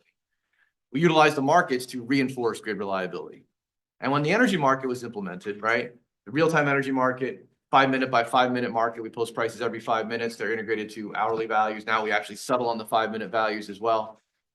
Pretty clear that that is a spot market for energy, and that in order to operate effectively and really manage risk within a market environment where prices can be relatively volatile, depending on a lot of underlying system conditions and fuel prices, all those sorts of things, that a market participant will build a portfolio of various tenors and products in order to maintain, like I said, an adequate risk profile for serving its obligations. Extend that to even a day ahead energy market where it's an hourly product, a day ahead, again, still not very far out, and pretty granular. So pretty clear that that's the intent of the spot markets and the way things are operated within. The capacity market, given the fact that what we're really talking about with respect to resource adequacy here, and this has been talked about a lot today, are long-lived assets, significant capital investment expected to be recovered over a long period of time. A 1-year price signal, 1, 2, 3 years out, whatever it is, equates about essentially to a spot market for capacity. And so the same fundamental principles apply to a capacity market as also applied to the energy markets when they were implemented, right? It's unreasonable, I think, or unrealistic to think that some market participant that is looking to manage a portfolio of business, physical obligations, either on the supply or demand side or both, is going to rely entirely upon a spot market signal in order to maintain or satisfy their obligations. And so I just figured I'd lay this out a little bit, just as far as what the markets are intended to do, what the role of the markets is intended to be. Like I said, to provide a little bit of context as we go into the discussion this afternoon, and what does the long-term resource adequacy picture look like? Because I think there certainly are options and considerations to be analyzed as to how things move ahead in the long term. But I think it's important to understand sort of what the role of the markets is in completing that picture. So I hope that sets a little bit of context for the discussion, and I'm really anxious to get into it as we get into the questions. Good afternoon. My name is Christoph Graf. I'm a research scholar and senior economist at Institute for Policy Integrity at NYU. I want to thank the BPU for having me on this panel. My background is in operations research and economics, and I think by now a self-trained engineer because I'm working on energy markets and systems for 10, 15 years now. So I have got some experience on also like the engineering side of things, and I realized that it's one of the also very important aspects, but there are many important aspects in energy. It's I came to the conclusion that the modeling part and the economics part is hard, but you can, get used to it. I think the policy part and like the legal framework and like combining all these different skills makes it like really, really, really, really challenging. And so having people like having the system perspective of people who like think through like different, like from different angles, from the environmental angle, from the economics angle, from the engineering angle, and from the policy angle, I think is a very useful capability. What do you mean with like system thinking? So what we really want is we are dealing with the problem of what is called like the energy trifecta. We have been hearing this all day long. We are interested in kind of a multi-objective optimization problem where we want to have a reliable and secure system. We want to have a clean system, and we want it to be affordable. And each of the 3 goals is probably easy, somewhat easy to achieve, not easy, but easier. But all of them together is difficult, right? So that's the hard puzzle that we all strive to solve. What else would I want to add to the system thinking? I think it's easy to compare capacity market prices over time. So we are now in a situation where the capacity market prices are high. We are used to have them being low, like 3, 5, 4, 6 years ago, they were lower. And it's very easy to conclude, well, prices are higher now, they can't be right?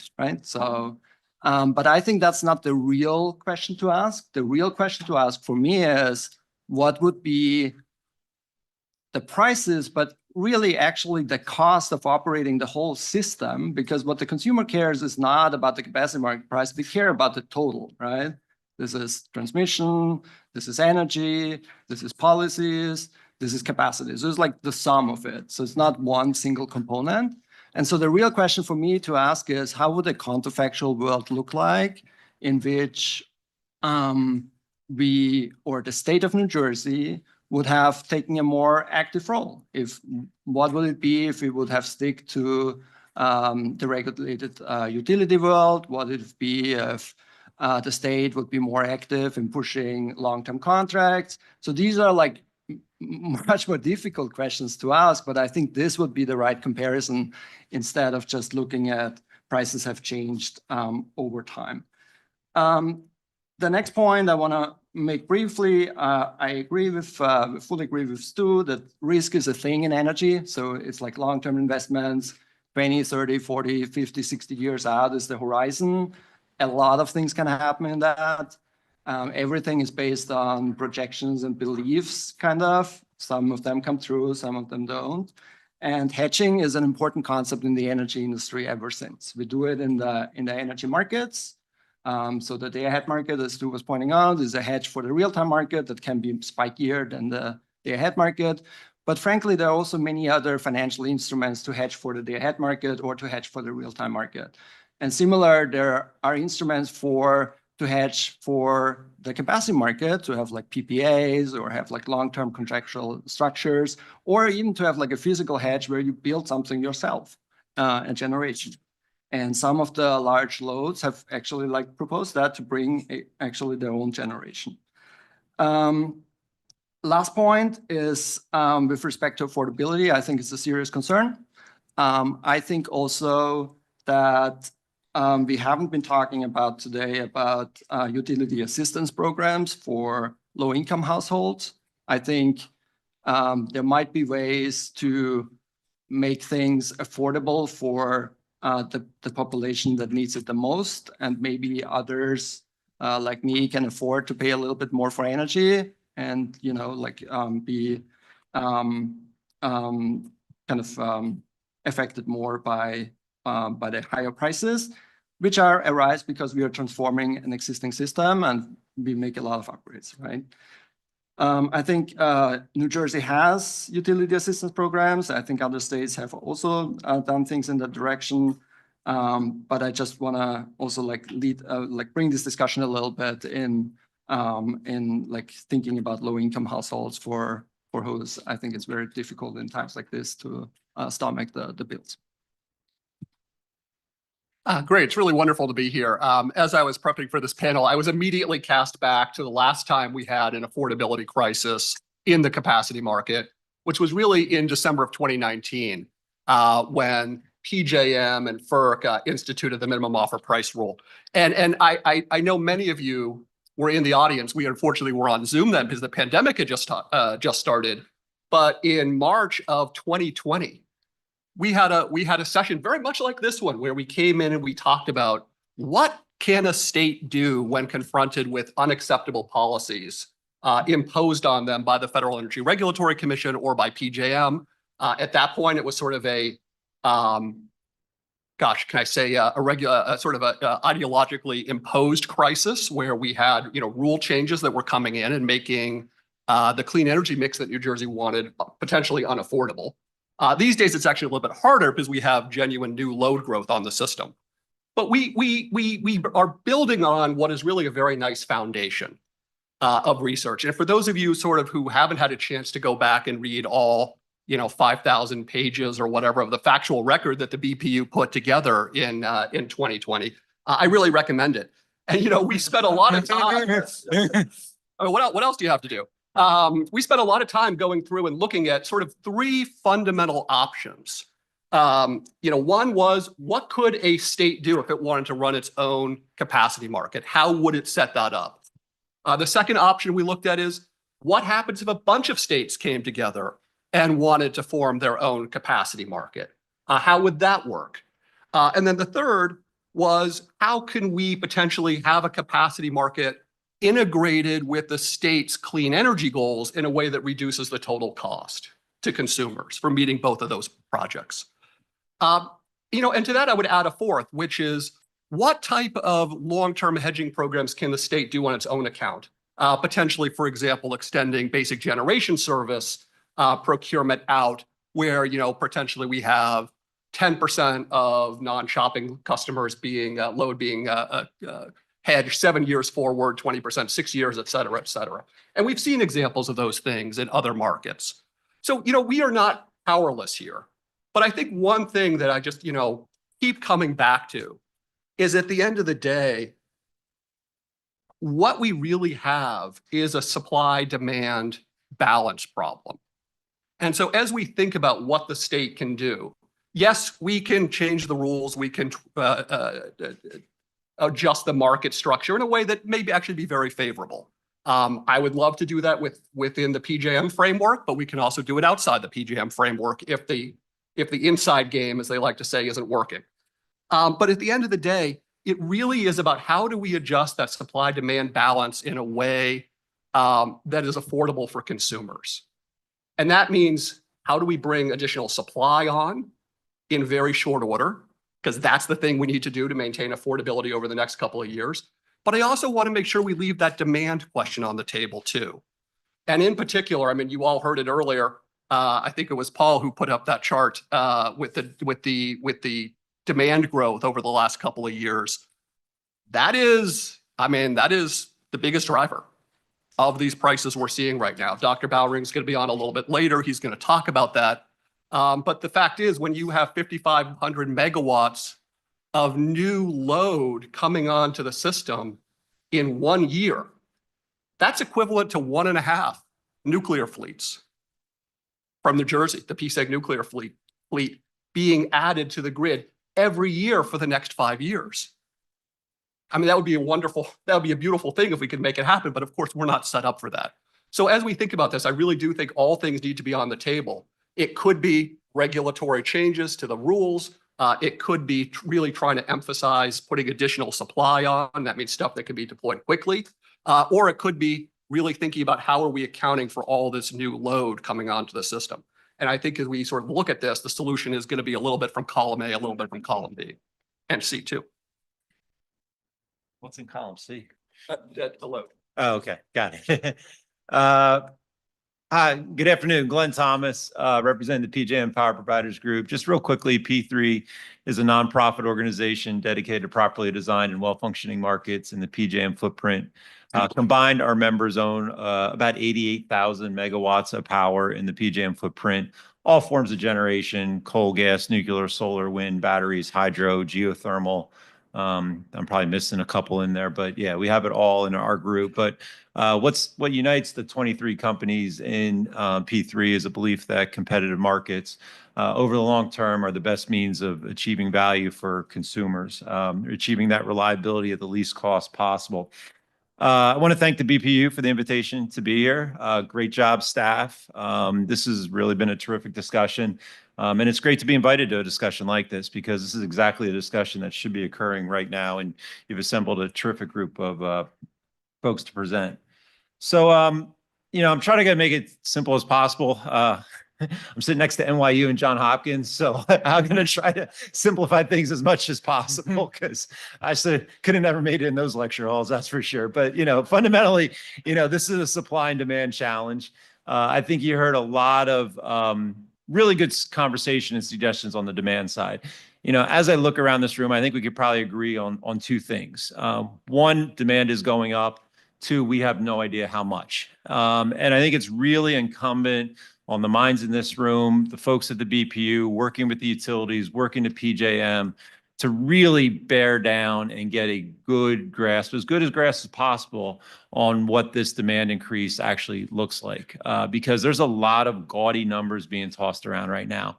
In some quarters, I would even say irresponsibly, but that's neither here nor there. But I think the BPU has a real role to play there. That was the subject of panel 1. I'm on panel 3. So let's talk about supply, which is panel 3. And, having been in and around these markets, it's interesting, I've probably been sitting next to Abe at numerous conferences over the years. He's held 4 or 5 different jobs. I've held 1. So I don't know what that says about Abe or says about me. There's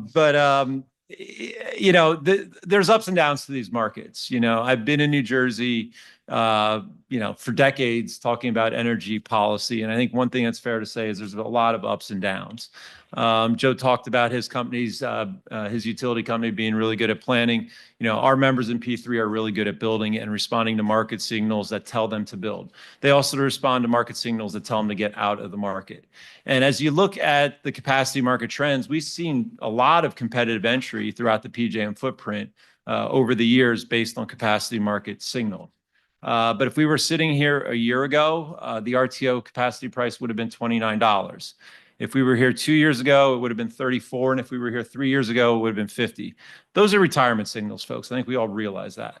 And that's exactly how the market responded. So we saw a lot of retirements. A lot of them were in New Jersey because there's also the regulatory pressures that Liam did a really good job articulating in the last panel. But there's also the regulatory pressures that contribute to those retirement decisions as well. Last year, or actually I should say right now, as we sit here, capacity prices are 270. That's the first time really in 5 years that we've seen a signal to the marketplace that, you need to hop on in. If we're going to be here next year, prices are going to be 320, 329 actually. So the market is getting a signal to respond, and the market is responding. I mean, we've seen tremendous, like I said, Liam mentioned a few things here in New Jersey, but if you look at what's going on just across the PJM footprint, we're seeing facilities that are being, that were, thought gone forever coming back, and I'm not just talking about 3 Mile Island. I'm talking about Homer City that is going to go from a 2 gigawatt coal plant to a 4.5 gigawatt gas facility.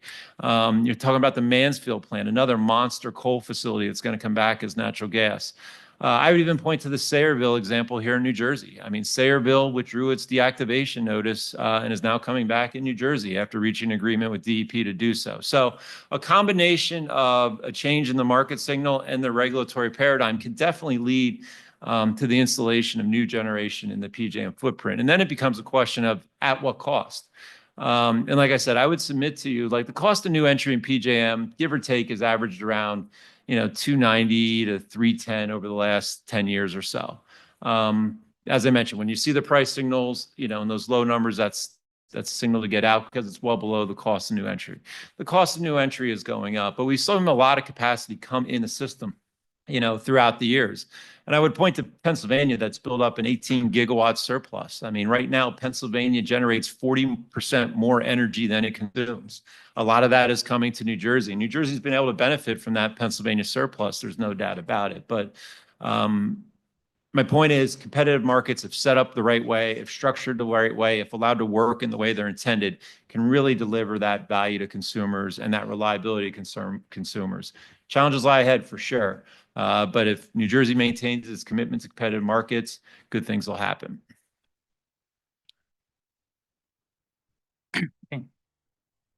So I think one of the topics is going to be the pros and cons of maintaining reliance on the capacity market versus moving to alternatives. But before we get to that, I do kind of want to talk about the capacity market itself.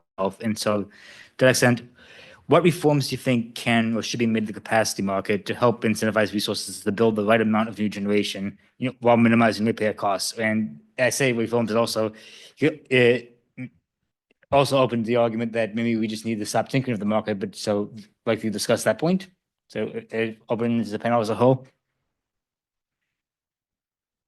I can start here. Listen, I think there's been a lot of conversation around, what could it be done differently with capacity auction in terms of the delays and, the market rules and different things.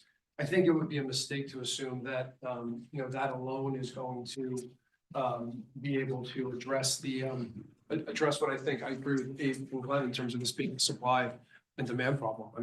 So I think there are a few components of this. I don't think it's there's a magic bullet on any of these things, but yeah, I think are there opportunities for us to look at the capacity market of PJM and say this could be done differently or that could be done differently 100%. I know we'll talk about that and I'll leave that to Stu to give his view, but at the end of the day, I think it would be unwise to think that that is going to solve all of this. Yeah, thanks for the question, Ian. So if I were to just sort of indicate kind of priorities with respect to capacity market design, I'll call it, in the relatively near future. And I've heard several times already today how important it is for the investment community to have stability of the market rules. Totally understand that. I also know that every time somebody says that to me, they say, right after you make this laundry list of changes, which I totally understand as well. So I just think we need to be really thoughtful, right? Our markets are not perfect. They can be improved, enhanced, and they need to evolve, right? So if I just sort of go through kind of the priority list and the way I kind of see the timing with respect to how our capacity market moves forward, we need to deal with large load additions in general. Somebody I respect a lot on a recent stakeholder call said, if we don't deal with large load and how the load forecast is projecting in the future, everything else is rearranging deck chairs on the Titanic. So we need to address that. I totally agree. We need to enhance the ELCC approach. I've heard several speakers today say ELCC is a really important step forward to resource accreditation. I happen to think that's the case as well. Again, it's not perfect. It can be enhanced. And I heard one of the things that I think Andrew said today that we really need to look at is how do we give resources credit for investment as they make it based on an anticipation they will perform better than they have historically. So that's an important evolution as well. I also think maintaining ELCC and the impacts it has on accreditation for various resource types works very well sort of hand in hand with going to a sub-annual approach to capacity. That's a big change, but I think it would be very beneficial just from the standpoint of reflecting different resource types capabilities in different times of the year. And so I think that would be a really beneficial enhancement as well. Then I think there's things we just need to investigate more. And we recently surveyed our stakeholder community on priorities around the capacity market and all sorts of things. And there's a couple of areas where they said, you need to be very thoughtful about this. We need to have a lot of detailed discussion about this to decide how we move forward. And that is, do we maintain, once we get back there, the 3-year forward approach in the capacity market? Or is a prompt auction, as it seems like other ISOs are moving toward, is that an advantageous answer? Again, longer term thing to consider. And then finally, and I think we're going to get sort of more into this as we talk about options for the capacity market. And I sort of tried to get a little bit into this with my context at the beginning. If we expect that forward hedging, forward contracting, bilateral transactions, self-supply should really be a good risk management tool for market participants to use within the market structure, should there be some requirement for load serving entities to come to these wholesale markets with some form of balanced schedule, some sort of forward hedging, forward contracting requirement? Again, longer term consideration that deserves much more discussion, but it is utilized elsewhere in other markets where these kind of constructs exist. So I think there's some things I think we definitely need to move forward with. Those first 3, large loads, ELCC, and probably a sub-annual structure, and some things that I think are just longer term that we need to continue to discuss. Stu, maybe just one question, if I may. For example, in California, we have this long-term, the obligation for the LSEs to hold long-term contracts, but they don't have a capacity market. Would you think that like both is doable, or should both be around, or would you replace it? No, I guess I haven't seen any reason why not, why they couldn't work together. And again, one of the huge questions is, should that be a state role, or should that be something that is, enforced by the RTO as something that's kind of on the federal level at that point? So again, lots to discuss in that area. I don't want to distract from the more near term stuff, but this is a long-term resource adequacy panel. So I think that's out there in the future to talk about. Okay, so I try to make things simple and not complicated, but it is a complicated issue. But anyway, so every time when I hear the word stability, especially when it comes from industry, I'm a little bit nervous, because to me, also industry is, I think, in a good position to manage risks. And so I think risks are just like the nature of investing in long-term assets.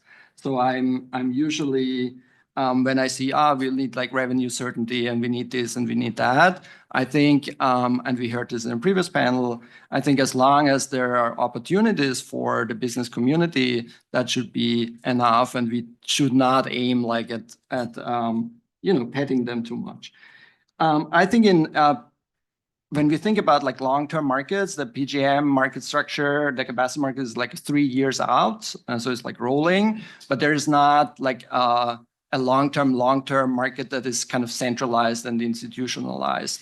I'm not sure if it needs to be. I think with bilateral trading and with private markets, I think that's how the industry operates anyway. At least in the energy markets, when the prices spike in the energy markets, only a small fraction of the demand is actually paying it because most of it is hedged anyway. And I think with investments or long-term investments, something similar would happen. So with that, I give to Abe. Yeah, sure. I mean, this is really a great topic, and there are places where, we can improve execution in the existing capacity market. The interconnection queue has made it very difficult to bring new supply on. That is slowly getting fixed. The other is that we are not on the 3-year forward cycle that the capacity market was designed to deliver. And when you think about that, I know this is a really wonky topic, but New Jersey hedges non-shopping customer load 3 years forward through its BGS process. When there is a functional 3-year capacity market, we are buying capacity 3 years in the past, at least a portion of it.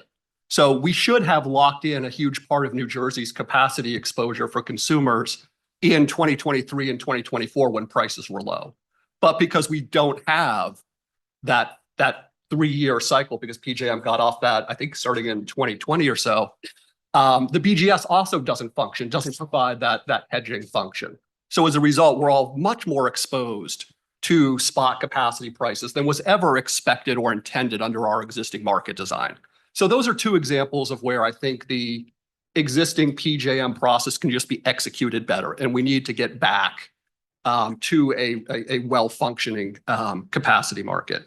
The other thing I'll say is, let's talk about what the state can do, irrespective of what PJM is doing, and that can mean working with our neighbors to really talk about a full-fledged RPM replacement, but it can also mean smaller things like making sure that we are reforming our siting and permitting process to bring new generation on as quickly as we possibly can. Every potential generator in here should have a concierge service where, we are working with them to talk to local siting officials, to, work with the utilities to really get that process moving as quickly as we possibly can. And that's another sort of reform that the state can do. And the last thing I'll say is it is really difficult to talk about this question without talking about the data center load. As Glenn noted earlier, we're not panel one, but it is incredibly difficult for us to keep prices stable, no matter what the market design is. If we really believe that we are going to have multiple gigawatts of new load coming on the grid every year for the next 5 years. We simply are not set up to do that. And so part of what I think the state needs to do is really work on creating a process for new large load interconnections. I know it's funny to talk about like the solution to capacity markets is to work on the load interconnection process, but that's where the money is. So if we want to bring some sanity to the price increases we're seeing and, really mitigate that impact on end use consumers, we need to tackle that issue. And the nice thing is, there is a shared jurisdiction over load interconnections, which in a way means that the state, and particularly in concert with its fellow states, can adopt best principles on load forecasting. I have watched with great interest the large load interconnection process that SPP, which is the PJM equivalent for sort of the Southwest, has gone through in the past 6 months. They have moved very quickly. They have detailed spreadsheets and interconnection processes for these new large loads. A number of states, including Ohio, Indiana, Illinois, have put large new deposit requirements on large loads to reduce the amount of duplication we're seeing. So these are, things that we can do today, irrespective of whatever reforms we're looking for at PJM, that will actually, I won't say it'll stop, but it'll put some downward pressure on the kind of incredible rate increases, year-over-year rate increases that we're seeing. So I said to Abe in the hallway before we came in here, I think we're going to agree with each other about 80% of the time. And so far he's batting 1,000. So I agree with a lot of what he said. And particularly the BGS point, I think is a really important one that hopefully we can come back to and talk a little bit more in detail. But the question was on the capacity markets. And I think when you think about capacity, again, I'm going to try to start at a spot where I think we can all agree in that capacity is not free. There's a cost to build these facilities. There's a cost to maintain these facilities.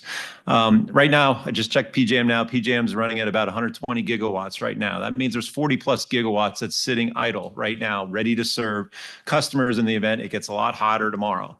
And there's a cost associated with having those facilities available and ready to go. So then, assuming that there is a cost associated with capacity, you ask yourself, what's the most efficient means of procuring those commitments to deliver that power when needed? And, when you look at the capacity market, again, over time, it's been a relatively good value proposition for consumers. This market was designed in the 2005-ish timeframe to clear in and around the cost of new entry. We've been consistently below that. Sure, there's been, forays above that. And if you look at the price of generation, meaning energy and capacity combined, sure, there's been ups and downs, but it's been relatively flat when adjusted for inflation since about 2010. So when you think about those factors, and when you think, again, about the question, assuming capacity is not free, assuming you have to pay for it, then you look at other models that are out there.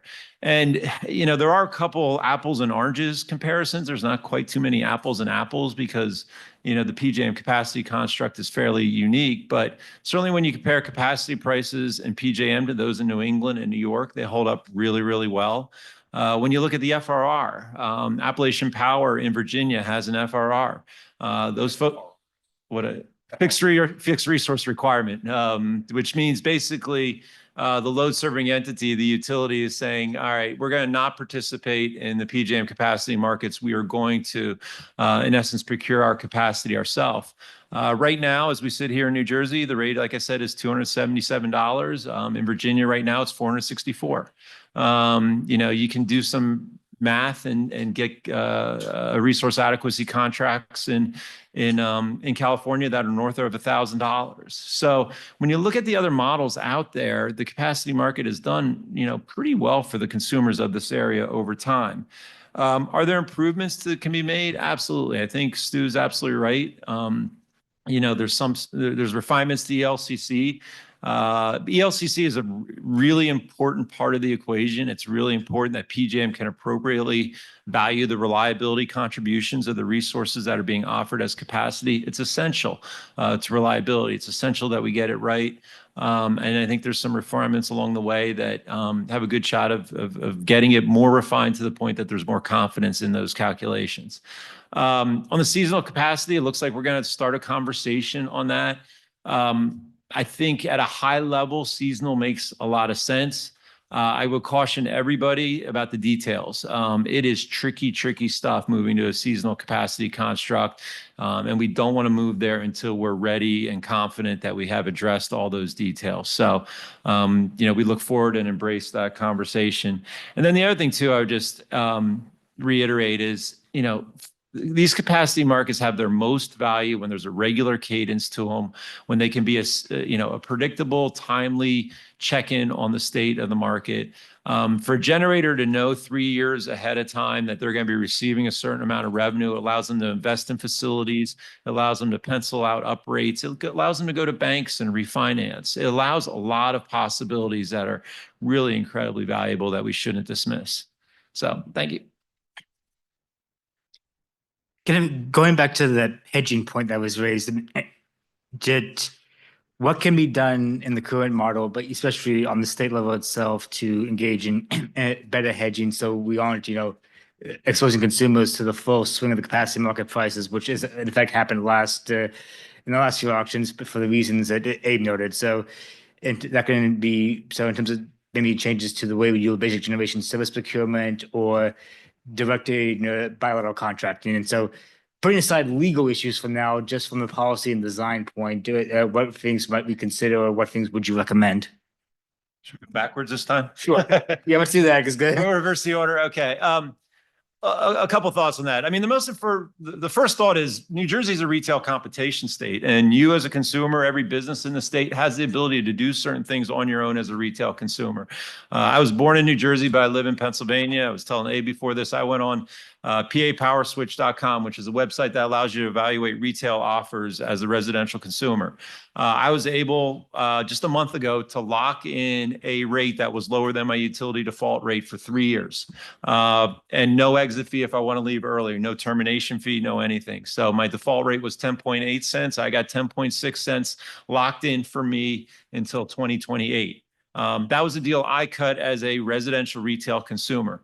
Anybody in this room who's a resident of New Jersey has the ability to, you can't go on a PA power switch, but you can, whatever equivalent tool is out there in New Jersey, I would offer that. The other thing I would offer too is, if you look at what capacity projects are being announced right now in PJM, those are really hedges that large hyperscalers are entering into. They're entering into 20, 25-year contracts to build new capacity in the PJM footprint. And that's a hedge that those consumers are making on their own. So they're making those decisions as going to bring in new capacity. I think as you look, are there other stones, if you will, for the hedging opportunity? I think the logical one to look under is the BGS. BGS is for the people who do not elect on their own to create a hedge. That's the state stepping in and saying, you decided not to shop, which I respect as a choice. You decided not to shop. Therefore, we're going to look at how we procure power for you. And there's opportunities certainly in that. And I know other states are looking at it as well. So in my mind, those are, I think option A is willing buyers, willing sellers, no matter what the size, getting together and making that happen. Option 2 is the BGS process for those consumers who don't shop. And I'm sure Abe will expand on that. Yeah. And, I'll just say, New Jersey has been hedging our retail rates for a long time through our solar programs, through our offshore wind program. We're currently doing it through the storage program. These are all programs that are designed to bring in new capacity, new investment into the state in exchange for some sort of long-term stream of revenue to the generator. That is incredibly important, right? And it's important to recognize that. I also think that the basic generation service function is incredibly important. This is probably like the most misunderstood part of New Jersey's energy mix, is that the state is actually going out and buying on all of our behalves a third of the power for next year, a third of the power for the year after that, and a third of the power for the year after that on a rolling basis. That provides us a lot of stability. And that has worked over the years extremely well in New Jersey. So we are not exposed to a lot of the sort of, eccentricities of these various markets. And for energy, that continues to work. But part of the problem and the reason why we're all here today, frankly, is that hedging system has broken down for capacity. So we are effectively coming into the capacity market unhedged on capacity and hedged for energy. And so we're all seeing the very high prices and the new entry signals we're getting from the capacity market in our bills really, really quickly, without sort of the mediating impact of that 3-year forward procurement. And again, that comes back to the fact that we simply don't have that forward price signal from PJM at the moment. So what do we do with that? We either need to work with PJM to reestablish that type of forward price signal, or we as a state and potentially in combination with other states need to create our own forward price signal.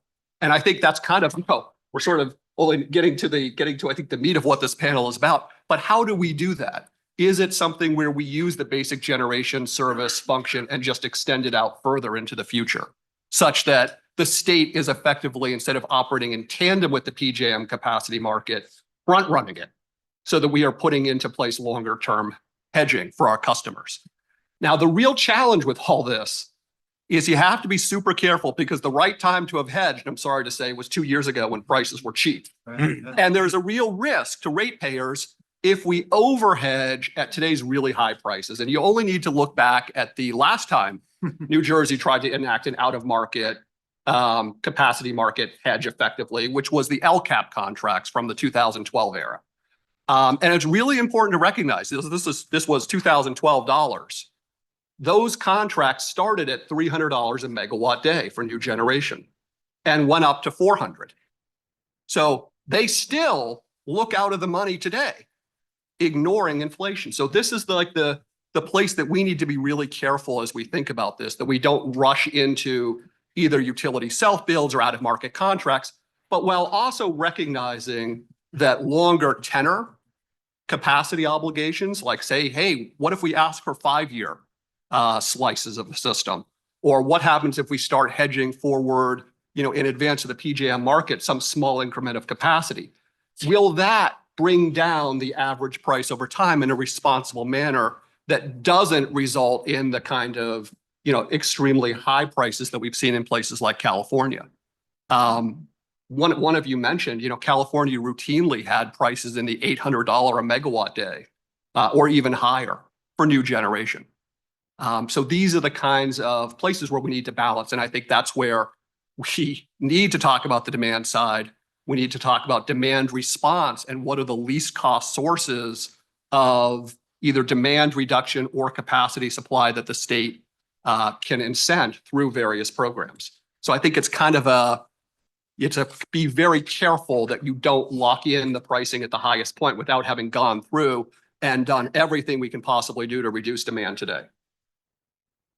Yeah, I fully agree with Abe on that there is a market for buyers and there's a market for sellers, and you want to buy at the right time, right? Depending on which side you are.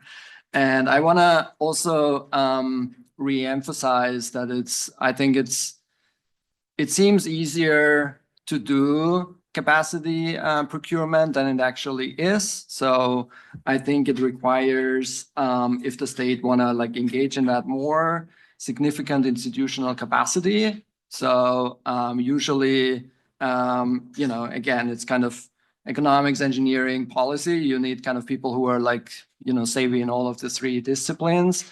You probably want to have people who have trading experience and really know markets very well and know when it is a good time to buy and when not. So I'm sharing Abe's concerns that even if things look scary right now because of the last auction, it's not probably the best idea to just immediately rush into this market now. I think also another issue is that if a state would move on to something, there's still the PJM capacity market, which has a price which will act as sort of a reference price, because if in a world where adding supply capacity is constrained, people will always say, well, why should I give it to you cheaper if I can put it in the other state that is part of the PJM market and I get this money? So I think there are real world issues related to that, and I share Abe's caution for be very careful with that. Yeah, I don't have too much to add to what's already been said, but maybe just from a bit of a different angle, because when I think about these markets, and again, sort of the intent and the design of these markets and how they operate and how retail restructured mechanisms act sort of in concert with the wholesale market, to me, it all sort of comes back to risk and risk evaluation. And that you can look at that from multiple sides, right? So there's the investor risk. Liam talked very well on the last panel about developers and the investors in development and the risk that they take on.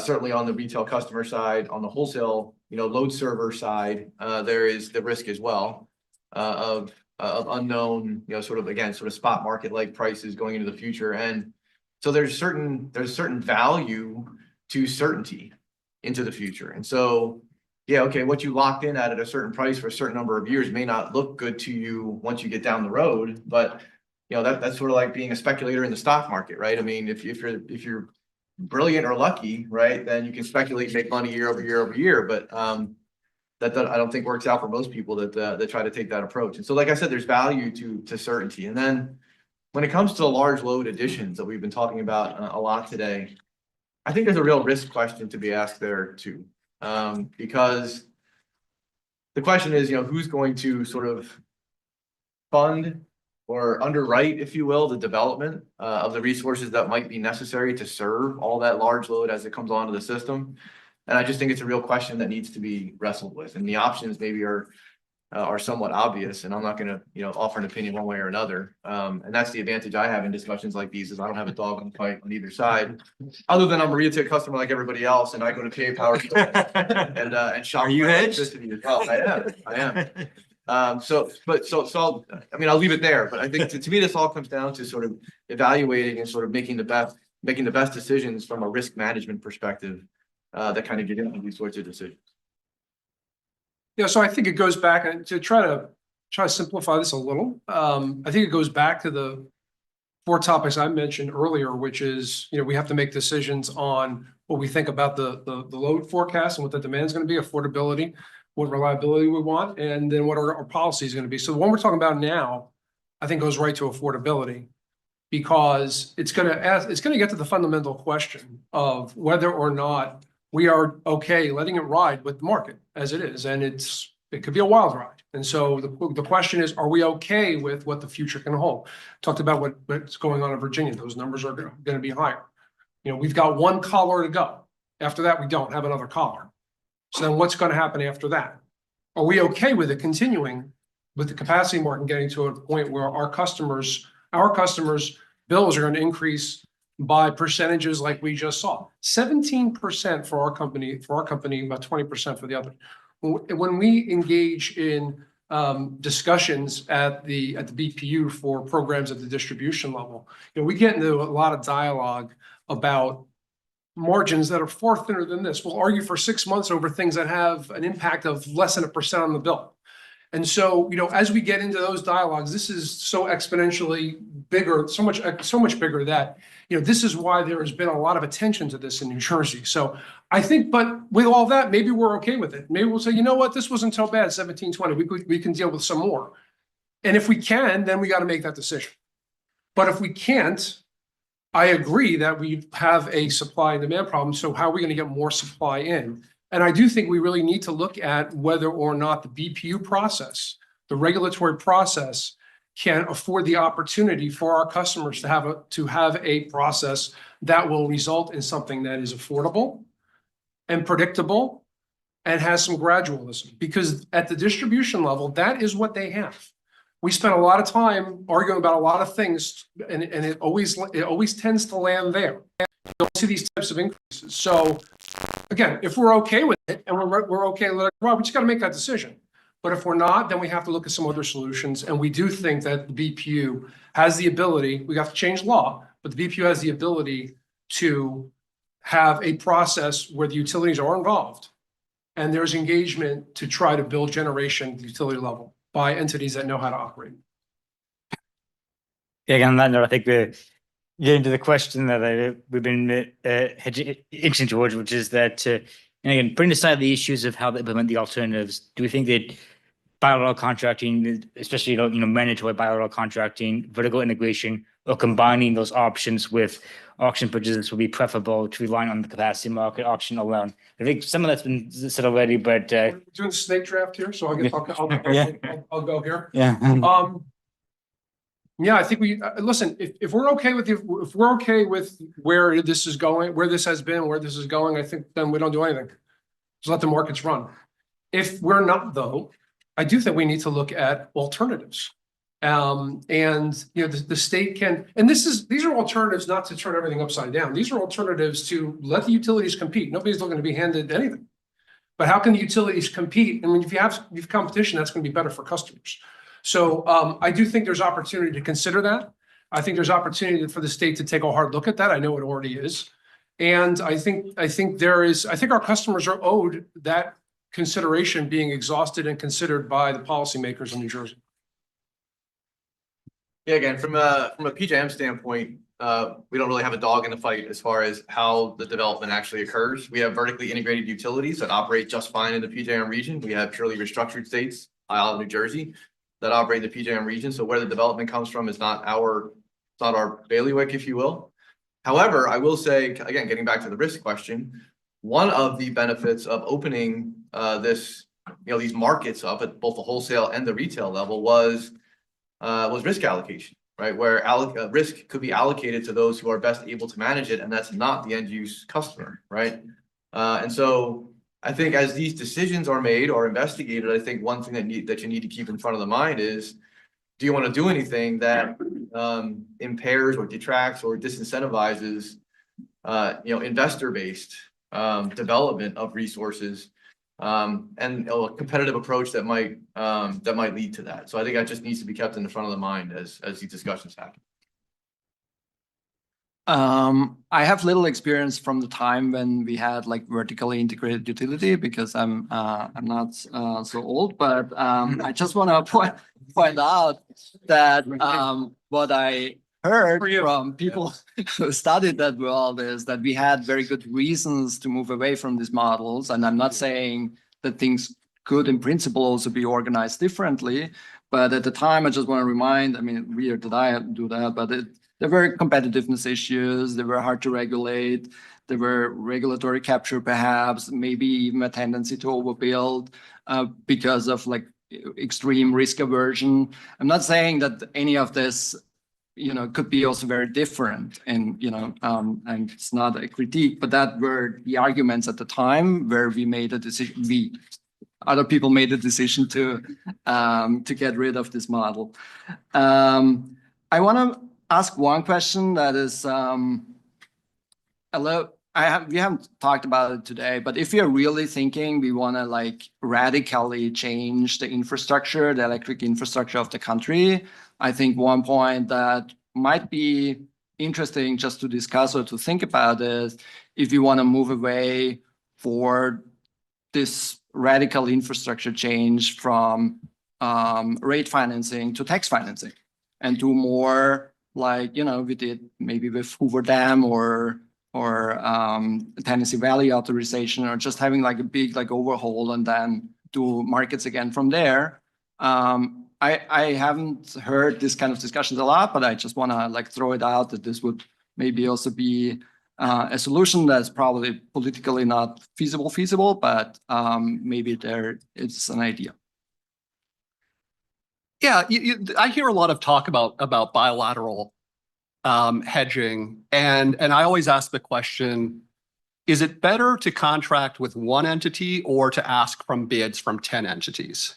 And in almost every case, you're going to get cheaper results if you put it out there in a wider context. And in fact, if you look at what the BPU went through in its resource adequacy investigations docket, which Ian was certainly instrumental in putting together, and so was Paul and many of the others in the room here.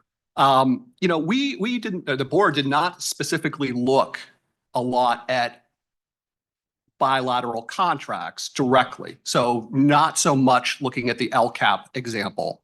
Partially because of legal concerns, partially because it's exposed to risk under the minimum offer price rule, but also because you simply get less competitive outcomes. Now, I think it's really important to separate out the mechanism by which you're contracting from what you're contracting for. And it may very well be that as we sort of, stand here today, where we need significant reforms to our resource adequacy process, that we want to look into the future and say, okay, New Jersey wants a clean system. We want to have a role for things like advanced nuclear, for offshore wind, perhaps advanced geothermal, things that have long lead time resources. And it is totally appropriate to talk about how do we look forward and establish a market mechanism for getting those resources that may look quite different than today's capacity market. Glenn, you were looking for something we'll disagree on. I would really like to see the state prioritize capacity purchases from non-emitting resources. That can be anything from, nuclear to carbon capture and sequestration to energy storage, whatever it is. And I think there should be a price reflected in that capacity procurement. But we don't have to worry about whether it's a bilateral contract or not. And the moment is ripe right now where you have a lot of states all going through the same physical financial pain that our ratepayers are going through, who are coming to the table interested in multi-state solutions that will result in a better, potentially longer term, longer tenor type of resource adequacy market. Now's the time to sit there and think about what do we want that resource mix to look like and how do we design it? And I think that, again, is totally separate from the mechanism that we use for procuring that. And why not have a competitive market? Why would you ever assign it to one particular entity? And so I think it's just really important that we keep that in mind and make sure we don't sort of, get rid of the elements of the capacity market that we don't like and replace it with something that is simply inherently less competitive when there are competitive means of accomplishing our policy goals. Yeah, so unlike Stu, I do have a dog in a fight on this one. And unlike Chris, I do remember the bad old days of vertically integration. So a couple thoughts. I mean, like I said, I was part of the team in Pennsylvania that decided to restructure the industry there. I worked very closely with my colleagues in New Jersey at the time, folks like Connie Hughes, Gene Fox, Fred Butler, some folks that I'm sure some folks in this room recognize. And there was a reason we moved away from the vertically integrated model. It was clunky, it was inefficient, and at the end of the day, consumers were paying more than they should have for electricity. And we realized that we could see, massive, if you will, investments done with competitive dollars that would really force the efficiencies of competitive markets to the generation sector. And we've seen that, right? We've seen some of the most efficient plants on the planet built here in the PJM footprint. It cost New Jersey close to $4 billion to pay off the stranded costs associated with vertical integration. Good job, New Jersey. It was dollars well spent because over the the last several years, you've been able to benefit from the efficiencies of the market. And I think Abe raises an excellent point. I mean, we keep coming back to this LCAP example. My experience has been when regulators, policymakers try to outsmart the market, they tend to end up on the wrong side of the economics. And that's exactly what happened in LCAP. LCAP, early 2010, signed into law by Governor Christie. It was New Jersey was convinced at the time that there would be no new natural gas plants built in the New Jersey or in the PJM footprint, and New Jersey needed to do something to incent that generation, to incent that investment. Right now, New Jersey would be paying $380 in the capacity market. It goes up to like $430. There were 3 LCAP plants. It would have been $1 billion extra in payments moving from the pockets of New Jersey ratepayers to those generators who built that facility. You have to be very careful about timing the market. And I know right now we're at a moment in time where we're real concerned, right? I mean, we heard this morning that 30 out of 32 gigawatts of the out of capacity is going to be data centers. That's a very daunting numbers. But think about it for a moment. What happens if we're sitting here 5 years from now and that load does not show up? What happens if the data centers go ahead and figure out a way to do what they do more efficiently? What happens if there's a Stanford economist or a Stanford engineer right now working on a chip that's going to reduce the energy usage of a Google search? So it's actually cheaper for AI than it is for Google. I'm feeling really good because the academic's nodding his head right now. But the reality is, if you go down the LCAP road, if you go down the vertical integration road, you are locking your consumers into commitments that go out to 2050, maybe longer. PPL is a utility in Pennsylvania that's running around now asking for the same thing, vertically integration. They also said in their earnings call, the earliest possible they could do that vertical integration, build that new generation was 2031. My gut tells me you're going to come to the commission asking for a request of 2025 years recovery. Do you know what the world's going to look like in 2040? Nobody would have predicted the world of 2025 in 2015. New Jersey tried to predict the world of 2025 in 2010, and they were $1 billion on the wrong side of that equation. So these markets reward patience. They reward commitment to the principles of competitive markets. And the last thing New Jersey or any state in this region wants to do is not allow the market to sort out these very difficult questions because it can be very expensive if you end up on the wrong side.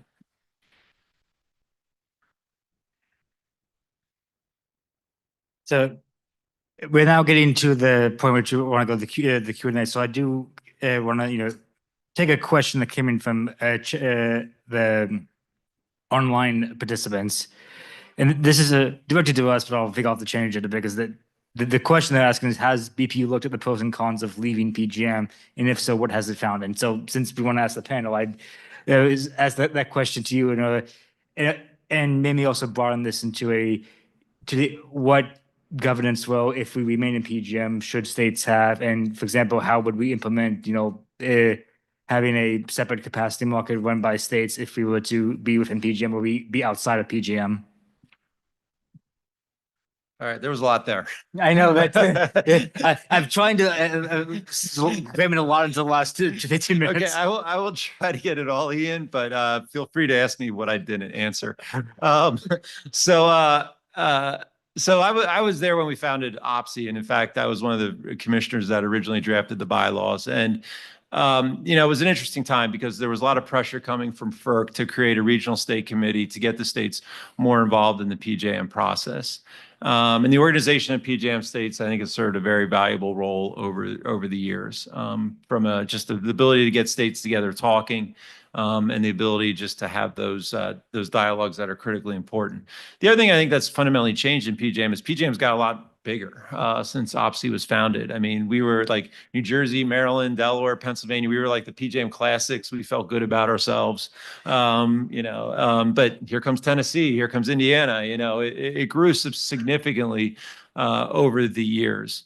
So your question is, what role should the states have? The states have an active role. I mean, it's really, really important that the states are following PJM issues, engaged in the PJM state process. The states have a very important voice that needs to be heard. At the end of the day, Glenn Thomas's view of the world, the PJM board, in its role, should act kind of like a state commission does in its role. It should take input from various sources. It should weigh the various validities associated with those comments and make independent decisions that are in the best interest of the market. If you don't agree with the decision of the PJM board, you can take it to FERC. If you don't agree with what FERC says, you can take it to court. So there's a governance process in place that I think is, at its core, the right process. Are there opportunities to make it better? Sure. I mean, there's always engagement. And the thing is, it's ironic because, I've had commissioners tell me, Glenn, don't talk to me about PJM issues. I have so many problems to worry about on the things where I do have jurisdiction. Don't bother me with the things where I don't have jurisdiction. They were saying that when prices were low. Now that prices are high, it's getting more attention, and these conversations are good. And it's great to be, in New Jersey talking about capacity markets and their value and what they bring. And so I would encourage that. In terms of the leaving PJM conversation, which I think was the second part of your question, I mean, RTOs are voluntary organizations. New Jersey, like the other utilities in the other states in the region, joined an RTO because they saw value in doing so. I think history and the numbers have proven that there is value in doing so. New Jersey is importing a lot of power right now, particularly when it's really hot. What would that have cost if New Jersey was not in an RTO? You got to ask yourself questions like that. So there is value there. This conversation comes up every time there tends to be a disagreement with PJM. But I think the PJM value proposition is real. It's proven itself. And, PJM, and I think PJM would agree with it, they have to continue to prove that value to not only states, but the consumers they serve. I'll say when I hear leaving PJM, I immediately divide it up into three separate questions. The first question is, what can the state do within the existing PJM framework to incent new supply or reduce demand? The second question is, does the state want to leave the PJM capacity market and take back jurisdiction over resource adequacy? I hate acronyms, but I'm going to use one. The FRR, Glenn talked about it earlier. This is the means that a state can absent itself from the PJM capacity market and take on that obligation itself. So that's the second thing when we talk about leaving PJM we could do. And then the third is really leave PJM, where we give up on all the benefits of having a large geographic footprint, which are so important for integrating renewables and which typically act to reduce costs. I mean, I think Glenn made a really good point.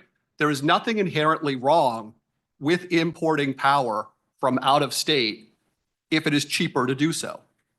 Like, that's a good thing. That is part of the PJM value proposition. And so as we talk about leaving, I think it's really important to put it in that framework And, they're sort of soft leaving and hard leaving, and you've got to decide which of those, which trade-offs you're willing to make. On the governance issue, I often refer to the PJM governors as sort of sleeping giants. The giants have woken up. I mean, they have fundamentally woken up. And I think there was a sense over the last 20 years that PJM as an institution, we had markets, we had experts working in designing these markets. The political entities within the states, aside from a sort of forays into a particular policy issue, could kind of stop paying attention. And they left a lot of the PJM engagement and heavy lifting to OPSI, which is a wonderful organization. But it is very different to be the elected representative of a state versus someone working at the Public Service Commission. And so I think as we have seen increased interest from the political side of the House, that's good, because we now have a real integrated team of the political entities within each state, the public service commissions within each state, and of course the ratepayer advocates within each state working together for reforms to the PJM process. In a lot of ways, I feel like this tech conference today is a bit of a forerunner for the multi-state tech conference that's going to happen on September 22nd, where, we have a whole bunch of PJM states coming together in Pennsylvania to talk about these issues. Governance is absolutely at the forefront. And if you sort of look at the evolution of ISOs all over the country, PJM has less involvement from the elected officials and from government in its decision-making process than almost any other ISO.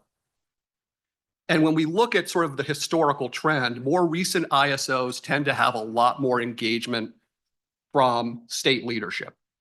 So I think we're going to see, frankly, it's going to be an opportunity for PJM to decide, do we hold sort of a constitutional convention where we talk about how do we fix PJM governance?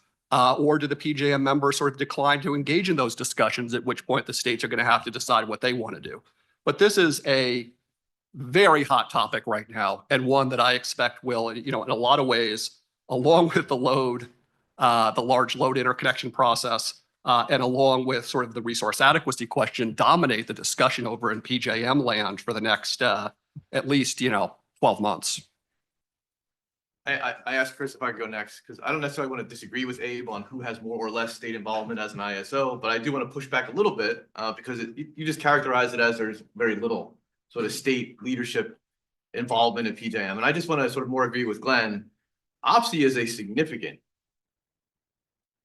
influencer. Is that a good word for you social media types out there? In the PJM process. I mean, Glenn, you can correct me if I go wrong on this, but I think one of the reasons why the states aren't members of PJM, like maybe CAPS is, like the consumer advocates are, is because the OPSI leadership, the OPSI board, meets directly with the PJM board multiple times per year.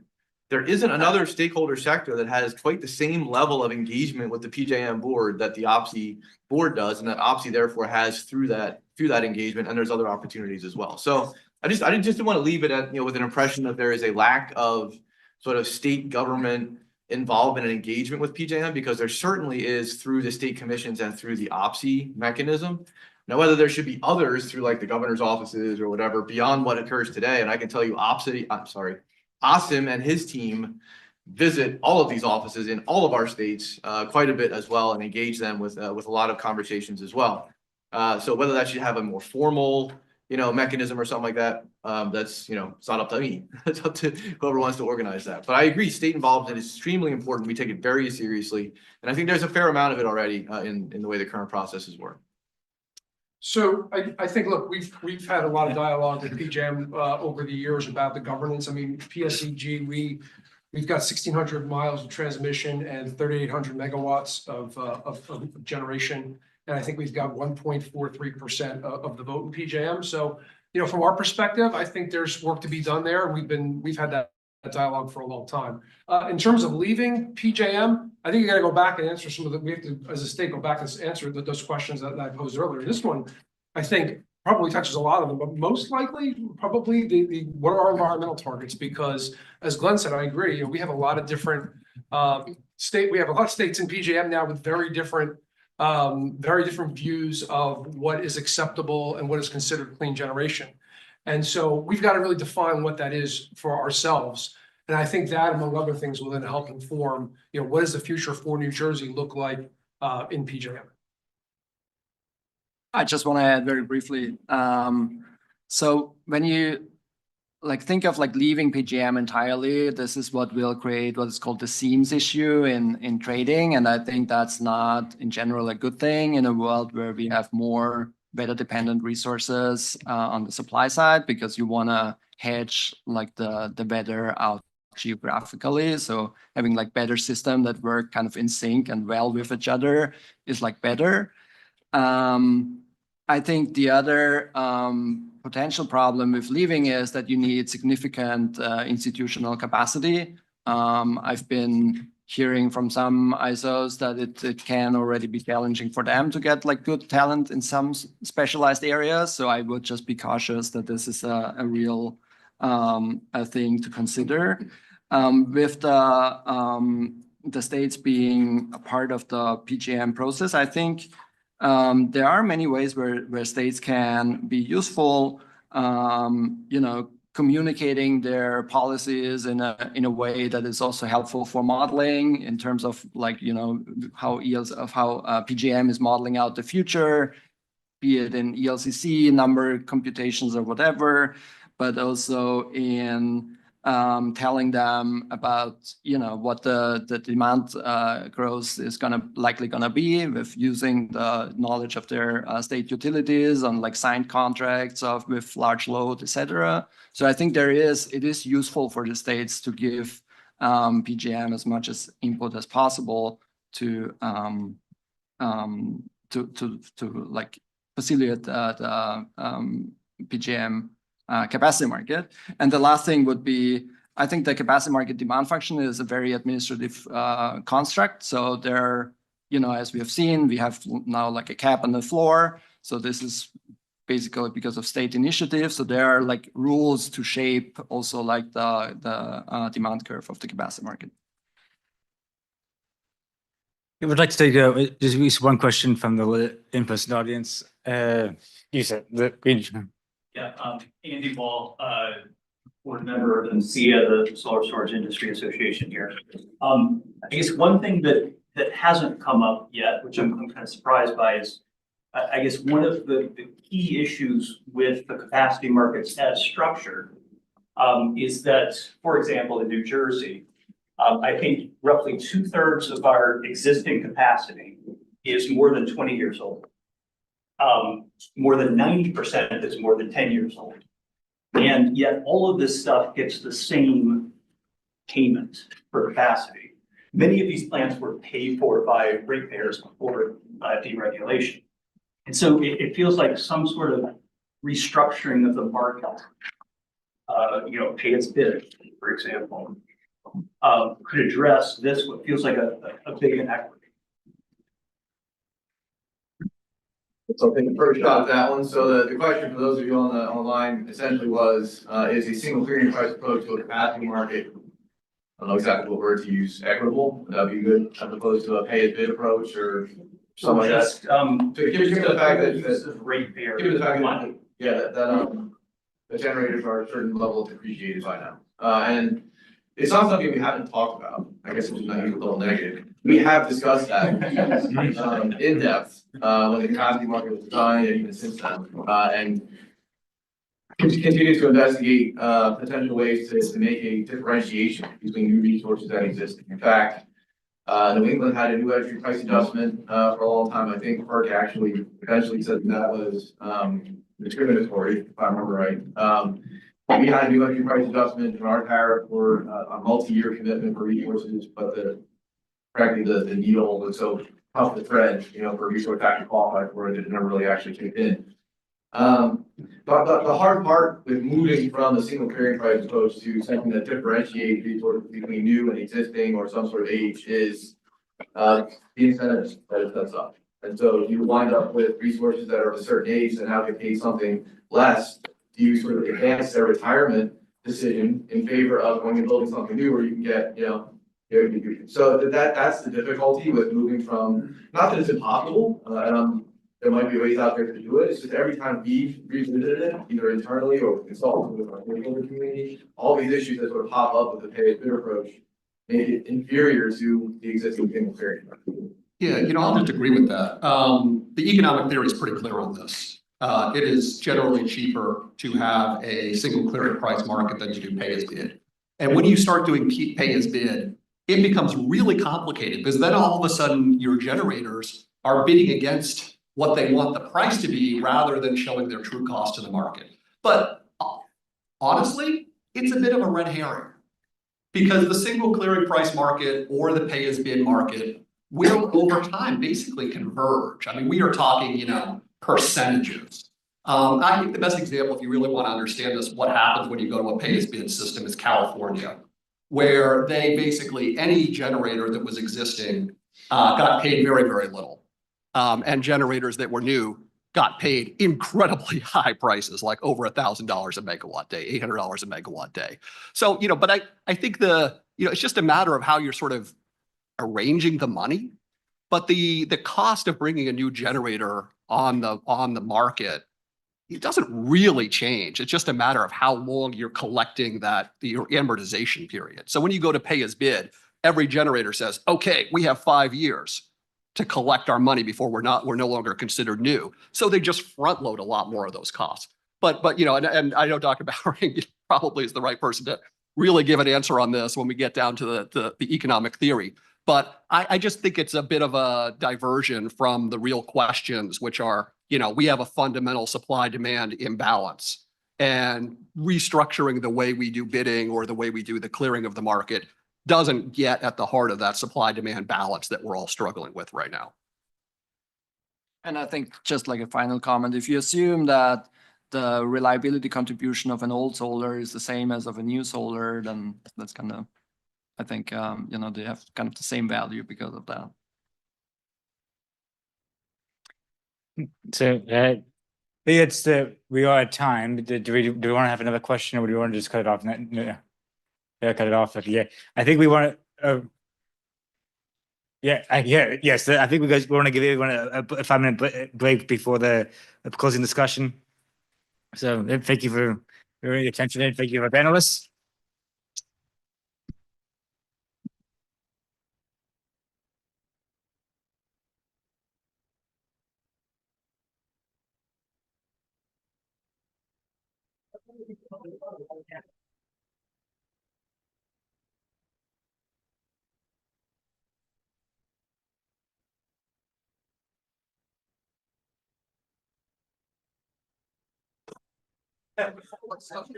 The closing discussion will begin around 3:55. Thank you, everybody.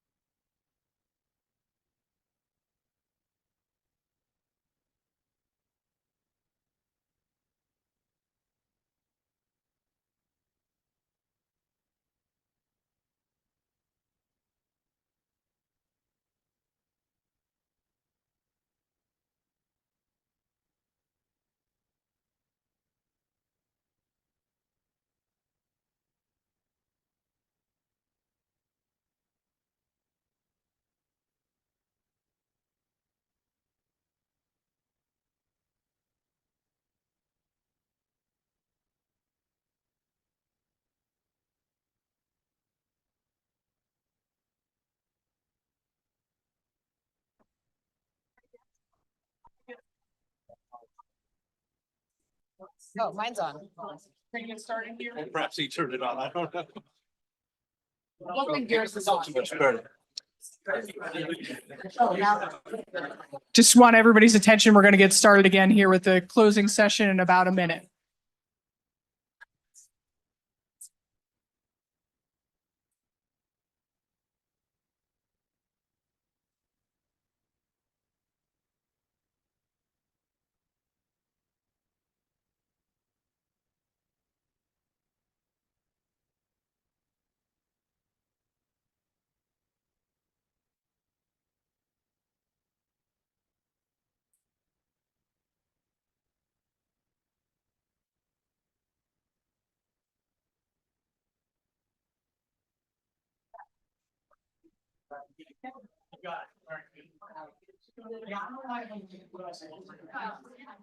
If everyone could please take your seats, we're going to get started here momentarily.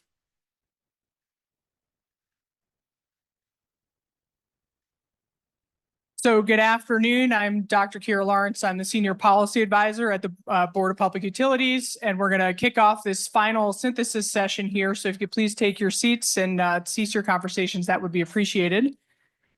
Before we get started, I just want to offer a big thank you to BPU staff broadly writ, not only the Office of Federal Renewable Policy team, but our external affairs team, our communications team, our Division of Clean Energy, and all the staff of the BPU that contributed to making this technical conference a success today. Thank you very much. And I want to thank the panelists. I want to thank the panelists and discussants that participated today, and I want to thank all that gathered here to be part of this tech conference, both here in the room and also online participants.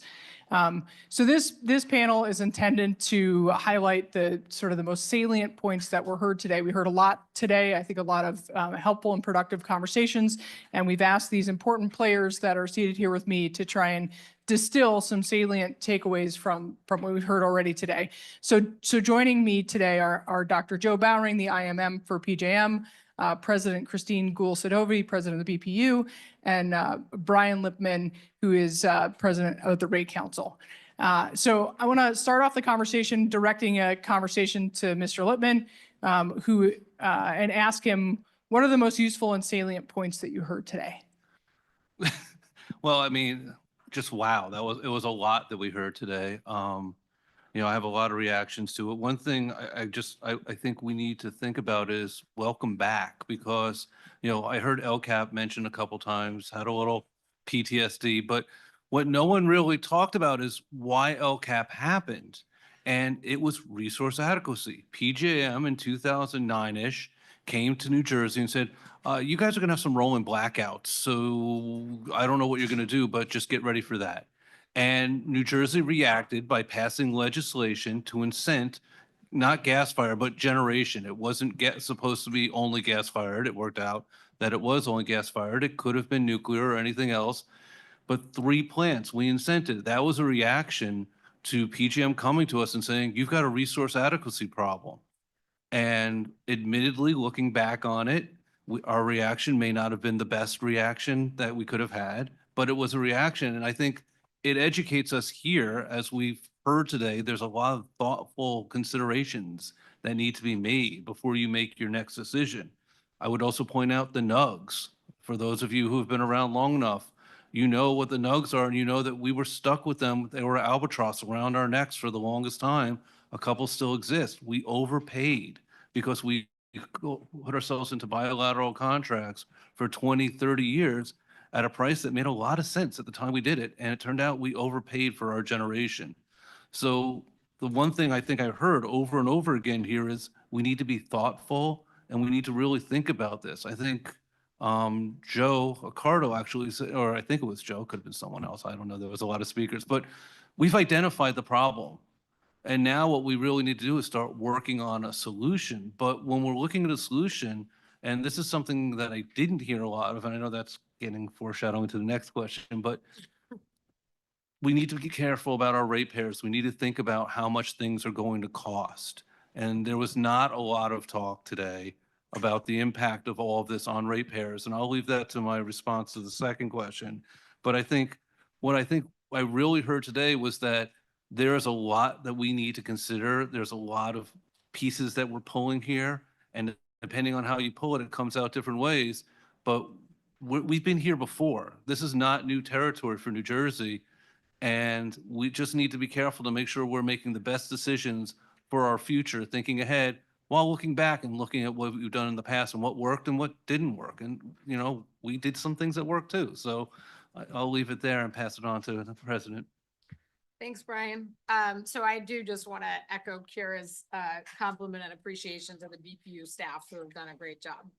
So, you know, I think that for me, what the most important takeaway that I have is that while we are facing a significant challenge and probably the greatest challenge, you know, that the energy industry and utility regulators will face for some time, is that there is not a one singular silver bullet, if you will, to getting to the necessary resource adequacy that we've talked about today. There are a significant number of opportunities when it comes to resource adequacy. There are both on the supply and demand side. We can't only be looking at the supply when it comes to resource adequacy. We have to also be looking at how we reduce demand. And that's something that, as I said in my opening remarks, New Jersey has done through our energy efficiency programs. And I'm segueing a little bit into one of the other questions that we probably won't get to. But, you know, these opportunities come in the form of new generation. Obviously, the administration's position is that should come from clean resources. But we have been developing those clean resources, solar and storage, and I think there were many references to the storage program today. So we're going to continue to do that. And that's an opportunity. But we also have to look at transparency when it comes to interconnection, making sure that the load projections that, you know, we are seeing at PJM are really going to come to fruition, because we don't want to be in a situation where we have stranded costs because we've made significant investments in new generation and they're not needed. But there really is no one answer. There are a lot of possibilities when it comes to changes in the regulatory framework, incentivizing new generation, whether it's, you know, coming from clean carbon-free resources or whether it's coming from fossil. It does come at a cost no matter what. And I think, you know, Brian kind of alluded to what he's going to say later, but what I'm going to say now is that all of these opportunities come at a cost to energy consumers. Right now, the cost is driven by the capacity market prices. Those prices are not necessarily incentivizing new generation. Sure, they're incentivizing uprates, and that's great, but new construction is not happening. And so consumers are going to be shouldering the cost of new generation. And so we have to really do whatever we can to keep those costs down. And, you know, that's a challenge that certainly I face on a daily basis, and I know my colleagues as well face on a daily basis. So I really want to get to the second part, so I'll be very brief on the first part. So I heard a lot of support for markets, some very eloquent support of markets. I heard some very significant alternatives to markets, a lot of proposals for undercutting markets, done kind of quietly, but still it was there. Cost of service regulation, state programs of various kinds, DER, but all subsidized by from non-market sources. So I heard the tension between market and non-market solutions very clearly. And it's good to get that out there. I heard it recognized that the PJM capacity market is clearly an administrative construct. Some recognize that, some didn't. A lot of people talk about supply and demand. I'm guilty of that, being an economist, but supply and demand doesn't really do service to what we're really facing now. And it's essential that we recognize that the PJM capacity market is very much an administrative construct, both on the supply side, we'll talk about that with the LCC, as well as the demand side. There's always been a maximum price. It's not new, it's not a price cap, it's a maximum price. Nothing wrong with that. It's going to go up. The cost of new technology, the cost of a CT is going up. The time it takes to get one is going up. There's no question that's going to happen. We're in a single clearing price market. But the the real issue that we'll get to in a minute is the role of data center load growth. People mentioned it. I don't think the centrality of that was recognized adequately, but we'll get to that in a minute. Great, thank you all. And we'll run it back in the other direction here. So the second question is there anything you heard that you wanted to take time to question or challenge? What would you add to what you heard today? And Oh, we'll ask you to go first, Dr. Bowery. Now for the fun part. So, we all know what the BRA price has been repeated multiple times. One thing to remember is somebody said, so I heard lots of things that made me want to jump up and yell during the day, but you'll be glad to hear I restrained myself. The first one was that the PJM capacity market cleared long. It didn't. It cleared short, not by very much, not the end of the world, but it cleared short, 208.7 megawatts. FR has nothing to do with that. The capacity market cleared short. This is the fact. So one of the very first speakers said it cleared long. That's not correct. Now, why I feel it necessary to bring that to your attention, I'm not quite sure, but it is just important to get that fact out there. Another fact that came up during the day is that there's an endemic market power in the capacity market. That's the reason we have a maximum price. It's to prevent the exercise of market power while reflecting the actual net cost of new entry, which has to be the maximum price in the capacity market. Capacity market is not and never has been a bilateral market. I liked what Abe had to say about bilateral markets. Very well said. I won't say all that, but it's always been from the very first day that the Pennsylvania PUC talked FERC and PJM to have a capacity market. It's always been must buy. Must sell is to protect load serving entities from the exercise of market power by generators who at the time owned all of the generation and were not really willing to sell it to their competitors. We have been looking at all this in the quad review along with everyone else. The cost of CT is going up. We talk to GE about it all the time. Every time we talk to them, the cost has gone up again, and the time period for getting one is extended by another 12 months or so.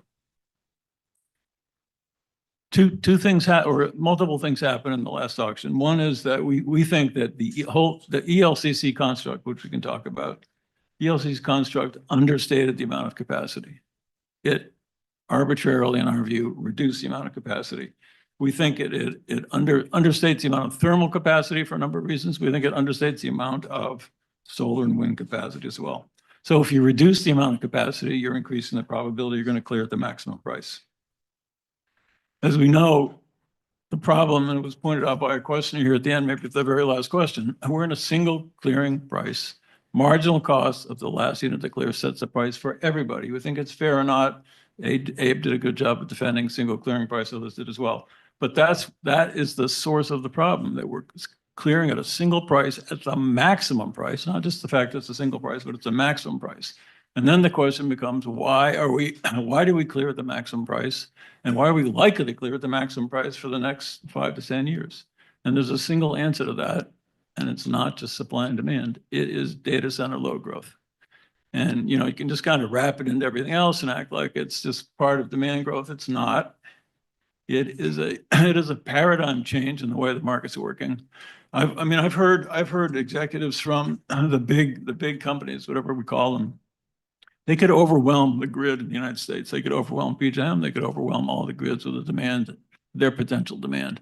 I like the thought that it's a bubble and that someone's going to already coming up now with a more efficient way to do AI. And we hope that's all true. But in the near term, not just the demand, but the forecasted demand for data centers is what's driving the prices. Remember, it's both, because what PJM creates a VRR curve, the demand curve, what goes into there is the forecast. And this is not a criticism of PJM. It is not possible, and it never will be possible to correctly forecast demand for data centers. Why is that? Because they are willfully secretive. Is there something wrong with that? No. They are competitors. They're competing with one another. They have NDAs. They don't tell everyone what they're doing. They don't tell multiple utilities that they're all talking to each one of them, even though they are. The forecast is wrong. It is unverifiable. It will always be wrong. So what's the solution? See, I do have one single simple solution. And it's called bring your own generation. It's not complicated. It solves lots of problems. And it reduces the probability that for everyone else, you'll be at the maximum price. So if it's the case, if we took out the load, the existing data center load and the forecast load from the prior auction, that made about $9 billion of difference out of the $12 billion increase. 9 billion of that was a result solely of data center load. Relatively simple sensitivity, but think about that. Of the $12 billion increase, 9 billion results of data centers. Prices are going to go up. We're not in support of low prices. In order to meet the demand for capacity in PJM, of course, prices are going to have to go up. But the underlying, what we call organic load growth in PJM, does not justify maximum prices now and is not going to over the foreseeable future. But data center load does have to be met. Don't misunderstand. It does have to be met. But it should be met through some form of either say you have to wait 5 years or 6 years to get hooked up until we have enough generation, or you bring your own, you get expedited treatment. Perfectly logical, rational, and it solves a lot of the problems that were identified today. I think it does not receive enough attention, and it's something we tend to look away from just because it's staring us all in the face and coming down the road. But that to me is the single biggest issue that's facing the PJM capacity market, PJM markets in general. And it just needs to be faced up and dealt with one way or another. Thanks. Thanks. So I think, I'm going to go back to what I started to talk about initially, which is that all of these decisions are going to come at a cost, and they're not necessarily always a direct cost to ratepayers in the form of the cost of the capacity market increases, or if we are talking about as, re-regulation scenario where we're going back to a vertically integrated model, there will be costs to ratepayers there. The incentives for solar and storage come at a cost to ratepayers, but there are also implications to these decisions that are, ancillary costs that maybe are not directly attributable to one generation decision or other. But let's talk a little bit more, I think, about the implications of climate change and the costs associated with climate change and the implications of, the kinds of generation that we bring online. There are emissions profiles associated with, different generation, and we have to be considerate of those things and those costs that come along with the emissions profiles. That's why, the governor and this administration has prioritized clean energy. But as a result, we have grown an industry in the state of New Jersey, the solar industry primarily, and that now is the quickest form of new generation, the quickest and cheapest way to get new generation online. I'm not suggesting that we should eliminate all other possibilities, but if we are talking about getting new generation online as quickly as possible and as cheaply as possible, we have been doing that with solar, and I think need to continue to prioritize that. And again, we've also looked at energy efficiency and demand response. Those are low cost options to bring peak demand down. And we need to continue to expand those programs and invest in those resources, because again, those are the near term solutions that we know we can address some of these challenges in the next 2 to 3 year timeframe. The longer term solutions are the harder ones. And I think, what Dr. Brown brings up in terms of bring your own generation is certainly an interesting consideration. I would want to ensure that we are not bringing flexible generation that has an even more significant emissions profile, right? When we talk about flexible generation or flexibility when it comes to data centers, and we are seeing things like diesel generation, that's not the best outcome. That certainly has a higher emissions profile. If we're saying we come offline at peak time in the middle of the summer when all of our RMR resources are being utilized, and then you're coming offline as a data center and burning diesel, that's really not the outcome that I think we want to get to. What we want to get to is, a lower emissions profile for these data centers. So we have to think about that as we're considering all of these policy options. But the considerations that, we've talked about today when it comes to costs, and I'm sure Brian's going to talk more about ratepayers, because that is paramount, right? The ratepayers are paramount for the BPU as well, is that there are other cost implications to our decisions. And so if we are bringing large loads online in states around the PJM region, and we are expanding the use of fossil fuels, that's going to come at an emissions cost. And we have to consider that as we're making our decisions going forward. So I think Dr. Bowering stole my conclusion, but you're gonna have to allow me to go down the road to get there. I think the question that wasn't asked today that really is important is there a price that's too high? You know, what I heard from a number of generators was, this isn't enough. We need more in order to survive. And I'm going to steal from the PJM, from one of the PJM, because I think it's a really good indication of what you see. Think of a Venn diagram. This is how much the generators need. This is how much ratepayers are willing to pay. In the past, those two circles have overcome each other, and that's kind of the price that we've paid. I am not convinced that that circle is going to intersect anymore. Puts us in a new place where, what do? You know, we always talk about supply meeting demand. What if the supply curve and the demand curve don't meet anywhere? That's going to be an interesting question and something that we have to deal with.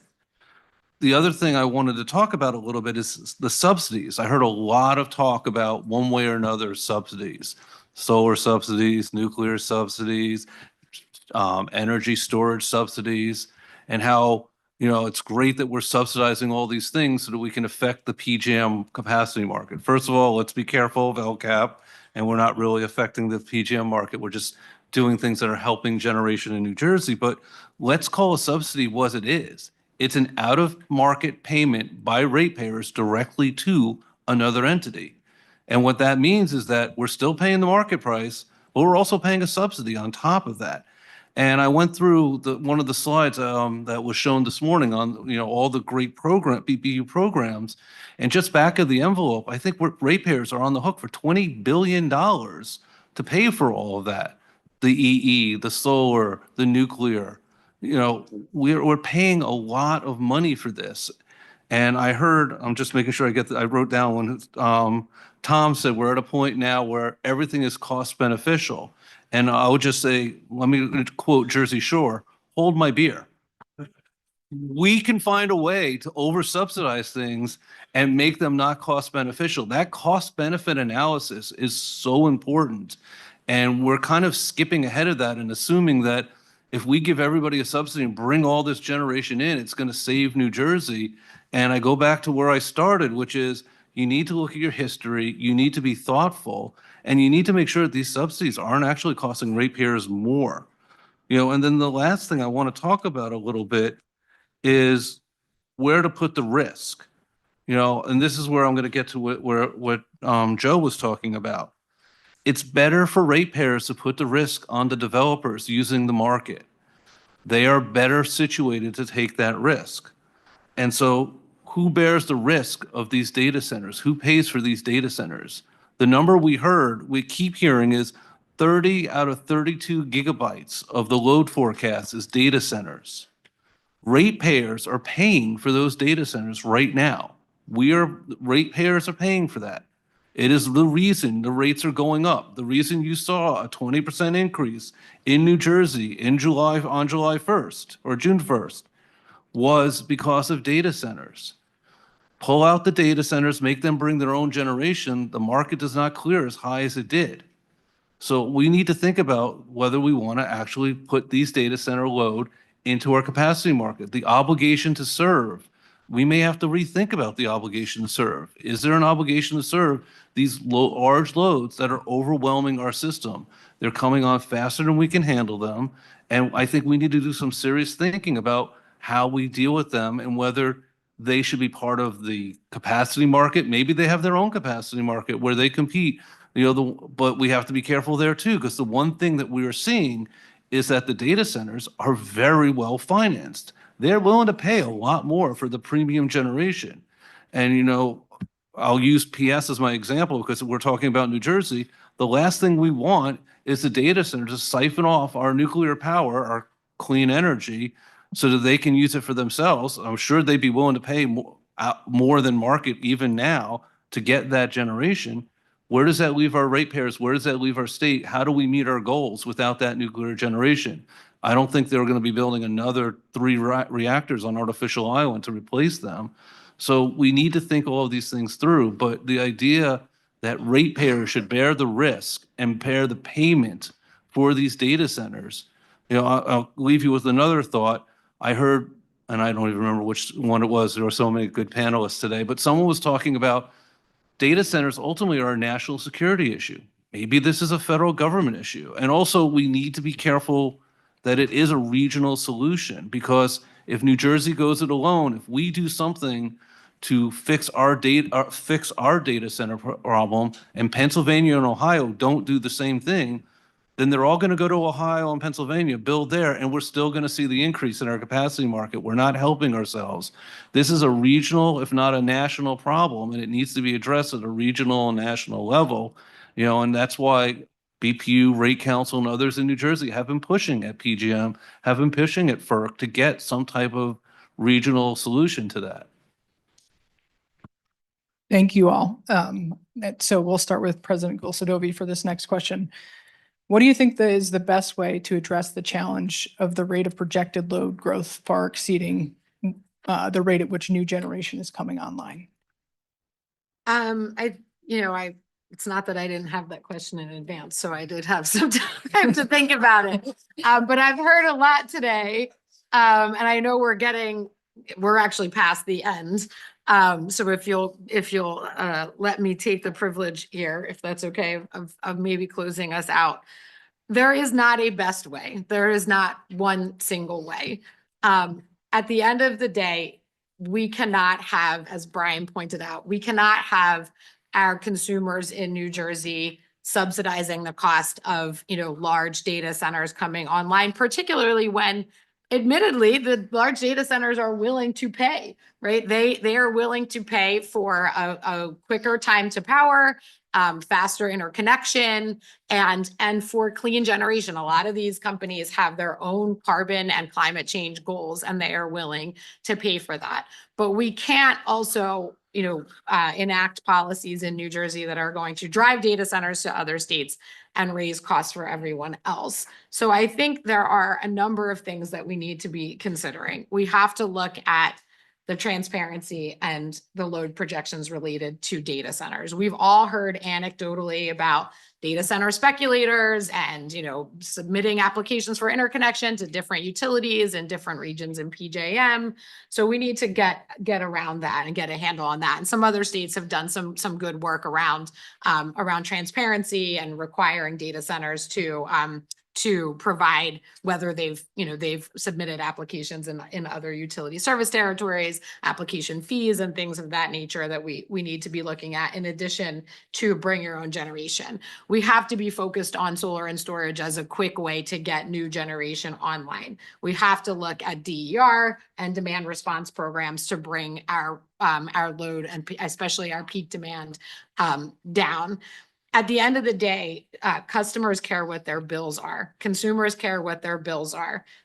So the programs that, if I may, Brian, that you've referenced, those programs, when people take advantage of those programs, not just residential customers, commercial customers, industrial customers, when they take advantage of the programs at the BPU, like community solar, like energy efficiency, like residential solar, certainly large scale solar projects with PPAs, there is a significant cost savings, and the cost becomes less of a concern for those participating customers.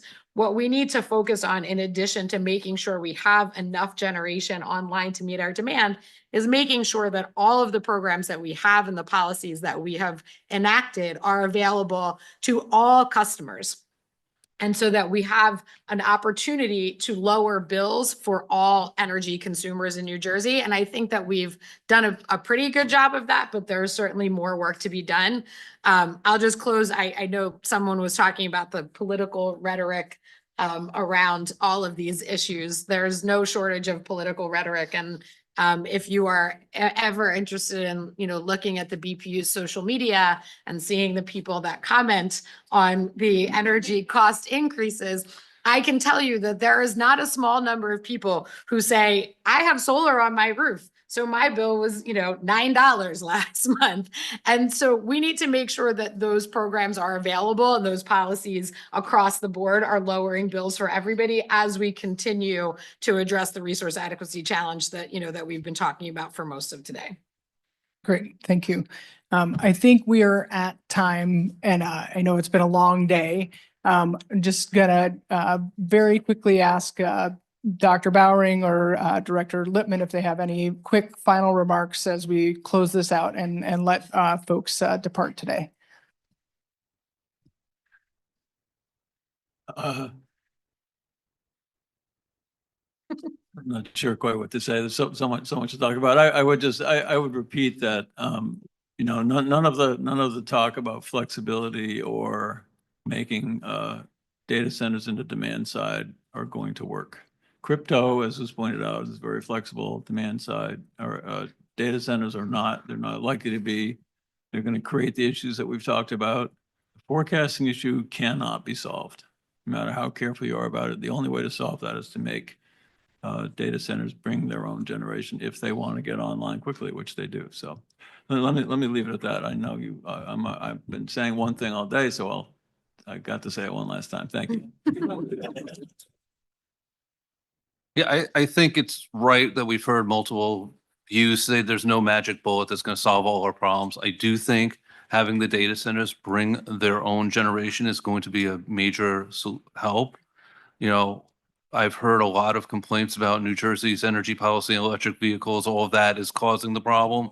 We're nibbling at the edges. It's the data centers. I mean, you take the data centers out of the equation, and I think we can handle the rest of that with our current market solutions. But I think that's really what it comes down to, is we need to figure out how to deal with these data centers and how we can get them to bring their own generation to the table so that we can meet their needs as quickly as possible. And I guess we're not going to talk about the PJM governance. September. We'll have to have another technical conference for that. So I just want to thank our final discussants again, if we give them a round of applause. Thank you very much. And thank everybody again for your participation today. And just note that there is an opportunity to submit post-conference comments, and you can do so at the docket number shown on the screen here. And that deadline for comment submission is 5 p.m. on August 19th, 2025. So thank you all very much. We really appreciate your participation and hope you have a wonderful rest of your day.